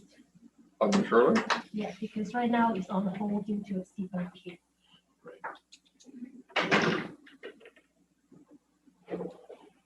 Now, if we don't apply for this and we try to finish the shoreline a year from now, that means we don't get the 84 grand because they give it to somebody else. Right. Because Yes, if you I want to mean, make I guess the policy I would question say you before can the always board apply for it and then just not use it. is, well, yeah, I mean, the application, that's just step one. We would have a off ramp at multiple Yeah. before we actually said But I yes. we think were to gonna say do it. no, don't apply for the grant. Well, but And then it would be a federal policy later. change as far as the board in its wisdom opted to, we've been doing the shoreline update with our own resources. We did not take, there was concerns both from the part of the board and expressed out in the community too. We had quite a bit of testimony that folks that felt like if we accepted the ecology's grant, that would give them too much influence over the final outcome of the product. And so I had a couple of constituents that said, no, raise my taxes, pay for it ourselves, which that was a facetious remark because. You say how, I guess I would have to. So I think it's worth revisiting I would need to be explained how ecology would have more say than if we paid for it. I think the statement was, if you take government money, it comes with strings. That was the statement from this morning. So yeah, that's kind of where that's where that is, that government money. The question though is there is strings on whether there's money or no money as far as ultimately the shoreline plan that we develop. Department of Ecology has to approve it and sign off on it, whether they paid for it or we pay for it. It's the same. I think the concern was more about the public meetings out, developing the plan, the public involvement, the interactions, that they would be more involved as far as if it was kind of their contractor that was help putting the plan together, that it would shape the direction. Is that part of the grant that we have to use their people? No. I don't understand the argument. I'm fine with applying. I don't see any issue with applying. We can make the decision once we see, because if we are awarded and they give us the grant contract, it'll have the strings that, like, if you take the money, this is what you have to perform. We can decide then, because it's all speculation at this point. Right. And we have spent to date how much on I don't need an exact number. I can't even count that high. A couple hundred, I think, probably. I know. I'm fine with applying. Are you fine with that, with applying? We can reserve the right to whether we accept it or not. We have said no before. We said if it's got funny strings or whatever, I will, take that into consideration. Okay. Thank you. That's all I have. Okay. Yes, I heard furious scribbling going on over there during the public hearing, so that's, or maybe that was me. Yeah, Good notes. where you kept finding more papers. I just made them because I had meant to. I will for tonight. I have a notebook already started, and it's in there. So I thought, well, I'm gonna look stupid if I get up and leave at the public hearing. I will just make my notes on the back. This is all the no. These are all the stuff for the hearing. Oh. So it's hearing stuff. I wasn't just pulling it out. I was almost went to the. You can read that. What's that? Yeah. Okay. I've been in cursive in so long. Well, yeah.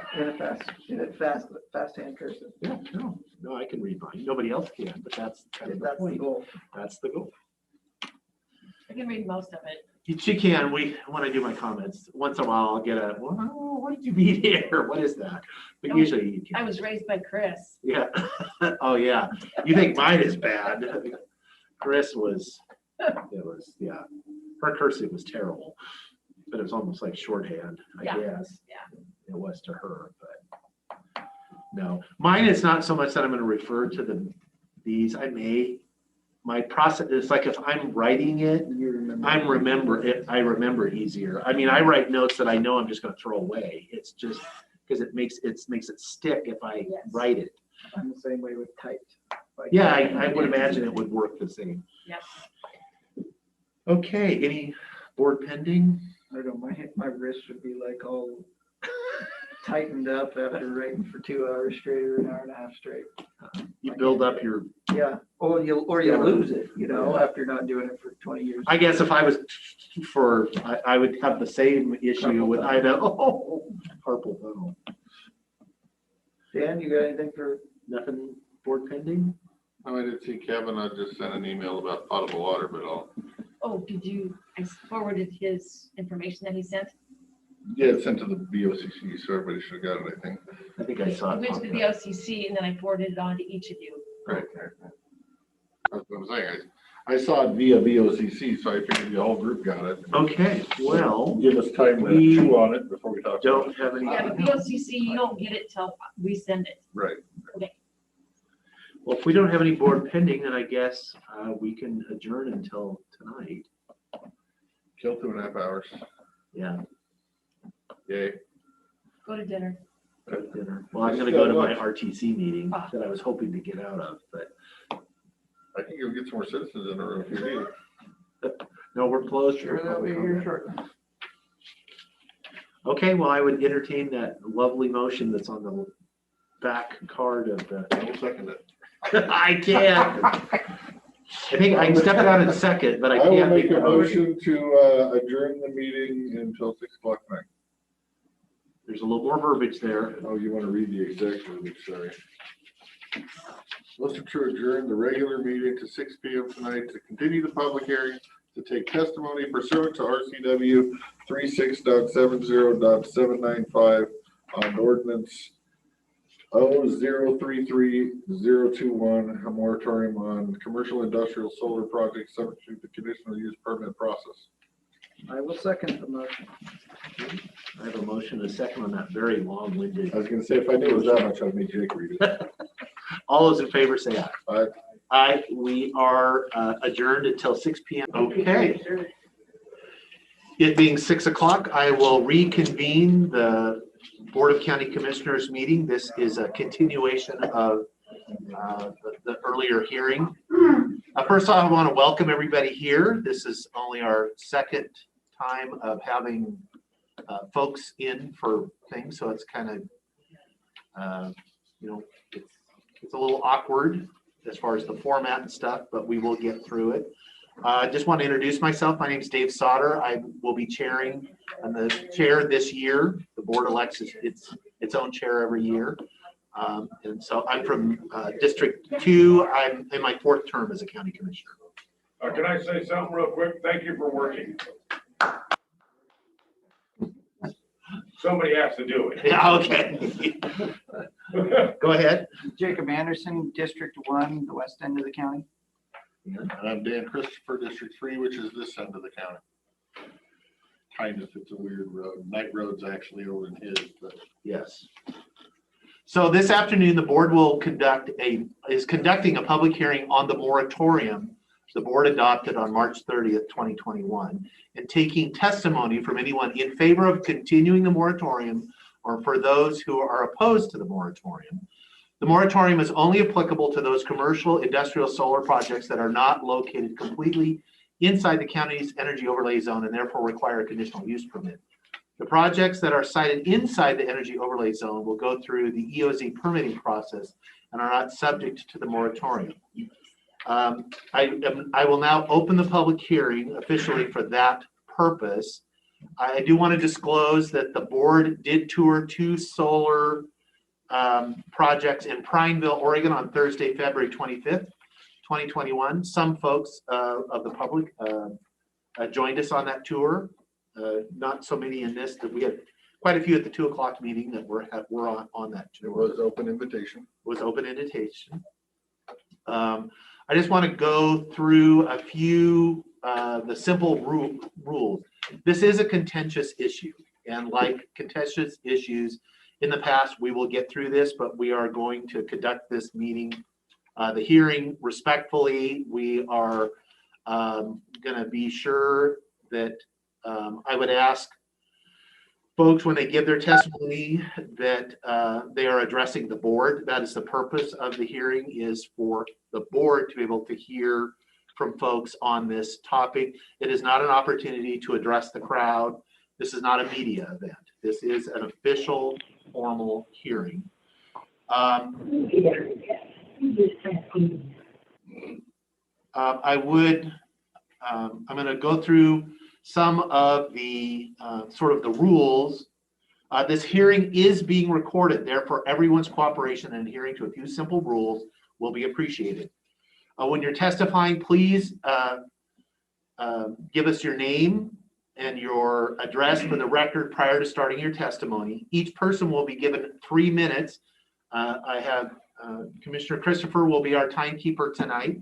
He will, if he can get your attention, we learned he'll try to give you a 15-second warning. In 15 seconds, I will show you my phone. So that's, you know, And kind if you of. don't see it, I'm going to go like this and then show you. Right. Because we had somebody that didn't see it earlier. Right. So we will try to give you a little notice before. Each person will have an opportunity to testify. And I want to say that was one of the concerns raised before about, you know, what if we don't have enough time? What if we don't, you know, we are committed to, it doesn't matter, just as it did at 2 o'clock. We had ample time for everyone that wanted to testify was given an opportunity to testify. We will, the plan is that we will conduct tonight's hearing. We will take oral testimony. At the close of tonight's hearing, we will close for further oral testimony, but we will leave the record open for written testimony until 5 p.m. this Friday, at the close of business on Friday. So if there is, because there may be comments that occur to you based on what you heard while you were at the hearing today. So you have that opportunity. The plan is then that will be closed at 5 p.m. on Friday. This is on our agenda, the board's next meeting agenda for next Tuesday for deliberation and discussion and possible next steps as far as how the board's going to proceed after we've had a chance to think about all the testimony that we've received. I would say only one person will be allowed to speak at a time. Please listen respectfully to each individual providing testimony so that the commissioners can give each their full attention. No applauding or heckling or other noises, and I am going to be very strict about that we are going to have decorum here. If there's, you know, somebody saying something you agree with, that's fine, but I don't want any outbursts from the crowd. And I will say the 2 o'clock people were great. We didn't have any problems with folks. I know people get enthusiastic sometimes about one point of view or another. Please avoid repetitive testimony. If you agree with the prior speaker's testimony, please state that is the case. It is your 3 minutes though, and you may use it as you see fit. And so how we're going to work this is that we have folks in the room that are signed up. If you did not sign up and said that you wanted to testify, that doesn't mean that you can't at some point.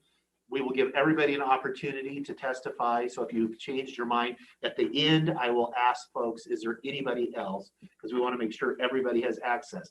For folks that are on the Zoom meeting or via call, we will, as we did at 2 o'clock, I'm probably going to start in the room. I'll take some folks testifying in person first, and then we will take a pause from the folks in the room. We will go to the phone lines, and we will give people on there an opportunity to, and we will just alternate back and forth until everybody that has had an opportunity to testify.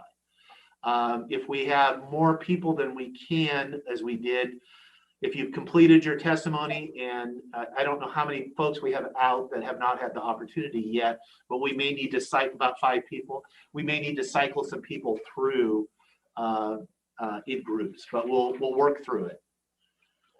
Okay, with that said, I will now declare the public hearing open for taking public testimony. And so I am going to start on my list. Actually, I'm going to do it the same as I did before. Is there anybody that wants to go first? Anybody want to raise their hand and go first? Okay, please come forward, give your name and address. Or at least you don't have to give your actual house address. No, just If you want what to give your town. city or general location, that's fine. Right. My name is, well, good evening, first of all. My name is Mike Lumio. I live near the intersection of Pine Forest and Knight Road. And just a little quick thing about my background, because I think it's somewhat relative. I'm a biologist. I have my degree in biology and environmental science.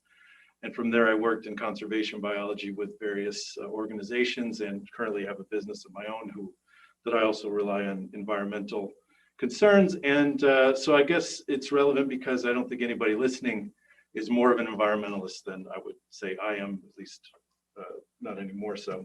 And so that's why it's so sad that this renewable energy business is such a scam and such a fraud and such a con. You know, green is a color and energy is not renewable. Energy is extracted. It can be transferred, but it is extracted. And we all know the negative impacts of coal and fossil fuels and nuclear in terms of extraction, but they never really tell us about the negatives of these so-called green projects. And it's as if, you know, unicorns make these things and then fly with the little unicorn wings and they drop them and then they turn into rainbows when they're decommissioned. And of course, there's just tremendous environmental degradation of fossil fuel usage in the mining, extraction, construction, transport, installation, habitat loss, maintenance, and the so-called recycling of these systems, which usually ends up meaning they take what they can off and then they drop them off in third world countries that really don't have any environmental protections. So it's quite sad, actually. And there's also no talk of carbon sinks. And I listened a bit this afternoon, and I don't think anybody brought that up. So it's another important point of emissions. We think of emissions all the time, but we never talk about carbon sinks. And what carbon sinks are things that use carbon dioxide. So we're talking about jungles, rainforests, farmland, hardwood forests, wetlands, things like that. And these are the systems that absorb the carbon dioxide. And there's the things that are being destroyed at breakneck speed in our quest for more of these rare earth materials. So yes, no unicorns there, but the people that live in these communities that are being impacted by solar farms especially are well aware of this. And I guess I just want to read a quick letter. This is from a surgeon, a doctor in a community in the UK, who his community asked him to write a letter to his commissioners about a similar project that was going in his area. And so these are his words, and I think he does it better than I could. He says, it is well established that lithium-ion batteries are prone to runaway fires, which can lead to explosions. Indeed, such fires are at much smaller installations in the USA, has led regulators to question the use of such batteries and pause further developments, especially close to habitation. Sorry, your time is elapsed. Oh, it has already? I know, 3 minutes goes. Oh, by. geez, okay. You can submit. I will. The I'll balance just is submit. written. Okay, thank you. We will read all that. Thank you. If you want to, sure. It's just. She's gonna take over. Why not? I'll go next if anyone else does. Go ahead, please give your name for the. My name is Danielle Clevidence, and I live by the Swinging Bridge. So it says, it is well established that lithium-ion batteries are prone to runaway fires, which can lead to explosions. Indeed, such fires as at much smaller installations in the USA has led regulators to question the use of such batteries and pause further developments, especially close to habitation. The larger the BESS, the greater is the risk of the runaway fire. And I'm going to say something real quick on that. Okay, so I was in the military for 30 years. And what I did in the military was I was a quality assurance person.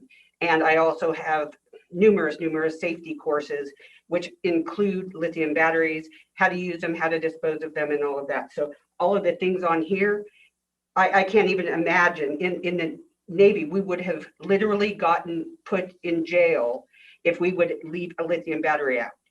So having said that, this is just huge. So hydrogen, I'm going to continue.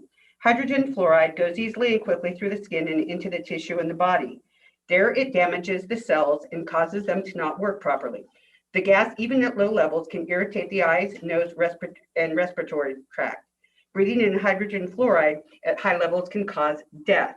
from an irregular heartbeat or from fluid buildup in the lungs. Going to pause again on this. So not only are this could happen to people, but it can also happen to livestock, which impacts so many people in this area that is unbelievable. Not me personally, but I have a lot of friends who have livestock. I do have pets. It also affects pets. So when you have these solar panels, once they're completed, they sit there, and some of them, like he stated, are taken away, some parts of it, but not all of it. And so it just sits there. If the homeowner or whoever owns the property doesn't get rid of it, which they won't because it costs so much money to try to get rid of the lithium batteries and such, it sits there. And when it sits there, it goes into the ground, it goes into the soil around, which hurts the livestock, and it also hurts agriculture. So you can't grow things. So they may love the money right up front, but in the long run, they're going to be losing money on utilizing their land later on. And so, let's see here. Oh, well, I'm going to go ahead and stop then because I'm not sure where I'm at on here. But Use a little of your own time if you wanted to. The only other thing that I wanted to say was, we chose this town to live in a year ago, and we chose it because of the people, of the beauty of it, and the politicalness of it. Because you guys do hear us. And because of that, I was able to bring my sister in from Portland. She also has bought a house here. There are reasons why people come here, and those reasons don't include solar. That's it. Thank you. Thank you. Thank you. Mr. Peck?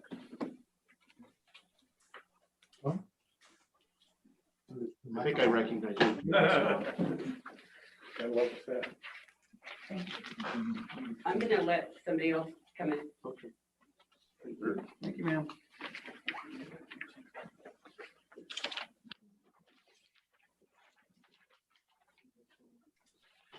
My name's Dana Pack. I live at 422 Foster Road, just outside of Goldendale. My wife and I are attempting to breed unicorns there, but not having a lot of luck so far. But You got extra time. All right, go ahead. I support a short-term moratorium limited to defining safety, setback, site maintenance, and decommissioning guidelines for permitting commercial scale solar projects proposed for outside the energy overlay zone. Habitat and other land use topics are already adequately covered by existing county permitting requirements. And personally, I don't think it's possible to establish a long-term property value guideline framework that wouldn't support the inclusion either in the moratorium or in the study. Frankly, when we did the energy overlay, if you look through the programmatic EIS that's online, one of the alternatives that we took a look at was, banning energy projects outside the energy overlay zone. And we didn't think it was necessary to include that in the final document because frankly, we didn't think anybody'd be developing projects outside the energy overlay zone. Since we're at that point, I think that's why a short-term moratorium that looks at some of these things is worth considering, just to give guidance to the conditional use permit process that apparently isn't shaped by the overlay zone. That's my logic. But what I'd most likely to bring up today is a topic that's been discussed, or it hasn't been discussed recently, but was a key reason for the energy overlay zone originally. And that's preserving the county's ranching culture and heritage. In the early 2000s, it was clear that ranchers selling land for residential development was becoming part of their retirement strategy. Projects that created a stable annual revenue stream like wind and solar leases was the way to make it possible for ranchers to retain land and ag use rather than convert it to homes or to sell it to developers who convert it to homes. Initially, wind projects and now solar projects achieved that objective and also contributed much higher tax revenue to the county in special tax districts than residences. And in addition, solar projects have the potential to bring that annual lease payment structure to a greater number of ranchers countywide, spreading the kind of financial benefits some ranchers have received from wind projects. And I think I listened to the 2 o'clock version of this and listening to just the first couple people tonight. I think we see that trend is still fully in effect. That if you're not making money off your ground, you've got two options. You can try to get solar or wind on it and get that lease structure going for you, or you can sell it. Whoop. Another thing to remember is that, simply put, annual tax revenue and lease payments from energy projects are a much better deal for the ranchers, the county, and the special tax districts, the fire, school, hospital, etc., than a one-time sale price for the land and the lower tax revenue from residences. You're out of time, sir. Thank you for that. Thank you. Would you guys rather me warn you at 30 seconds or 15? I think 15 is like too stressful. 30? 30.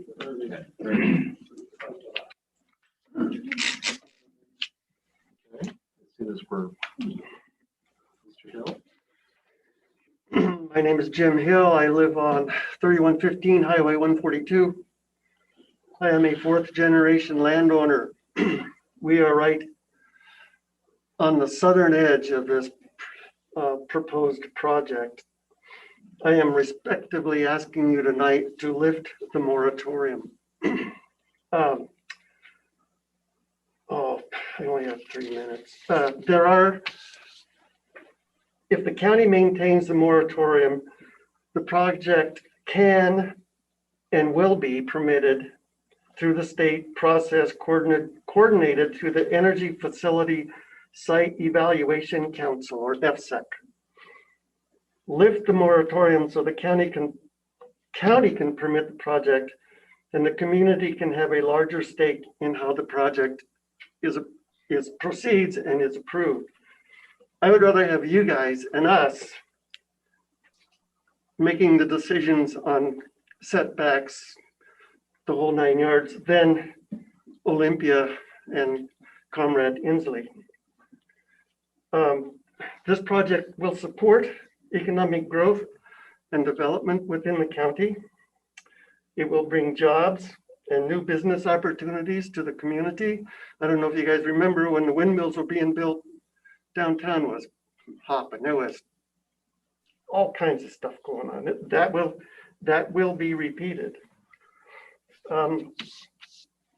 These things have no moving parts. They don't have batteries. The batteries are going to be up by off of Pine Forest Road up there by the, what do they call that thing? Substation. That's where the batteries will be. Each battery has, gotta find it. Well, it's essentially a waterless fire suppression system in on each battery. Fire is practically non-existent with these things. The county will receive hundreds of thousands of dollars in back taxes. I am in open space. As soon as construction starts, that comes out of open space.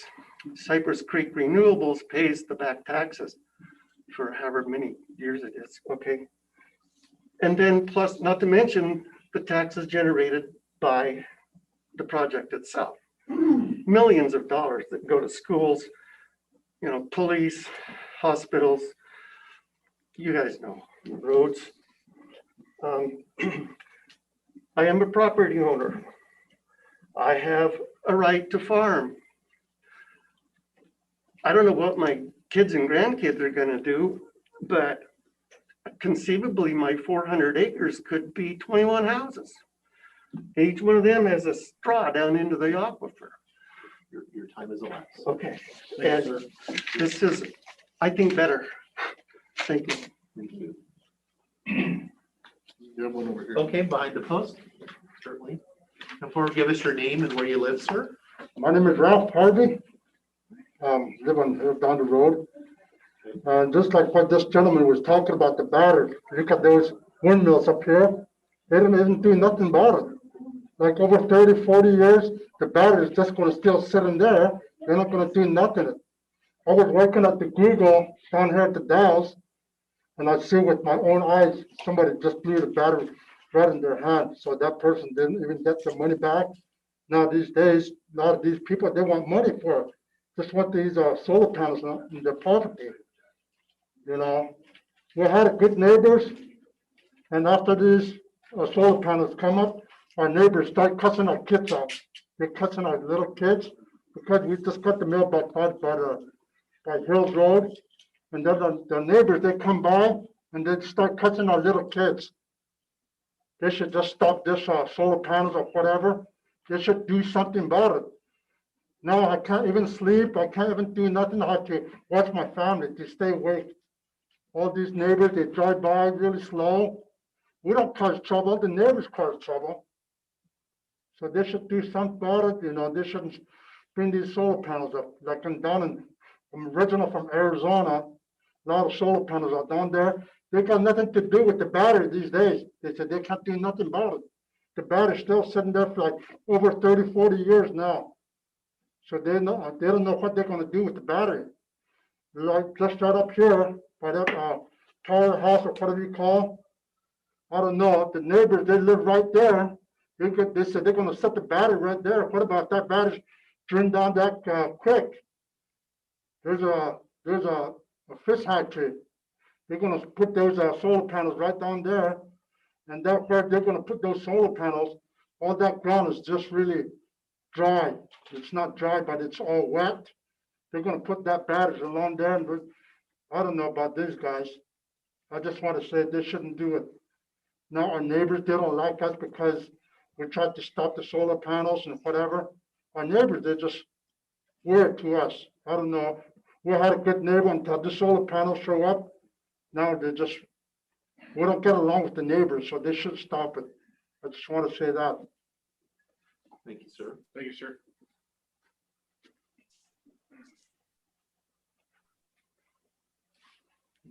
Next up, anybody want to? Sure. My name is Edward Benell, 511 Turkey Ranch Road. I'm a landowner, lived out here for 36 years. I'm against industrial solar plants, not farms. My concerns are the wildlife. I've seen, you know, all the standard wildlife on Knight Road and adjoining area, including eagles and the western gray squirrel, which is endangered. I'm concerned about the water use, pumping out of the aquifilter, and then the runoff of these solar panels that are going to have to be washed.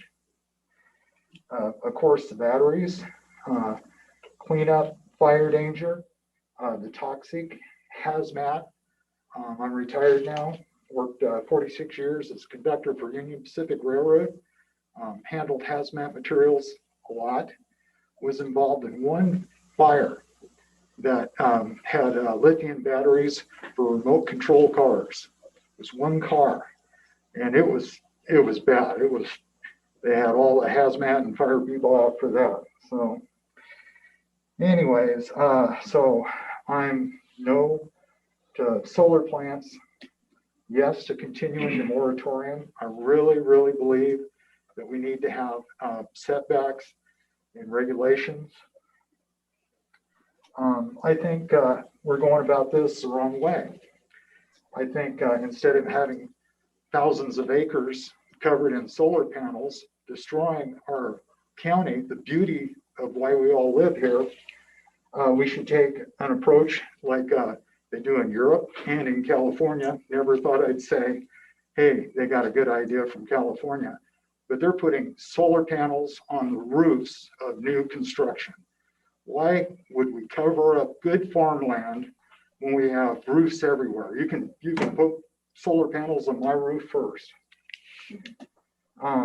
Okay. Commissioners, you guys work for the citizens of Klickitat County. All right.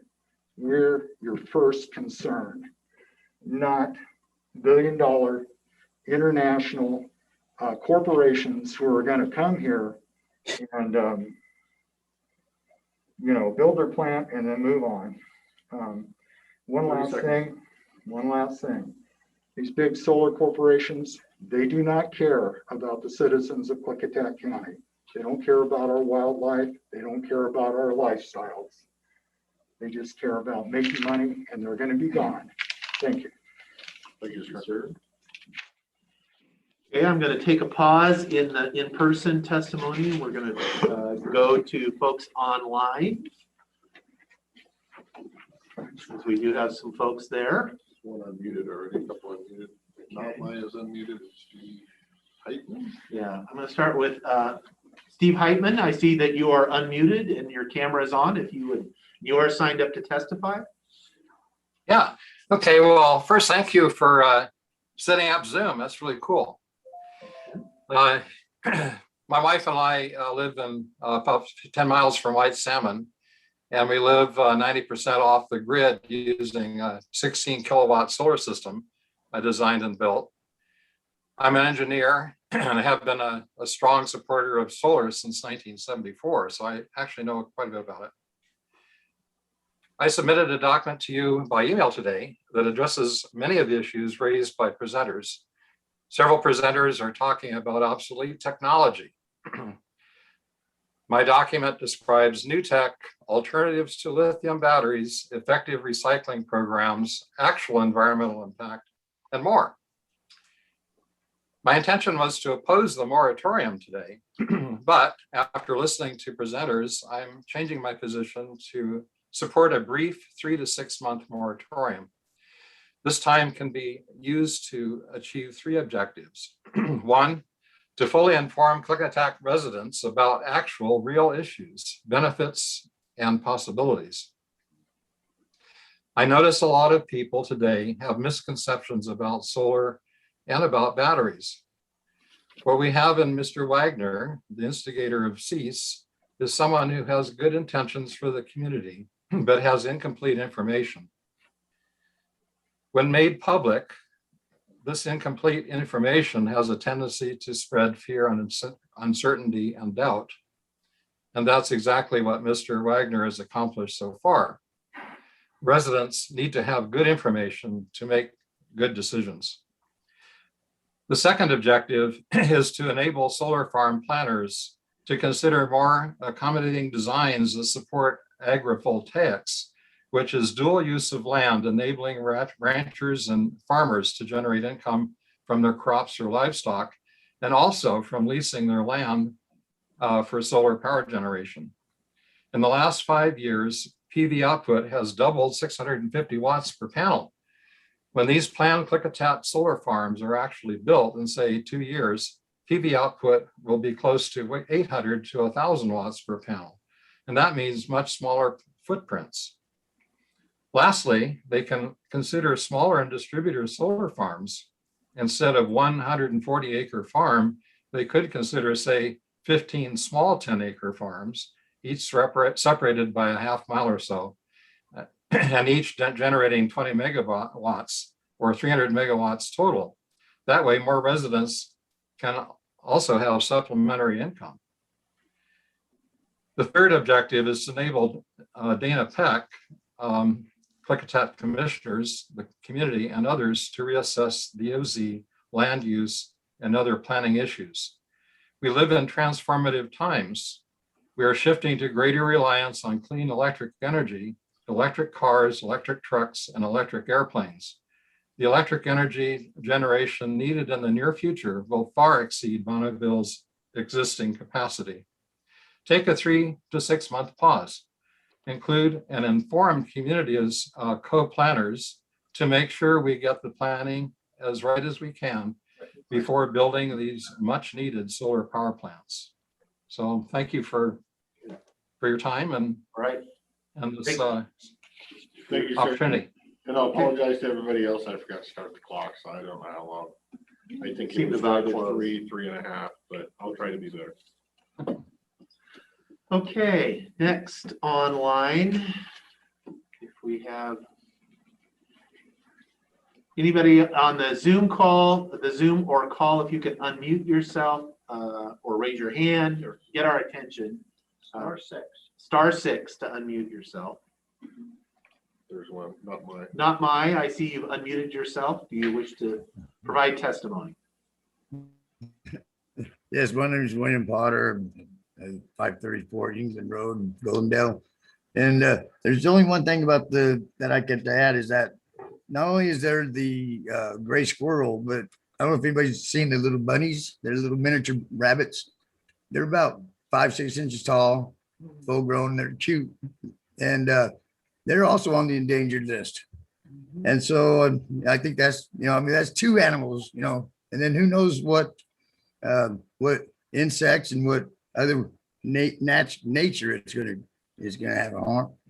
They're saying now that it's starting to surface that they're finding dead birds, other wildlife, and pets. They are starting to find them, and I just found that today. I didn't write down where to reference it to, but I can get it to you if you want. I can find it. I'm sure it's in my history anyway. So anyhow, that's all I could add. That's where I was gonna go with, just strictly with the wildlife. It's a serious issue that we need to pay attention to our ecosystem.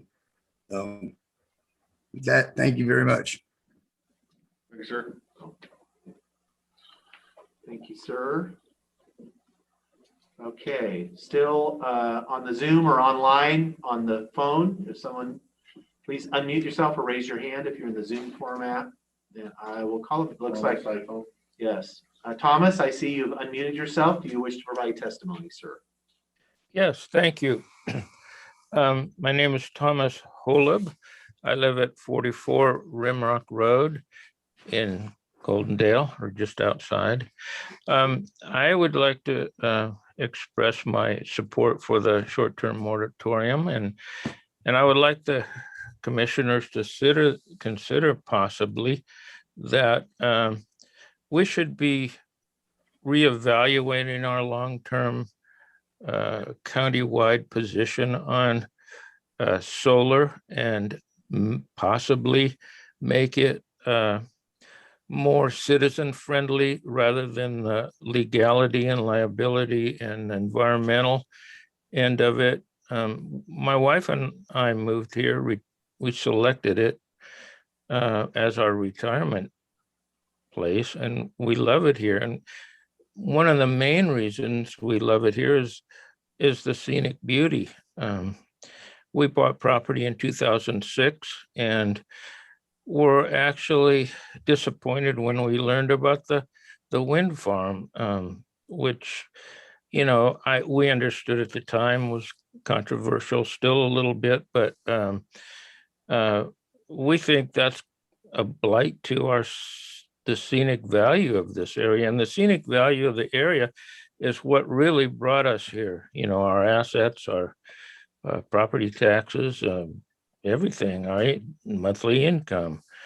And I'd just like the commissioners to consider that some things are probably a little more important than increasing a tax base just to many of us citizens. And the scenic beauty is one of the things I would like to be considered. And that concludes my input. I appreciate it. Okay. Thank you, sir. Okay, I'm still online, Zoom or phone call. Someone wants to provide testimony. Unmute yourself or raise your hand. 0275, you've unmuted. That's Jeff Alvin. Hi, my name is Jeff Alvin. I am a 26-year resident of Klickitat County. I live out on Garrison Road. I am in favor of a moratorium on large-scale solar. I would like to add that my wife and I have lived off the grid for 26 years with solar panels. I think that the way that the county are approaching these large-scale projects is more in the favor of corporations and with little, if anything, to do with that would benefit the citizens of Klickitat County. I don't remember the gentleman caller a while ago, the speaker who said that, the way Europe is doing it and the way California is doing it is having rooftop solar. I think that's a much smarter way to go. I think that's something that benefits everybody. I am concerned about the environmental degradation of these large-scale solar farms. I've seen them when I'm traveling around the country. I think they actually, by taking away green space, do more harm than good. And I just don't think they're for the benefit of all, but they're for a benefit of a corporation. You know, we have a saying in education, today's problems are yesterday's solutions. Well, 70 years ago, we put big concrete plugs in the river, we call them dams, and that led to the decimation of salmon in this area. And I'm concerned that this short-term, short-sighted thinking is going to cause similar problems. And that's all I have to say for now. Thank you. Okay. Thanks, Mr. Alden. Okay, I will take one more online person. So unmute yourself or raise your hand so I can get your attention, get our attention. Is that someone? No, that was him leaving. Okay. There's one, Julie Chenery. Okay, Julie, are you unmuted? Unmuted. Yes, I'm unmuted. Okay, go ahead, ma'am. My greatest concern is the aquifers and the. Just a minute, ma'am. Can you give us I got your name, but where you live, we'll reset her time. I won't take your time. Sorry. I'm at 737 Finridge Road in Centerville. Okay, thank you. Go ahead, ma'am. My concern is the lead and cadmium coming off those solar panels and into the aquifers and poisoning our water. Also, we've got these windmills that work pretty much around the clock, and solar panels, they don't work at night. They don't work if it's cloudy, if it's rainy, if it's frosty, or if it's snowy. So I guess I don't see the reason behind doing solar when they're going to leave such an eyesore and environmental damage to the property in 30 years when the solar panels are used up. Just doesn't make sense to me. Does that conclude your testimony, ma'am? Yes. Okay, thank you. Okay, I'm going to switch back to in-person. Let me go through my list. If there was someone that, I know there's more folks to testify that didn't want to raise their hand. Yes, go ahead.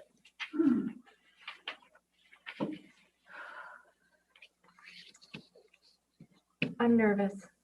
It's okay, no worries. We're all nervous. I stood where you did 2 years ago, so. So good evening, commissioners. I wrote this down, so I'm going to Before we follow go this. there, I'm sorry, you can read it, but I didn't need your name and I'm going to tell you that in a minute. Okay. Okay, so I'm going to read this. This is from an emotional state of mind, so bear with mine here. Good evening, commissioners and fellow Klickitat County residents. My name is Rayanne Banal, and I live at Turkey Ranch Road, which is off of Pine Forest Road in Goldendale. I'm for the extension of the moratorium against solar projects. Just finding out that 2/3 of the county is in an EOZ is a shock to me. Having moved out here in 2010, I missed the county adventure of going through the makings of this EOZ and the comprehensive plan developed in 2005 for wind. Where does the county let you know we are in an EOZ? Not the realtors, not the title company, which when you do a title search, it lists mineral rights, water rights, wetland, water tributary concerns, but nothing if you are in an EOZ. The forester for our property marked all the areas that you could not build on or log within 150-foot setbacks of this water concerns. So setbacks do exist.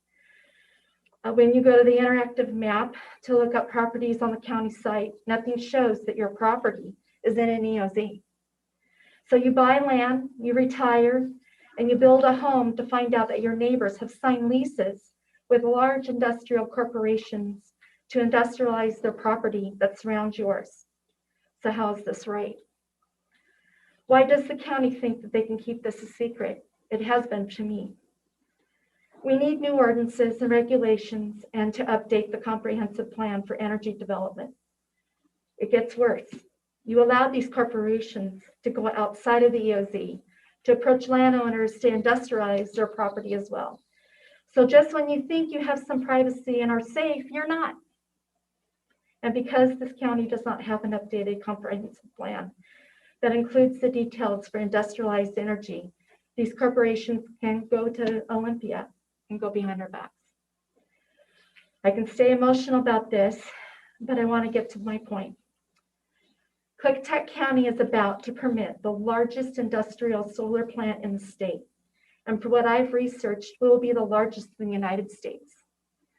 So I'm asking the commissioners in this room to understand that you have an opportunity here to do the right thing and show the state and the US how to work with its county residents. We need an action plan committee. I'll be on it. I won't throw it. With residents that have spoken today, those that are affected, and with the commissioners and county to work through all the concerns and issues.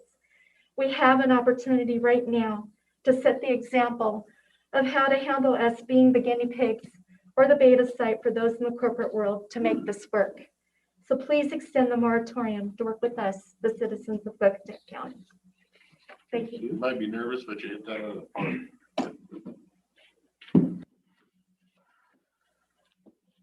Okay, in person. Oh, yeah, go ahead.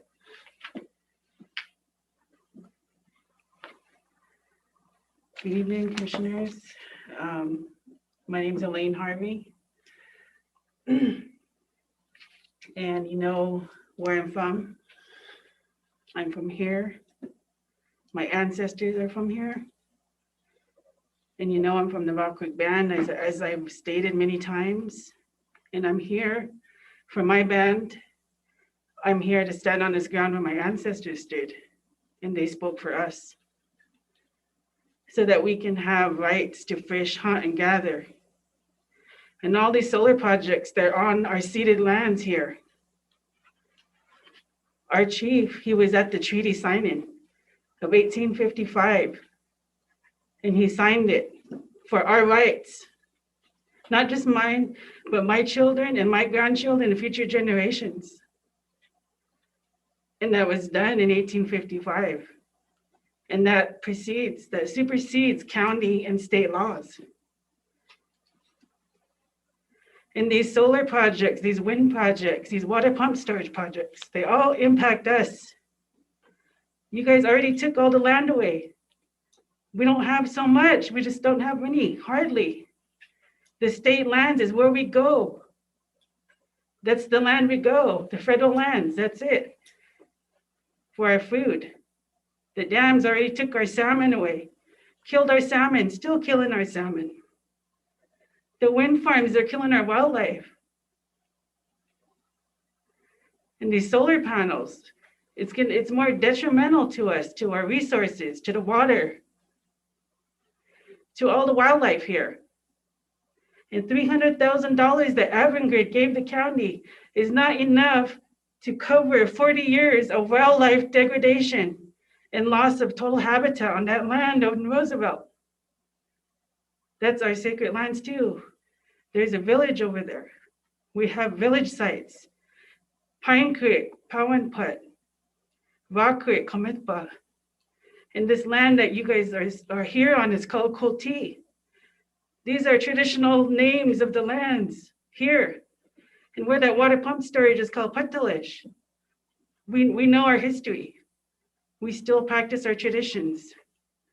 And these green energy projects have impacted our ancestors, my elders, my grandmother, now me and my future generations. And we came here 2 years ago and we brought these concerns to you. And now we're here today. And I would like the moratorium to be extended and ordinances in place to protect the environment and the cultural resources, our cultural resources. Can I ask a quick question? What did you say this area was, Coty? This land here is called Kulti. That's the name of this land. Is there a meaning or a word or a? No, that's just the name of this whole area here, Kulti. We call it Goldendale, it's Coty. Yes. Okay, thank you.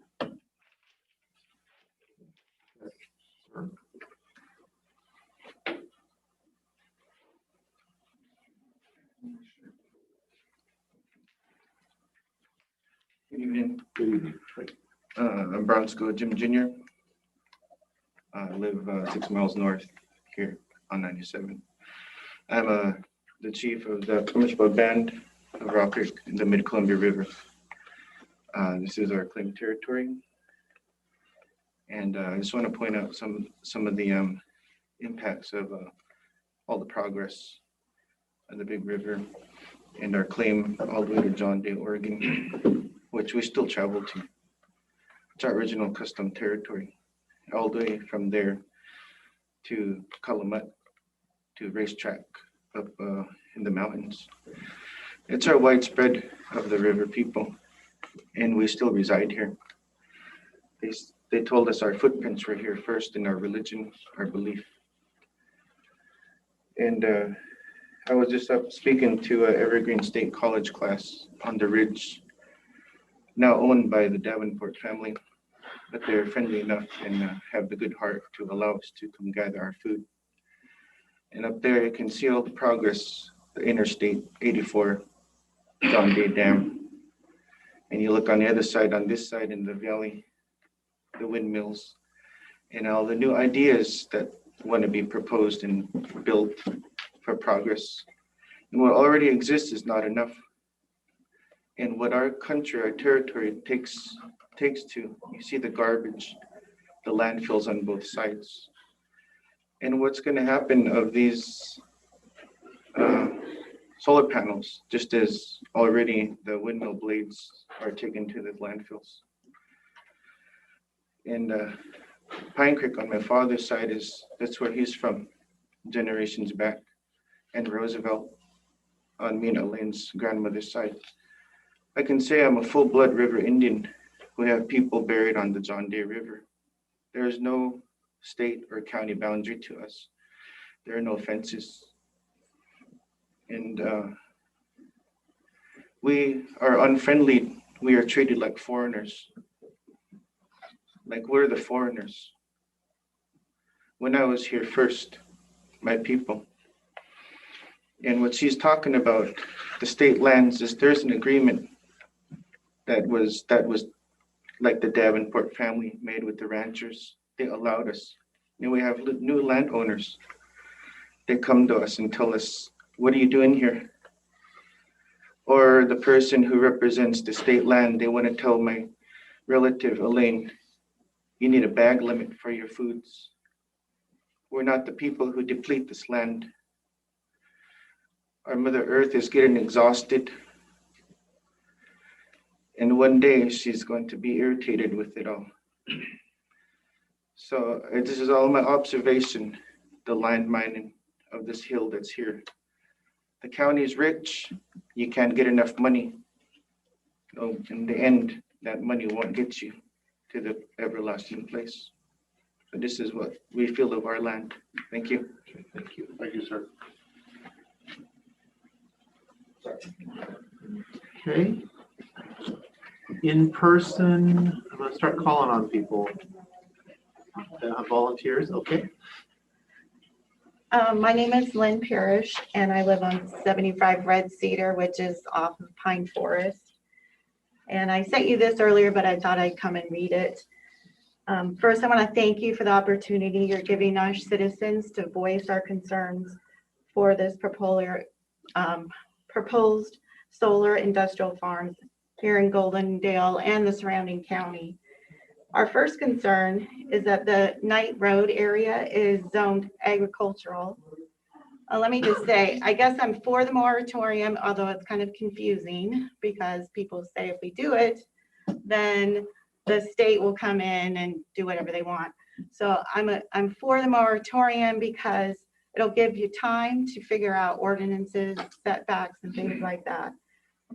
I looked up the definition of farms, and according to the federal government and the IRS website, states that farms are a facility in the production of food, which includes livestock, dairy, poultry, fish, vegetables, and fruit.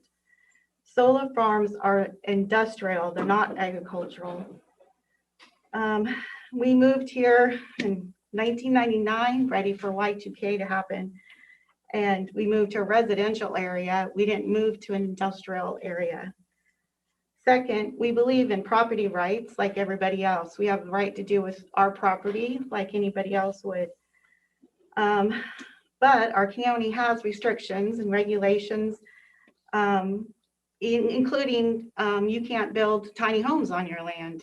If we wanted to build a couple tiny homes on our 5 acres, we wouldn't be allowed to do that. But yet a proposed industrial solar farm is okay to build on 2,000, 5,000, however many acres they want to do it in an agricultural residential area. That doesn't make sense to us. Thirdly, we believe that our property rights will go down. Nobody wants to be adjacent to a solar farm, and I feel terribly bad for the people who are right on the border of these proposed industrial solar farms. No one's going to buy our property. Who wants to buy a property that's right up to a solar farm? So I was commenting, and I thank C's for all the work they've done bringing this to light. I don't think I ever would have known. But one of the farmers commented that he would lose revenue and that we should pay him lost revenue. Well, who's going to pay us for our loss in property taxes when we're old and want to retire and use that money to long-term care or something? So these are issues that have to be thought of for decades to come, not just right now. How do we get rid of them when they become old and not useful anymore? So thank you for your time. Thank you.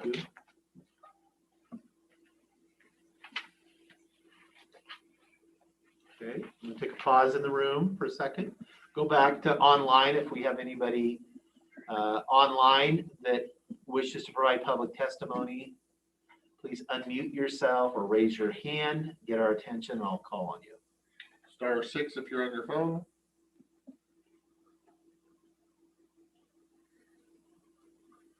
Not seeing anybody.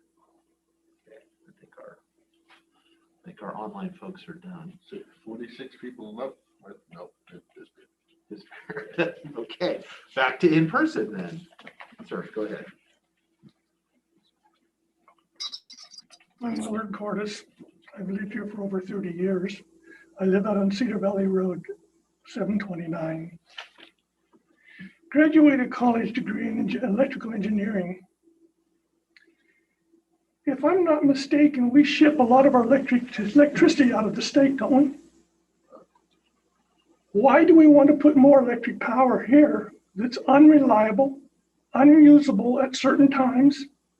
It's fickle. One other thing is, if we ship this power that we generate from these electric generators, electric panels, when we ship it to California or Idaho or wherever, we'll lose 20% of it in transmission. Why do we want to build it here?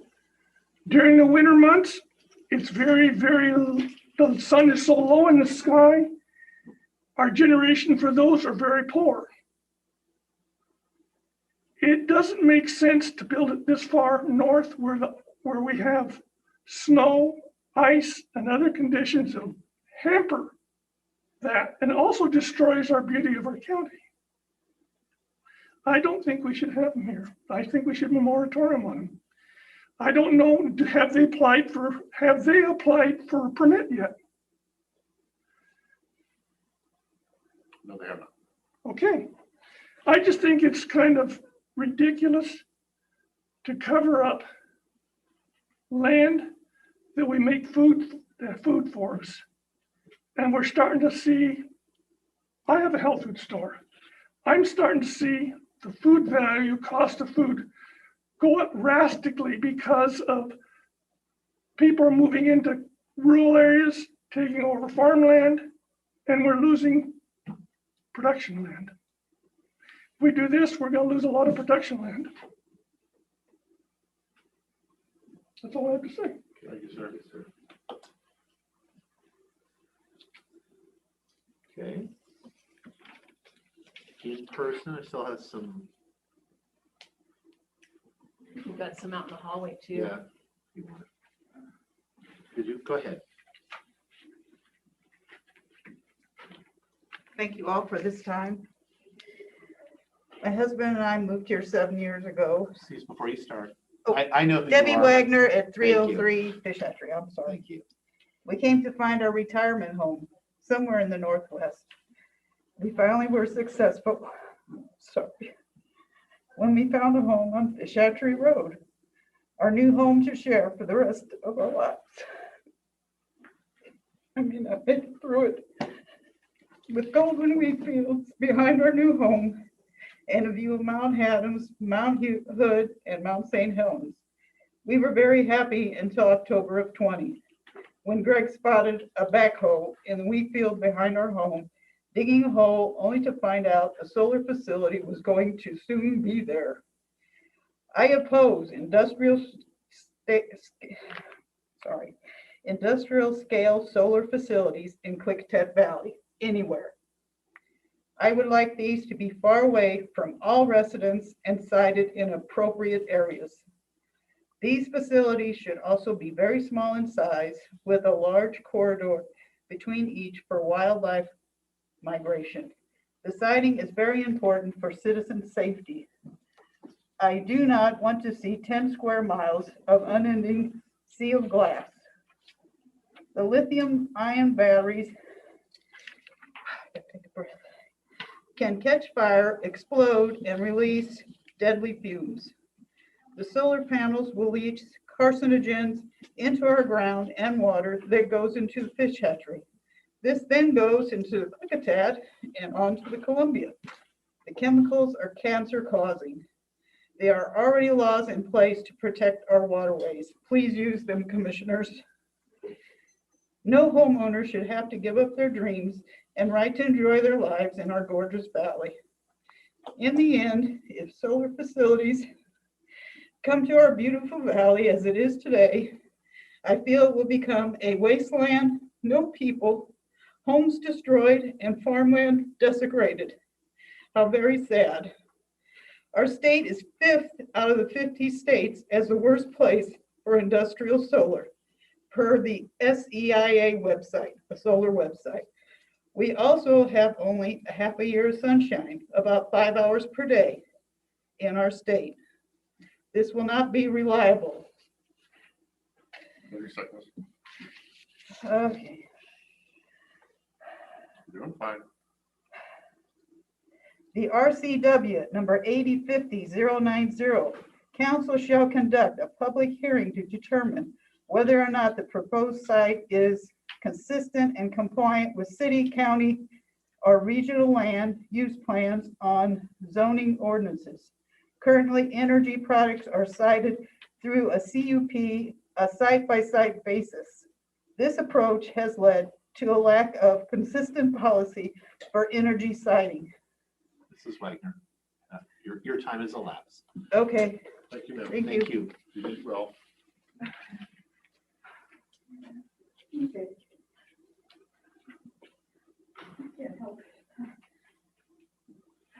Okay. Mr. Wagner? My name is Greg Wagner. I live at 303 Fish Hatchery.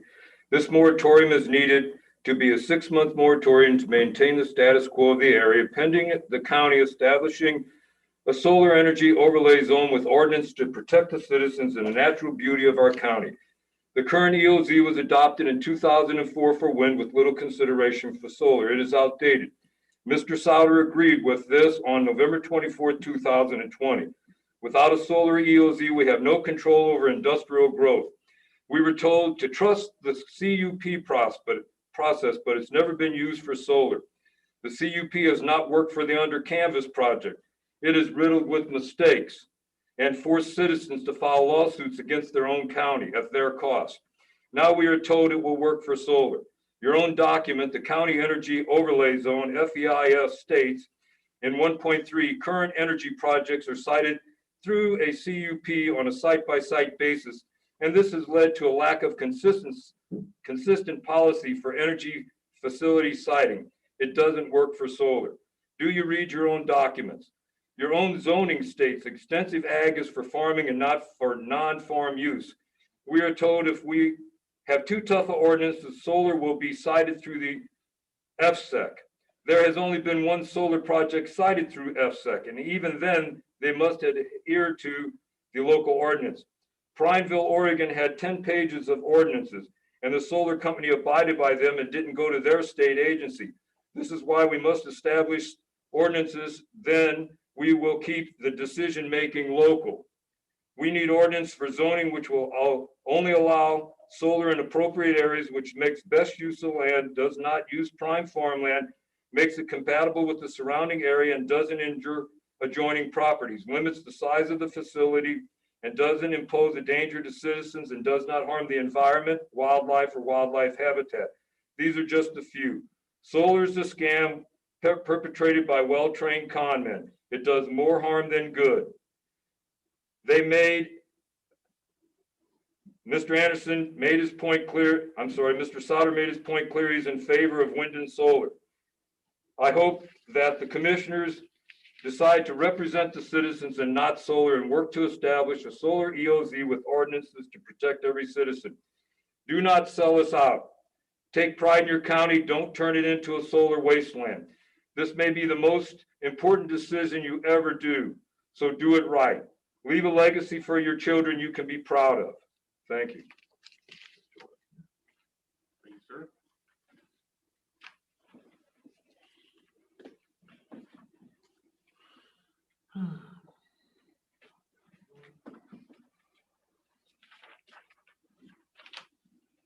I've not heard from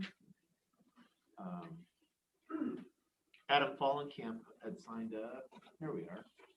Around behind the post. Wait, didn't see them Yeah, there. there was a person there. Yeah, I don't have a whole lot to say, but thanks for having us in today, guys. I'm Adam Fallenkamp. I actually live at Brooks Memorial State Park. My family, we've owned land in this county since 1888, a year before the state was actually a state. So we've been here for a long time, along with all the landowners where a lot of these projects are going to go. So a lot of us own a lot of land in this area, and we've been here for a long time. I ask that you guys lift the moratorium. I'm in support of solar and even more wind in the area. My family, we own about 4,000 acres, and we're very conservation minded. Any land that we would put into one of these programs, such as solar, we have thought it through very carefully, and it's not our most desirable land. As you guys have known, the last couple of years, we've been in really, really nasty droughts. It's getting harder and harder to grow a crop in this county. Weather's changed drastically since Mount St. Helens erupted, and dry land farming is very, very tough. And we feel that this could be an income stream to keep farmers going. We would much rather have a few solar panels out there than a bunch more residences. And that's almost what it comes down to. Do we want houses or solar? And I'd rather look at a solar panel for sure. Farming's become so difficult for us. I got 3 brothers, and all of us work off farm jobs just to keep the land intact. But again, I just want to end by saying, you know, we're very conservation minded, and the least productive land we have is what I think all the stuff that would be going in these programs is. So, and all the other farmers that I know of that have put land in, their most valuable land is held out. So this is the dry land stuff that you get 30 bushel type wheat on that just isn't viable anymore. Thanks for your time. Thanks, sir. Thanks, sir. Go ahead. Good afternoon. My name is Paul Linier, 2715 South Columbus Avenue. I too am a farmer in the area. Been working this place for a long time. It's kind of a strange thing that we're here talking about this. I can understand people's concerns with their property values, and that's one side of it. The other side is the landowner making consensual deal with a company for a product that we're going to be sorely in need of. Energy, electricity. We are not moving away from electricity. We are moving towards more electricity, smart homes, electric cars, and we have an almost unspoken war against the conventional items which got us that. So coal, oil, these things. So we're really in need of more sources of electricity. And this is an avenue where landowners can go ahead and be part of that in solving a major problem that's developing. So it also, what Adam was saying there, yeah, we've thought it over, and this is the most viable thing for us. And quite frankly, I have to agree with them that some of these landowners bordering the properties discussed may not have considered what happens if the solar farm doesn't go in and it gets subdivided, and now you have several residences possibly being populated by neighbors from a theological place of torment. So, you know, the solar panels just sit there. They don't do anything. You know, they track the sun. They try to keep the glare down. Other than that, the contamination issue, whether it's visual, I think the highest part of any of these enclosures is going to be something like 10 feet. That's probably going to be the outside, the fence. The majority of everything inside is like 6 to 8 feet, something like that, very low. So when you're checking out the birds in the mountains, you're probably not going to see it. Past that, chemical contamination. Conventional farming, you use pesticides, herbicides, and fertilizers. Right now, we have serious issues with runoff getting down into the Columbia, kicking the tar out of the fish, and every other freshwater and saltwater animal and plant. So that's pretty much what I got. Thanks for your time. I don't envy your position. Good point on the fertilizers. That's something we haven't heard yet, but.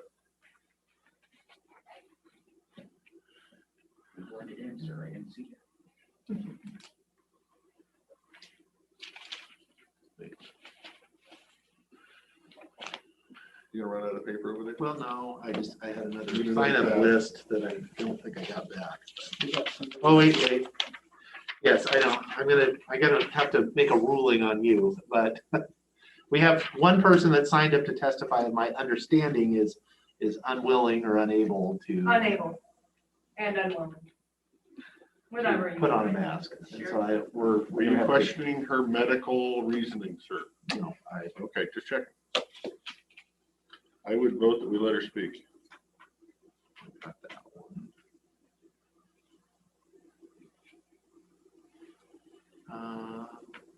Danielle? Danielle Clevidence? Yes. She already spoke. She Okay. finished the first guy's letter. Oh, okay.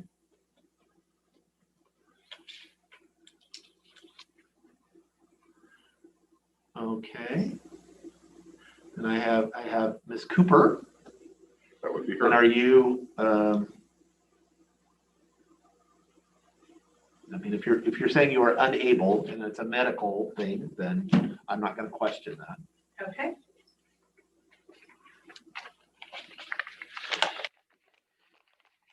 Hi, my name is Ashley Cooper. I live in the city limits of Goldendale, Washington. I support a short-term moratorium on the solar. I personally oppose it altogether in the county, but it's going to be here at some point, you know, now or later. So I'd like to go over a couple things that I'm concerned about, that I'd like to see the commissioners concerned about. I have a serious issue with the lack of transparency. These projects have been in the works for years, and it is absolutely unacceptable that we're having this hearing after the fact. I think that as soon as a project comes into the county and before the county wastes funds and resources researching, the citizens of the county should know about it. I also suggest that the bonds for the decommission and disposal of these solar panels be either paid in full or proof of funds prior to approval. I support setbacks being 1,500 or more feet from the property line, not a residence. I support environmental impact studies being done for every single project, not 10, 15, 20 years ago. That has nothing to do with solar and mentions it only a couple times. The county should be working with the local tribes instead of violating treaties. And the last thing I'd like to bring up is that I think it's absolutely abhorrent that you impose unreasonable fees for appeals. They should be affordable and accessible for all citizens of the county that wish to do so. Who do you work for? Us. Thank you.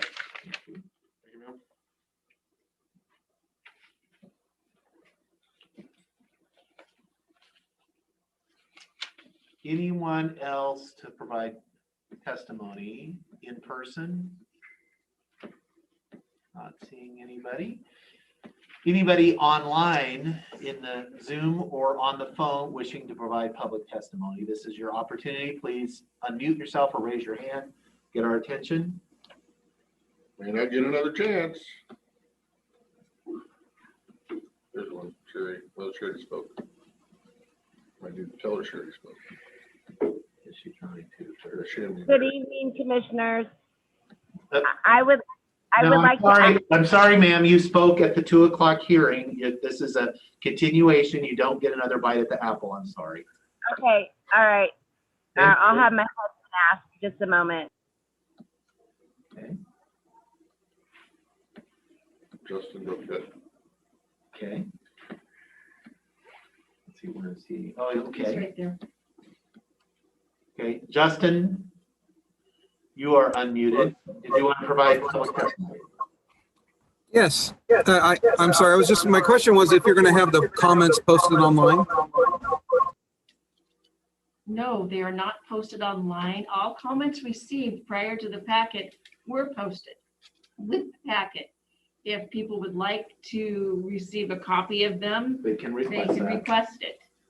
The video, will the video be posted later? Yes, the videos will be posted, most definitely. So the videos will have all the comments and they will be posted on our regular posted website with all the rest of the videos. And I want to caution us to, this is a hearing to take testimony. I'm sure lots of folks would like to be able to have question and answer. Right. And that is not because I don't want to open it up to that. That's not this format. So, okay. Okay, anyone else to provide public testimony, comment on the proposed moratorium or the moratorium? I'm not seeing anybody. There's one, 8369. Okay, 8369, last digits. Did you want to provide public testimony? Yes, can you hear me? Yes, we can hear you. Please give us your name and where you live, please. My name is Monica George, and I live here inside Goldendale city limits. Okay. And I wasn't really prepared to talk. I just kind of last minute saw the notice about the hearing. And I'm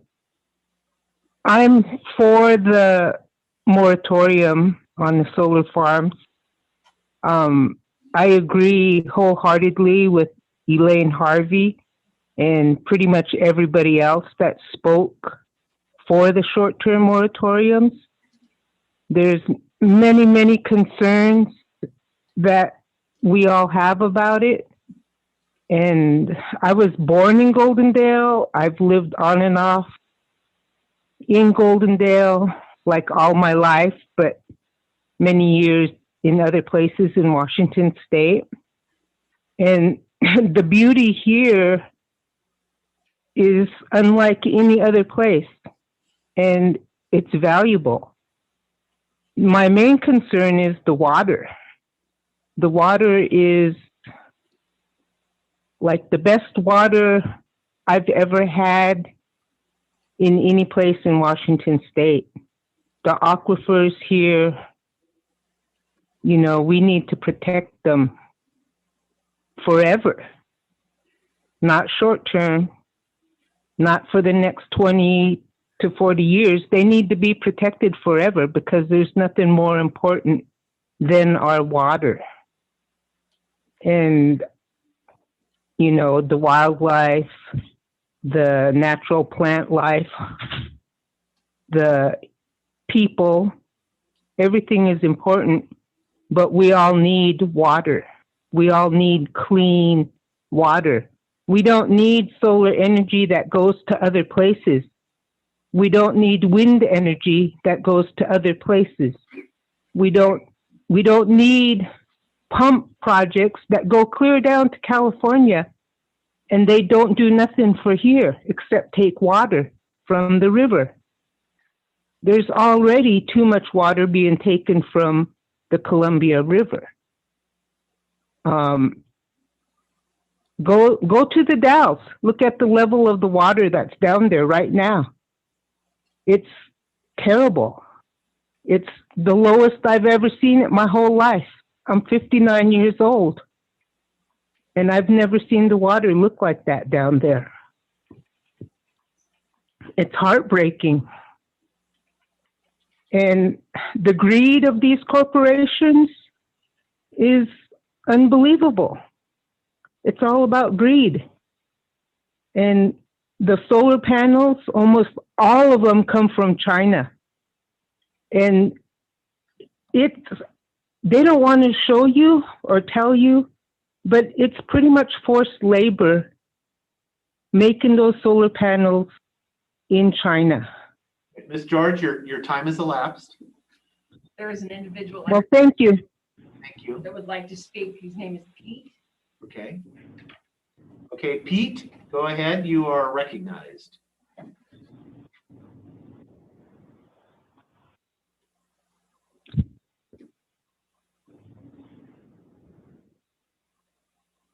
Oh, I do see. Yeah, I see. Pete, your phone is unmuted. Do you wish to provide testimony?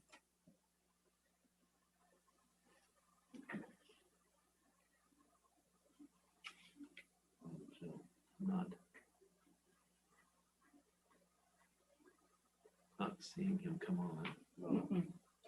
Star 6 if you're on a phone, unmute.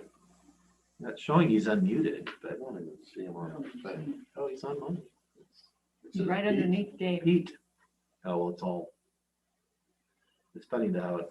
Mine's on the side and it's alphabetical, so no. I don't even have a P. I have one P, and that's Patty Place. There's Pete. Oh, yeah, it does say something. Oh, it's at the bottom, clear down to the bottom. That's interesting. Okay. Is there anybody else online that wishes to provide public testimony? We'll try to get Pete figured out while we're waiting.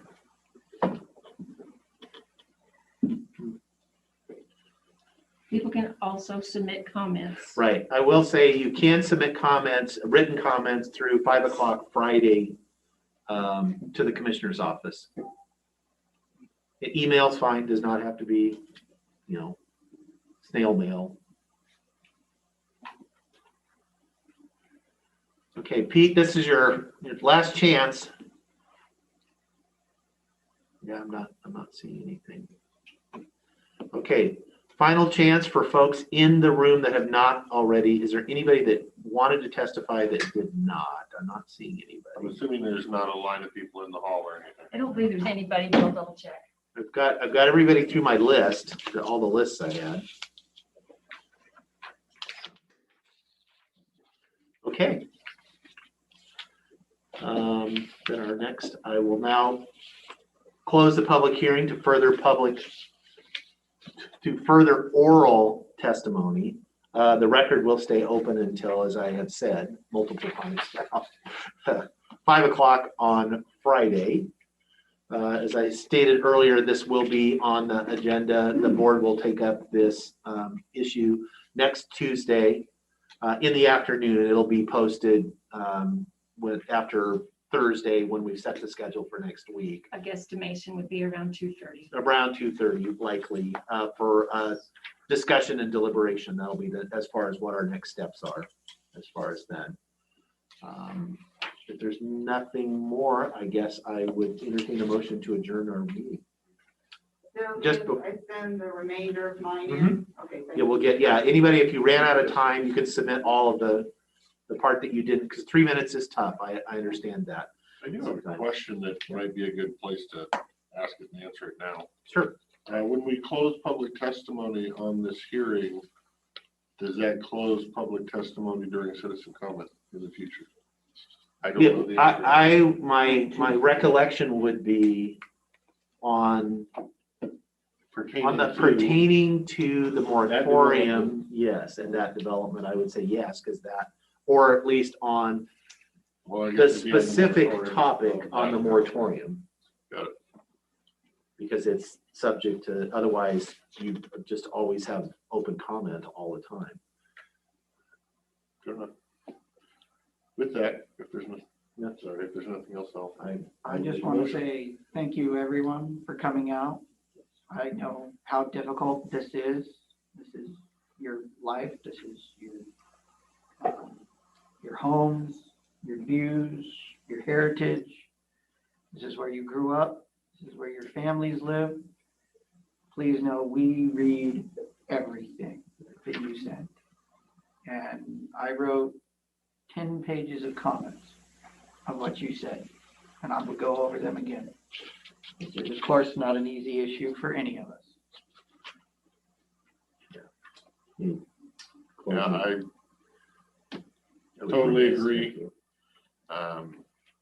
I don't know that there's an easy answer to this answer, but my homework for the week is to go back and read through 180 emails, and yeah, won't be easy, but Yeah, and I would just add, I just want to thank folks for coming out. I know this is difficult. This has been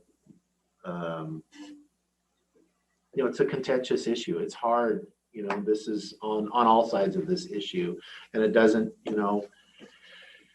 these are some of those decisions that the board has to make that are, it's not real fun to try to balance all of those, when I had, we had an earlier commenter that talks about, who we work for. We do work for the people. We work for you. But I would add that we work for everybody, all the people in the room, even the people that weren't in the room, and we have to take that into consideration as well. And so, but I do, I really appreciate that everybody was respectful, that you participated, and that makes it, I always say that I have, I've done a few of these contentious hearings before. And I'm always so impressed with the citizens in this county that this is the model of how it should be done, is that we can get together and we can talk about really tough stuff without turning it personal for the most part and not attacking each other. It's like, it's okay to have a difference of opinion. And we are all just trying to find our way to find the best path that works, has the most benefit to the most number of people, or has the least amount of impact on the most amount of people. So, so with that, I guess I would entertain that motion to adjourn. I will make a motion that we adjourn the meeting until next week, sir. Second. We have a motion and a second to adjourn the meeting. All those in favor say aye. Aye. Aye, motion passed. Thank you all. Thanks everybody for being here.